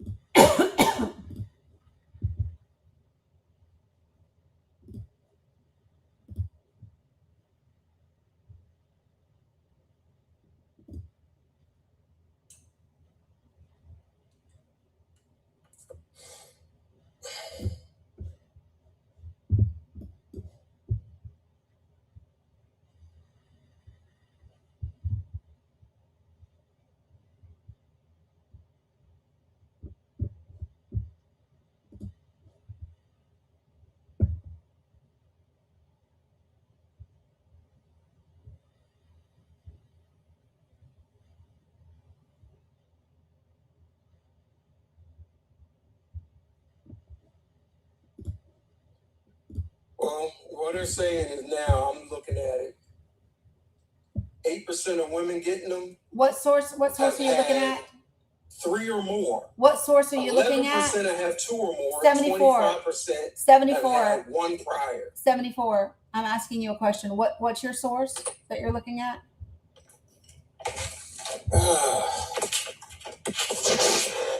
The internet. Where on the internet? The internet. What's your source? You know what a source is. I know what you mean, but okay, so where is it? Laptop back. Look. What? So you just closed your laptop now? Yeah, I just closed it. But I thought you said you could get it out and we could do it. People are getting repeat, or they get repeat No. ABs. No, they don't just get repeat Yes, they ABs. do. No, they don't. They just said So let that. me I explain just to you. read it. No. I'm Here's not what gonna argue over that. here's what you don't get to do. Now let's go to the second Because what I topic, do. same No, sex. sir. Listen, you don't run this. Hold on. I don't know what I'm you done think with you're the doing, but AB. we're not doing that. Listen. This is I'm not sitting here doing the AB homework. what you're not going to do is keep interrupting me. I'm responsible for the information that goes out on this live. I'm responsible for what people hear being said in this live, which means I'm responsible for ensuring that people get accurate information. So when you say things that are inaccurate, when you say things that are not fact-based, I am absolutely going to take the time to correct that information. And you don't have to like it, but I'm going to do it. Period. So just so that everybody knows, there's a couple of different places that you can go for this information. I particularly, the Guttmacher Institute is a great resource if you want information around AB and all that goes with it. The reason why people can't tell you why people get ABs is because no one knows. Most of the time, people don't give a definitive reason. One of the leading reasons are it's Guttmacher, Guttmacher. Okay. 96% of patients don't give specific reasons as to why they're getting it. Why? Because they don't have to. Okay. 1.2%, there's an abnormality in the unborn baby. 2.2% other physical health concerns. 0.3% is when you get to like a major emergency situation. And then it's around less than 1% is rape and incest. But the vast majority, 96%, we don't know because they don't actually identify that. They don't talk about that. They don't tell. So we don't really know. These are just the best case guesses based on information. This idea, though, there's absolutely nothing out there that shows that women have ever used AB as birth control. It's not, number one, it's not financially feasible. It doesn't happen. Number two, the repercussions for your actual body would be devastating. Like it wouldn't happen. Like I said, to have an AB by the pill literally is $700 to $750.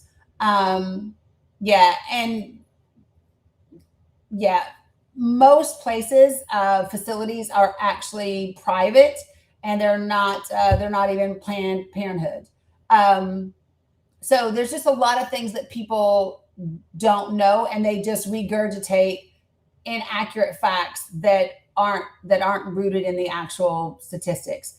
By the way, just so that everyone knows, 43 states in this country had laws governing abortion and when you could get one before the Dobbs decision in 2022. Okay. And so that's when the states actually had rights, and states were, and when people say they're giving it back to the states already had laws on the books before 2022. Now there are states where they don't have those laws, and citizens don't have the mechanisms to put it on the books. And so that's really important, because 24 states in this country, you can't use, as citizens, you can't put an initiative on the ballot. So your information didn't come from the same place you might have used the internet. You just didn't use it as effectively and as, and with integrity. Let me just put it that way. Okay. So just to reset, the left does not support killing unborn babies. The left supports women having bodily autonomy and being able to make their healthcare choices with their physicians like grown adults do. Period. Okay. 74. You wanted to say something else? Like I said, it comes from the same World Wide Web you use. It's just a different lens. That's all. It's not a different lens. Your lens. No, it's not a different lens. I don't do lenses. I do facts. It's called partisan lens. I did facts. No, I did facts. So no, I'm not doing my beliefs. You don't know anything about my beliefs. You just assume you do. See, here's the difference. I can have my beliefs and respect other people's rights. I don't think that other people's rights should be limited by my beliefs. That's the difference between me and you. You believe that other people's rights should align with what you believe, and I don't believe that. Well, you don't know what my beliefs are. I do. I just listen to you tell me. Oh my God. I ain't trying to take away nobody's rights. But I just don't think that taxpayer money should go to reckless behavior.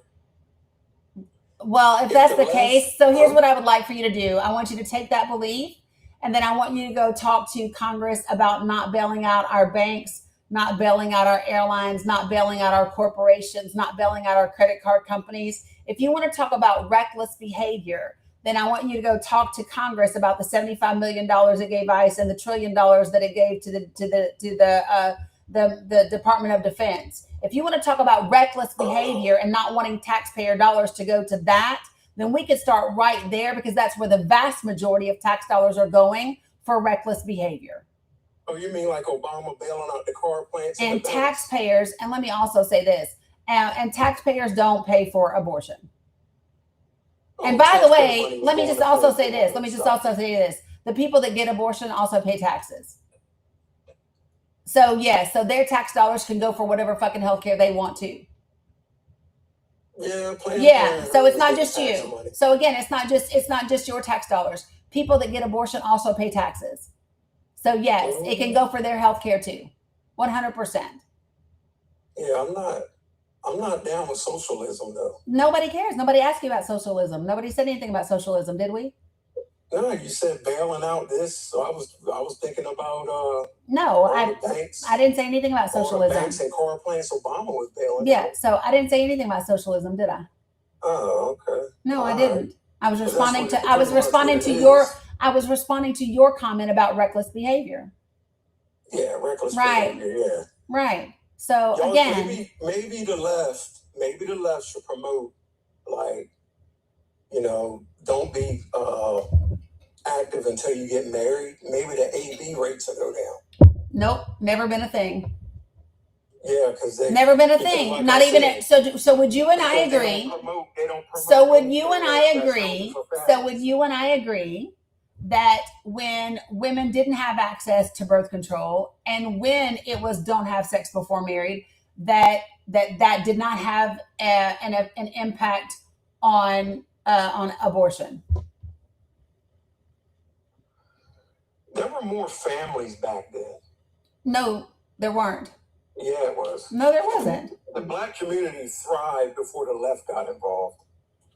Okay, so again, you keep doing this to the left. There's no such thing as the left. It is the left. No, there's not.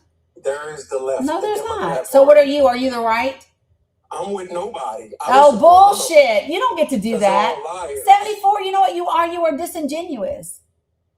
You are disingenuous. Hey, let me tell you how disingenuous you are. You literally want to sit up here and spew things. You want to pull up a fake ass source talking about I got it from the World Wide Web, and then you just want to keep throwing out big buzzwords that you think are going to say something, but you're not really actually saying anything, and you're not even having a meaningful conversation.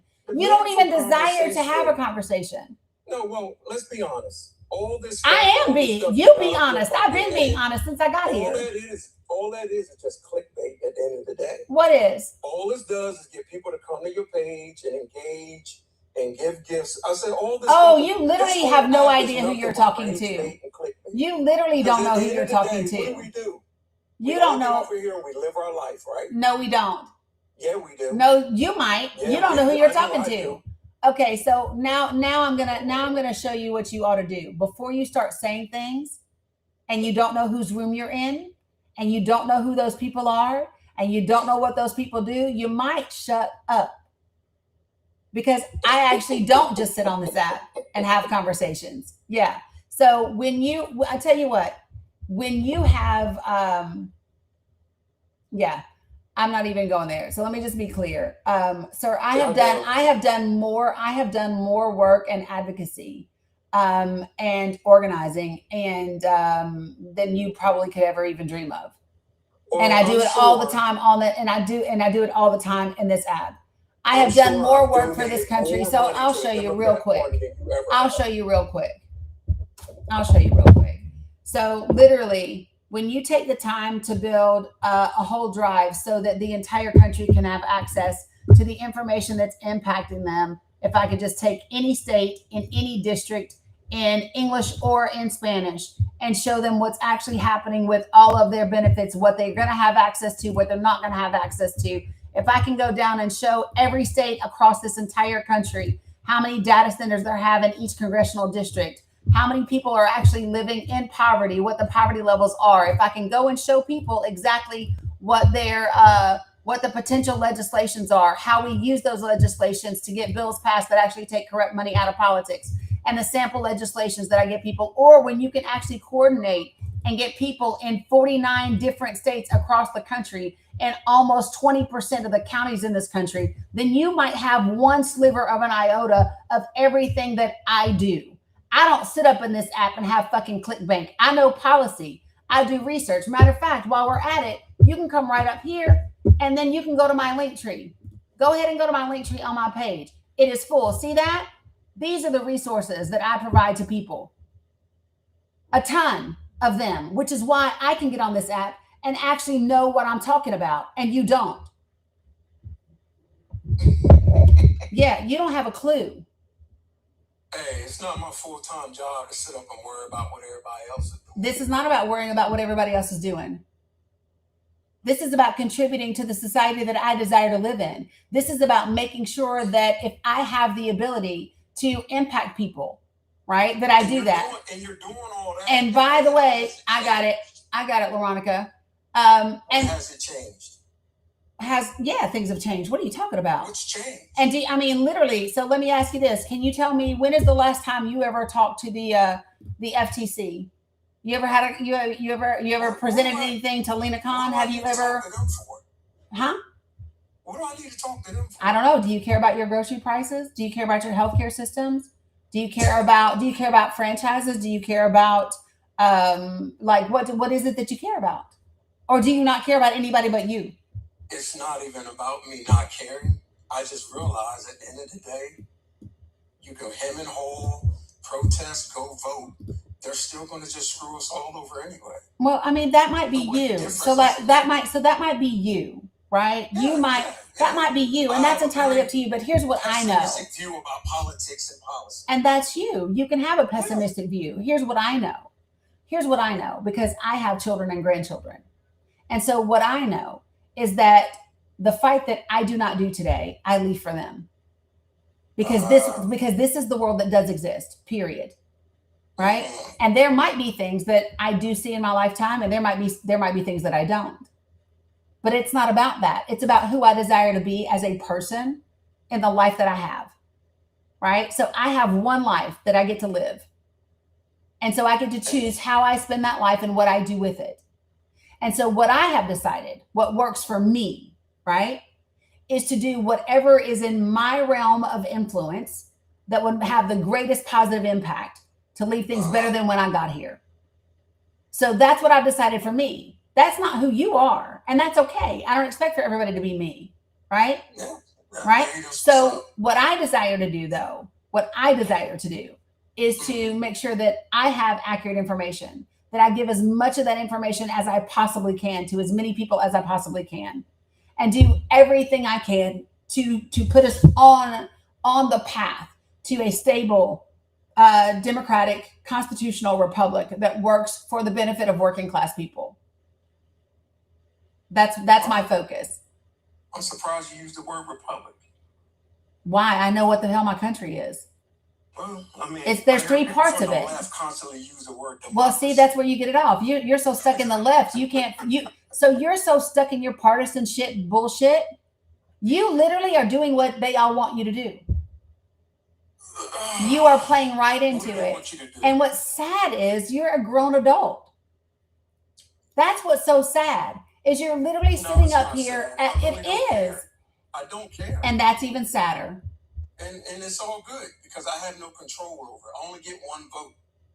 So would you like for me to pull up I can show you an election that came down to one vote. I'm just gonna say this. When I vote and then another person decides who gets in there, then it's like, hey, and then I still see, no matter who's in there, I still see the same bull crap.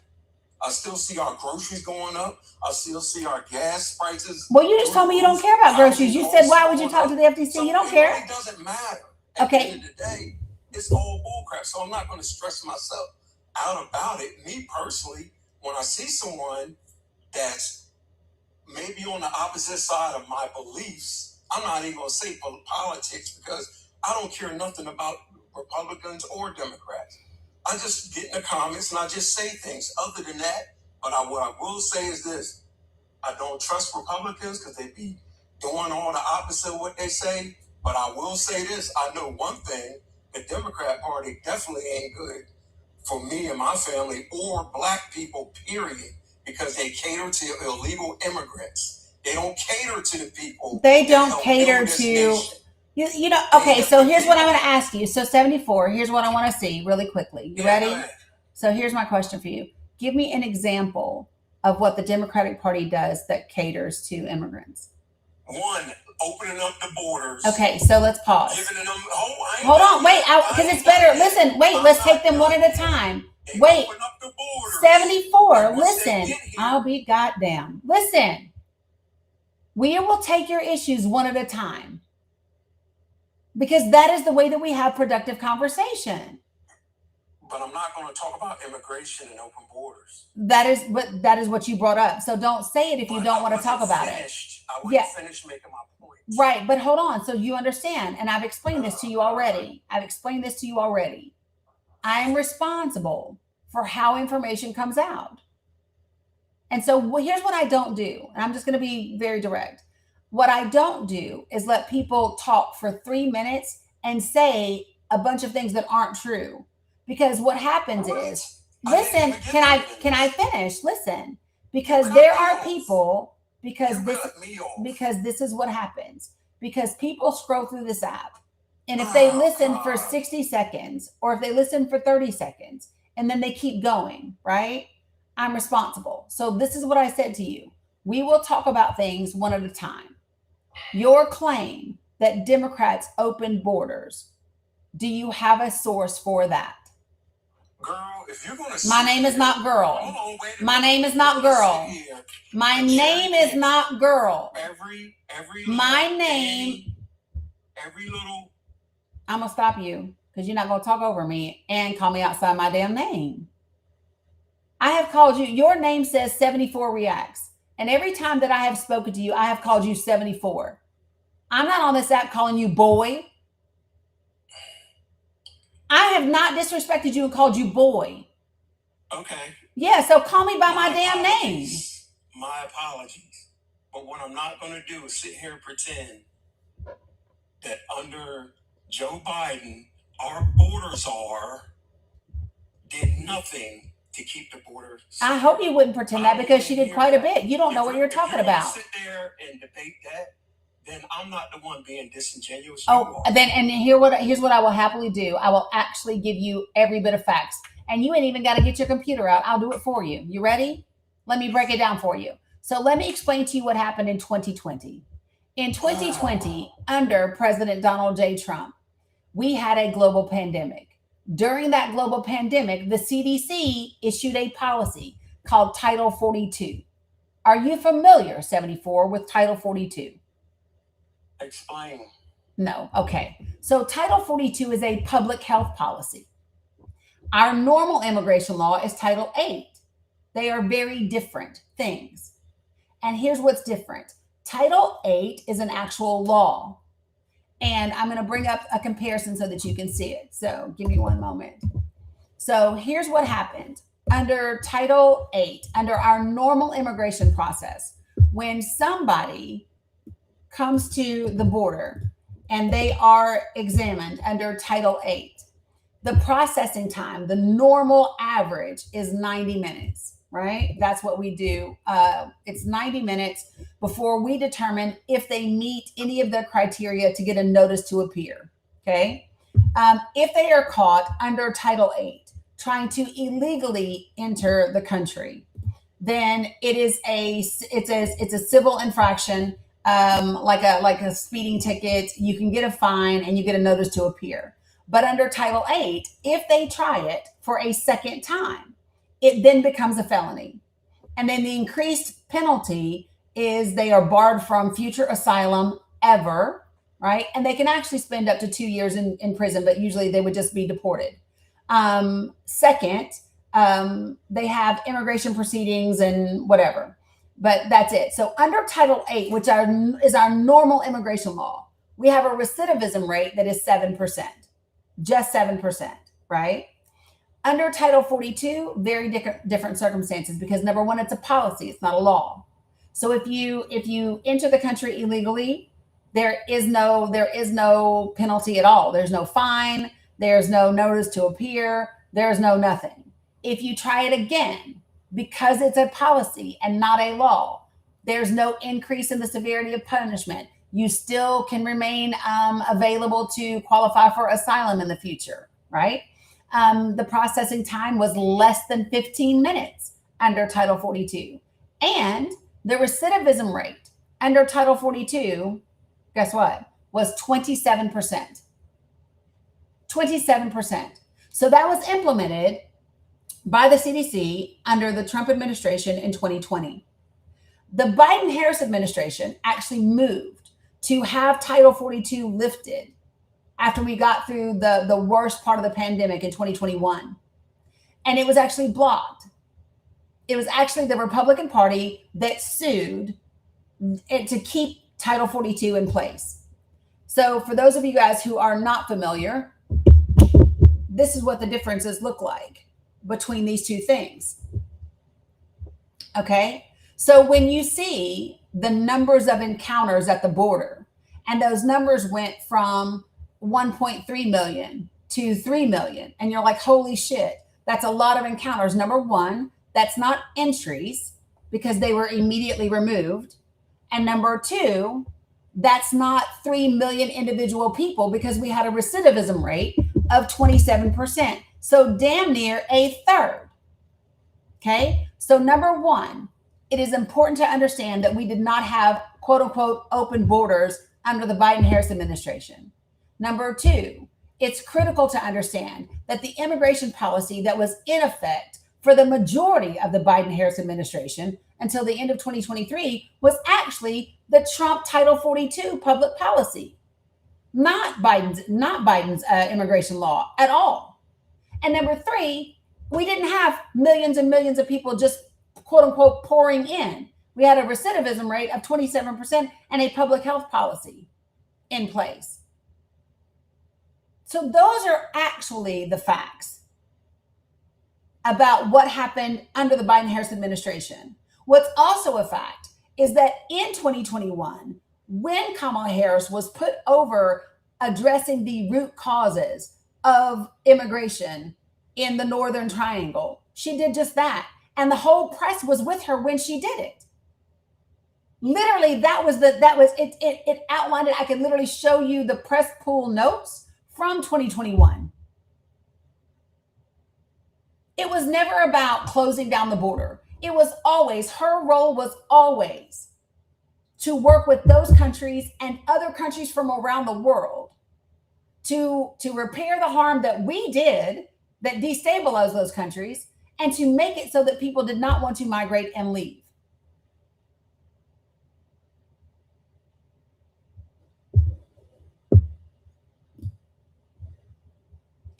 Boy, that was a lot. Anyway. I know it was. Anyway, the amount of getaways doubled under a Biden. Now, my thing is this. No, they weren't. No, they weren't. Stop doing that. Whatever. Name a source. Name a source. Name a source. Name a source. Why? No, I'm not doing that, 74. No, I'm not doing that. Do that during a pandemic? I'm not doing that. Stop it. I'm not doing that. You're not gonna. So let me tell you how disrespectful you are. Let me tell you how disrespectful you are. Because here's what I'm not gonna do. I am not gonna sit up here, give you. You know what? I'm great. Leave you alone, okay? Yeah, because here's why. No. And here's why. And here's why. Because what I won't let you do, what I won't let you do is spew nonsense with no sources, with no facts, and then every time, which is what? I'm looking right. Which is it? What's the source? Name it.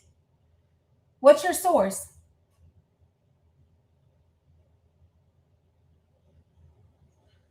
Oh, good grief. What's your source?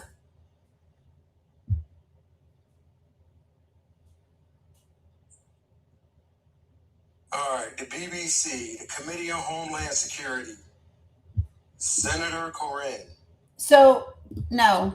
What else? Hold on. No. Center for Immigration Studies in New York. No. House Committee on the Budget. No. We're not just naming off shit off the internet results. No, we're not doing that. I want you to give me the source with the actual report. Go ahead and talk to your leftist. I'm not talking to leftists. I talk to all kinds of people today. Don't be mad at me because I require you to have facts. I don't care. The problem is you do. Right. The problem is you do.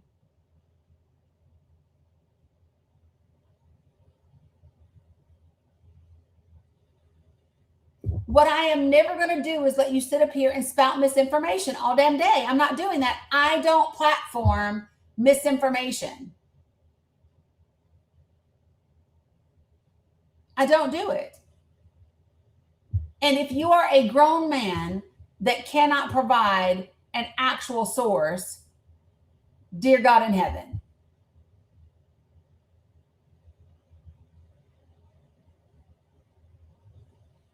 You care enough to regurgitate all of the lies and the talking points that they want you to.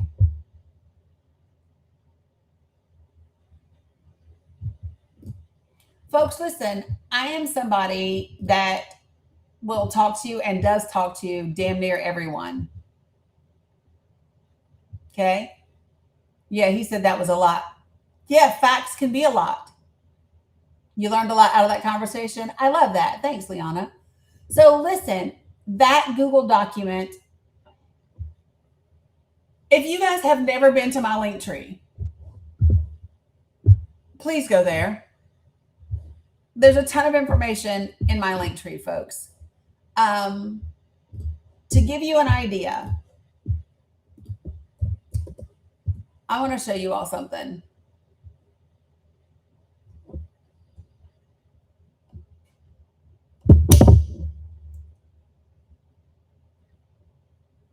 This is my link tree. And I'm just going to scroll.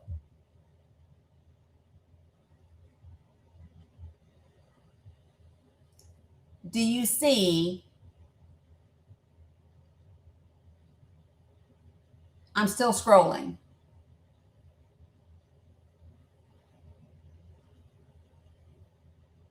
And I'm still scrolling.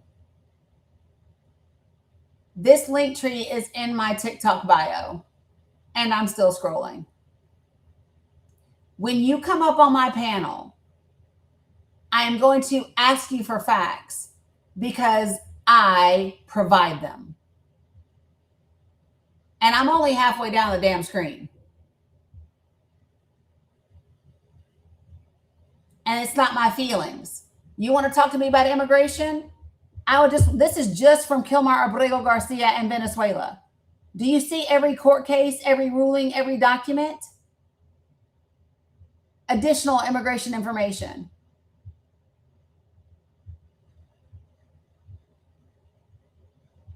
These things are here for a reason, because what I don't do is just sit up on this damn app and clickbait and argue with people. I don't give a shit about arguing with you. And the only reason I allow people like that up here on my page is to educate the other people who are actually listening. That is the reason why.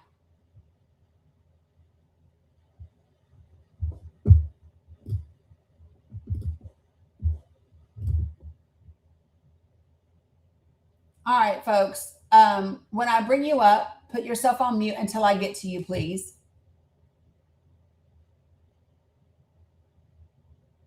Give me 1 second.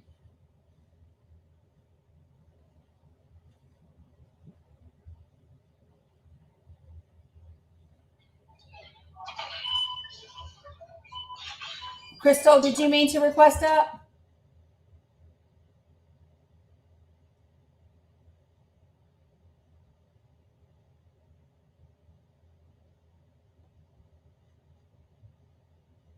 Crystal, did you? No? Okay, I got you.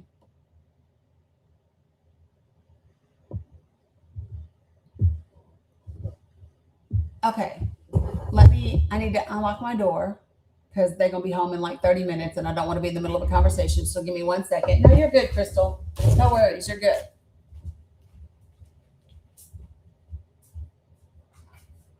Okay. All right.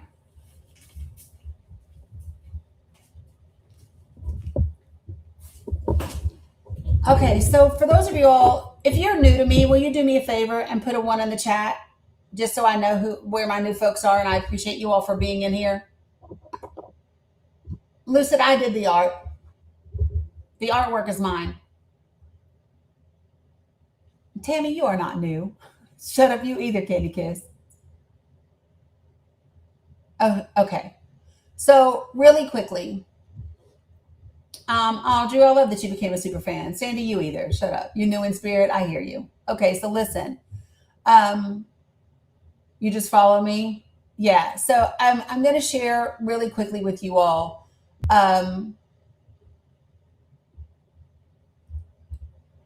What the goal is for this space. Okay. The reason why I have these on here, which number one, those weren't the original. We already covered. Here's the other things that we covered today. We already covered this Mamdani Democratic quote. We already covered a very extensive 59-page report, not 59 pages, however many pages, report on ICE. And then some of the misinformation around the DSA. So we already covered that. We are on the second half, the second part of what we're doing. Okay. And so the purpose here is to have conversations that create understanding and build connection with each other. And hopefully it is built upon accurate information that corrects a bunch of the BS that's out there, because people need to get really informed so that they can actively and appropriately participate in the country that we live in. Period. Okay. So one of the reasons why these two things are up here is because these are things that I see being talked about all across the internet that I believe are important for us to address. We need to absolutely get focused. So I don't know, Moki, I can't tell you the why behind that. They're building data centers everywhere, right? But I will just tell you, the data centers are about the flock cameras. The data centers are about, a surveillance state. The data centers are about control, right? And so I think that's the thing that people need to understand. And that's one of the reasons why I have put the information in there that I've done. So it's just important to know. So yeah. Anyway, what I see happening is I see, and I'm just going to call a thing. And so if you're new and you don't like this, I don't know what to say to you, but let me just be clear. So this talk about reparations and this push that it seems to get Black people to participate in hateful rhetoric towards immigrants and or Muslims is literally them playing in your fucking face and using you like Step and Fetch Steven from Django. It is absolutely incredibly disheartening to see Black people being used by the white supremacist patriarchy that we have in this country and you let them control you like puppets to be mad at immigrants. Then immigrants are not the reason that your life is the way that it is. Immigrants are not determining how much you fucking make it work. Immigrants are not the people that decide if you get housing or bank loans or house loans. The immigrants are not the people that are determining how much you get on your check, what your refund looks like or doesn't look like, if you can buy a car, if you can't buy a car. They don't have anything to do with that. You mad at folk that are subject to the same system you are. Those immigrants are not the reason why you do or you don't have health insurance. That is a system that has tied your health insurance to whether or not you work for a company. It is the United States of America that has connected your ability to get health insurance to who you do or don't work for, and if that company can afford to give you insurance. Y'all up here talking about some folks that don't have shit to do with shit. And in the same situation you in, and sometimes worse. They got you punching down instead of looking up.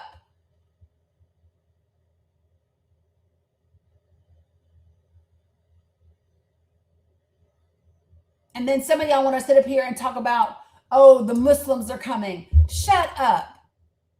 They've been saying that since I was born. I am still, listen, I'm waiting for the Muslim immigrant rapture. That's what I'm waiting on. Because ain't none of it happened. Not yet.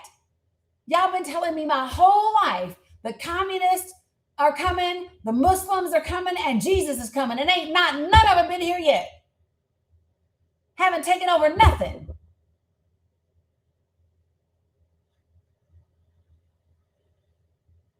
But do you know what is happening? Obesity is on the rise. Life expectancy is down. Our children are struggling in schools. Our education system's going to shit. We're spending more money on defense than anything else. Can't afford your damn groceries. Can't get gas. And the same people still running the system.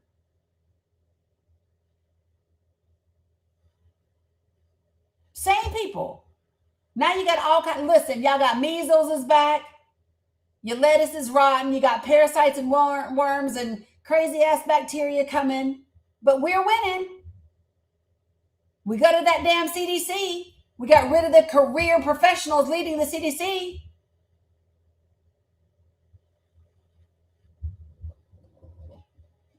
You want me to be scared of the boogeyman. Y'all crazy. You want me to be scared of the boogeyman. Meanwhile, your ass is Ike Turner and me every time I turn around.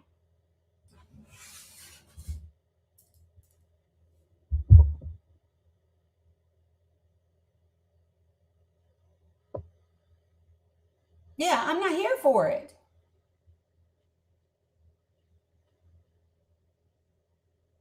Yeah, they want to make everybody else out to be the boogeyman. Meanwhile, literally, we are in the most abusive relationship with our federal government and with our government, period. And it's the same people that are leading the government that have always been.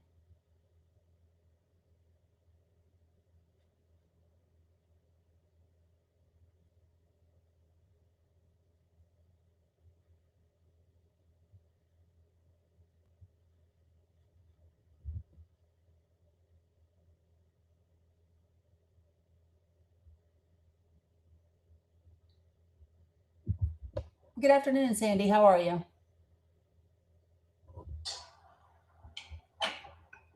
Sandy? Oh, I guess you didn't mean to come up.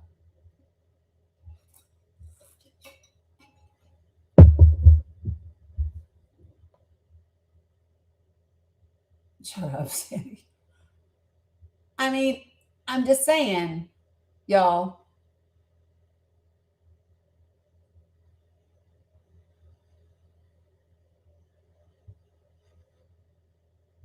And it is so wild when I hear somebody say, like 74, I don't trust Republicans, but them Democrats sure ain't good for me. So tell me how Republicans are good for you at all. So Lisa, I just said, so what do we do? So I have been saying this and I keep saying this. So literally what we do, okay, is we get serious about winning elections and we get serious about finding progressive candidates who represent the best interest of working class people And we keep getting those people to run for office. Maybe that's you, run for office. If it's not you, support someone else who is running for office. And then for God's sake, start talking to your neighbors.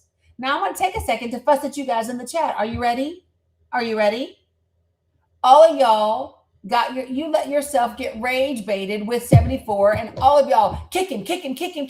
No matter how much, all of you all remember, all of you all know that when someone like that is on this panel, that means there are 400 other people in this room that are listening. But instead of focusing on the 400 other people that would be listening to the conversation, you started talking shit to the dude in the box.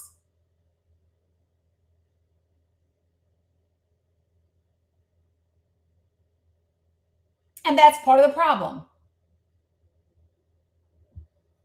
That's part of the problem.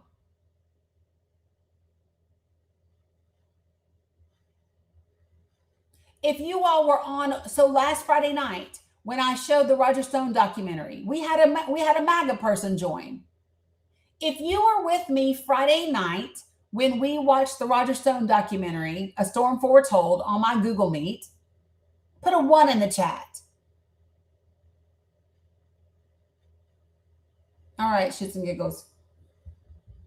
We had a woman who self-identified as MAGA. And when I tell you I had to cuss out my own chat because they would not shut the fuck up and let me talk with her. But then when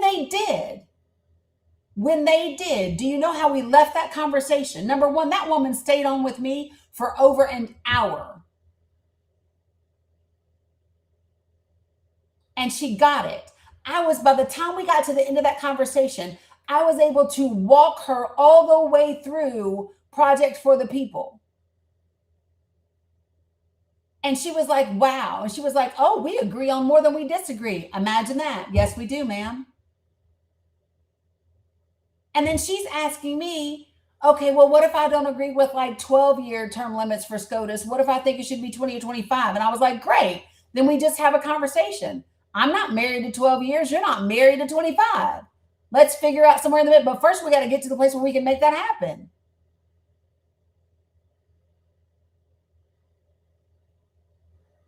But y'all, we are not going to get there if every time you hear somebody stuck where they're at. So let me tell you what y'all want me to really tell you? I can't post it, Linda. We don't record documentary viewings. It wasn't a Project for the People meeting. But let me just tell you something. Do you know what I really think about 74?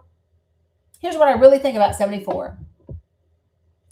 I think that he is an individual that has been let down by the systems in whatever way, but in some way significantly, right? There's got to be something that transpired at some point in time that hurt him tremendously. Whether it was in his income, his life, his whatever it is, I don't know. And that has made him withdraw. And in order to justify being withdrawn, in order to justify being non-engaged, right? Then he's got to repeat all the narrative talking points. He's got to find the reasons to justify his position right now. And it doesn't matter if those reasons are negative. That's why he shut that fucking computer.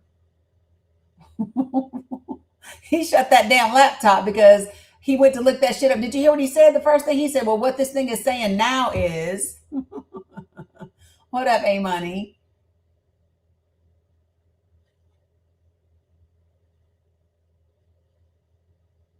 Right? Girl, everything, A-Money.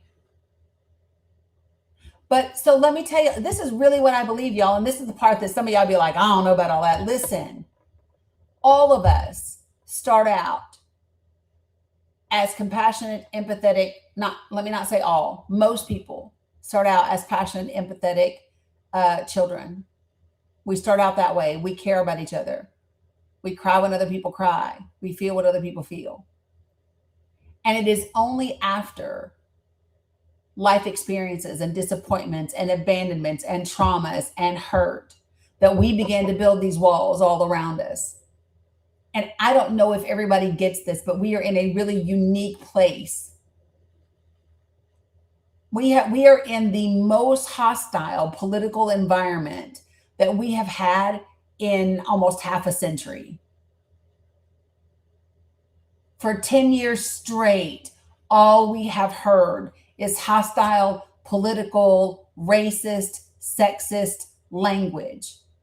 And it is something that our society wasn't used to. It impacts us differently than it did in the 40s and 50s, because that just was the way shit was. And then on top of that, you had a damn global pandemic in the dead middle of all this fuckery. And in the middle of that pandemic, you got people, we had to figure out how to go to school, how to get groceries, how to live, how to say goodbye, how to bury people when we couldn't be there, how to give birth and not see it. All of those things, right? I can clip it, Jehovah. And then you wonder why people are closed off. You wonder why people are in the place where they are. And that is why the most important thing that we can do is have conversations. Have conversations about real issues that build connection and create understanding. It's critical. It's how we're going to win elections. And it's not just how we win one. So listen, we might win midterms because of the fuckery that's going on, but the way that we sustain the progress is through those connections and that growth and that understanding. If we don't do the work, whatever gains we make, we'll lose, and we'll continue to swing back and forth like some insane pendulum, getting whiplash all the damn time.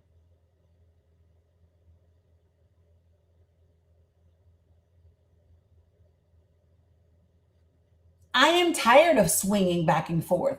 Listen, let me just tell y'all, in my opinion, the Democratic Party needs to take over the conversation on abortion. And they need to stop talking about gestation. They need to stop talking about life of the mother. They need to stop talking about all the other things, because it's not about that. It's about, does a woman deserve to make her healthcare decisions between herself and her physician, like other grown adults do? Men, you get to talk to your doctor and decide if you get a penile implant or not. She don't have a say.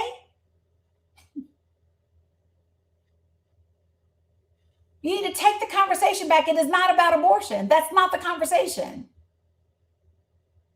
You've let them coin this right to life, right to choose, right to this, right to that. That's not the conversation. The conversation is, damn it, I get to make my healthcare decisions between me and my physicians. No, it's not, Ernie. It's not. No, it's not another life. No, sir. No, it's not.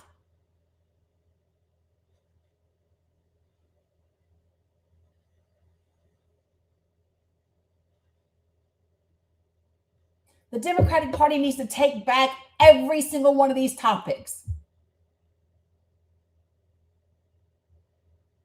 If I were the Democratic Party, I would be running ads telling people about the difference between Title 42 and Title 8. I sure would. I'd show them the recidivism numbers. I would show them the changes in the performance plans for immigration judges. I would show them the difference in the criminal behavior of the actual people that work for Border Patrol and ICE compared to the actual immigrants.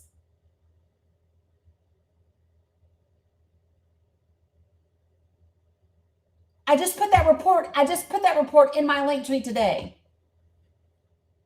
There were 59 criminal cases between Customs and Border Patrol and ICE.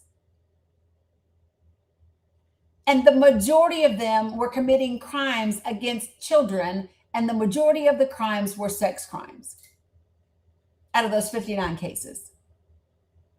I went over it in depth today. It's in my link tree. Go click it. Go read it.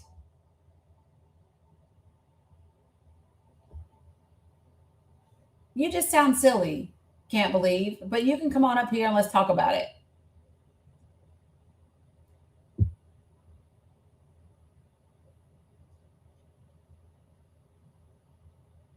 Can't believe the news today. You want to join the panel? I sent you an invitation.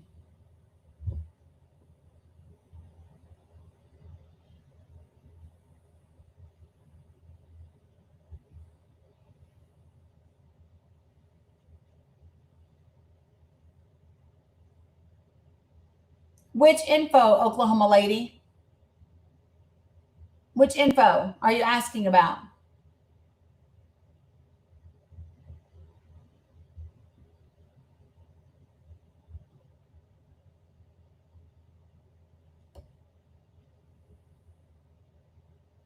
Islam Muhammad OS.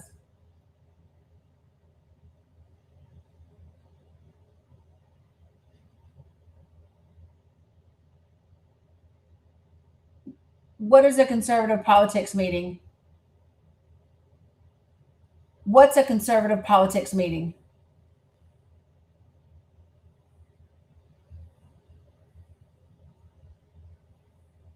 So I don't know if you're reading the prompt. See the question mark there? And it says, are reparations in the Black community being used to derail the midterms? And there's a question mark.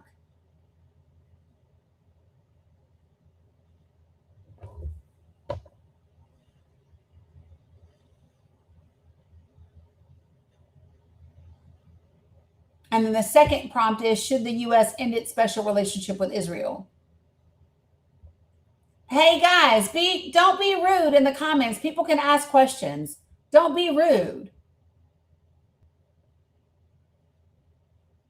I don't know what you're talking about. Can't believe the news today when you say this is a conservative politics meeting. I don't know what you're talking about.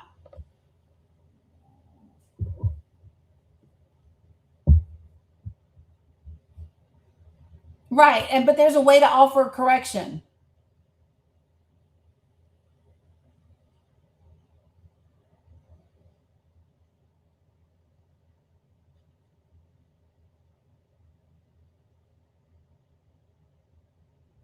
Yeah. So listen, can't believe the news today. This is your last invitation before you get muted, because now you're just reposting something that you already posted. Okay. Thank you for joining. So when you say we made a trillionaire, who are you talking about?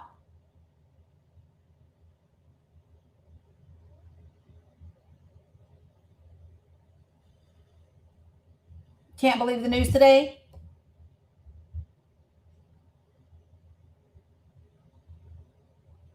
You're on the panel.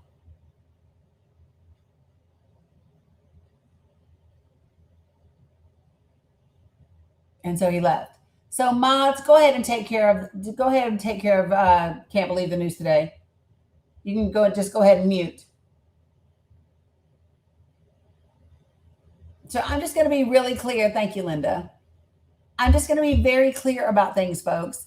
If I give you the opportunity to come up on this panel and have a conversation, and you refuse to do that while you run your jaws in the chat, trying to be distracted, you will eventually get muted because you're not here in good faith. And I don't really care to have you for the level of engagement. Folks, when I bring you up to the panel, put yourself on mute until I get to you, please.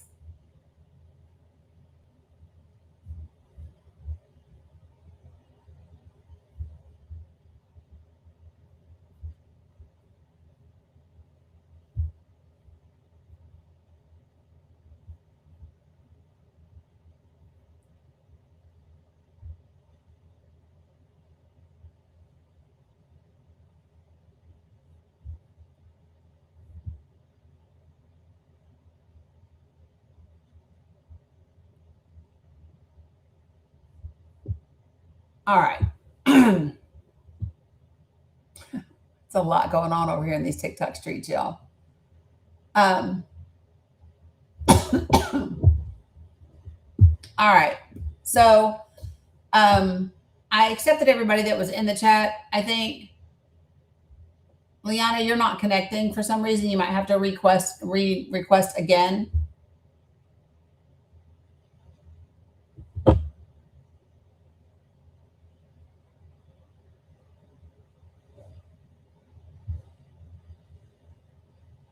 Yeah. I mean, Oklahoma lady, I'm not sure what you said. You said you agree and you're leaving. Okay. Like, I don't know what you want me to say to that. You can choose to stay or not stay. It's the internet. You know what I mean? If you want to have a viable conversation, then feel free to join the panel and we can do that.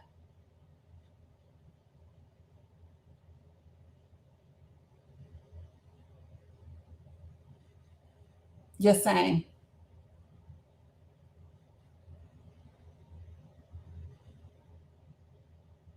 Okay. TikTok, hold on for just a second. All right, so YouTube, Substack, Twitch, and Facebook. I'm going to shut you guys down. We've been at it for 5 hours today. I appreciate you all very much. I won't be on TikTok too much longer, I don't think either, but I'm going to go ahead and go on this side of the world, and I will see you all again tomorrow.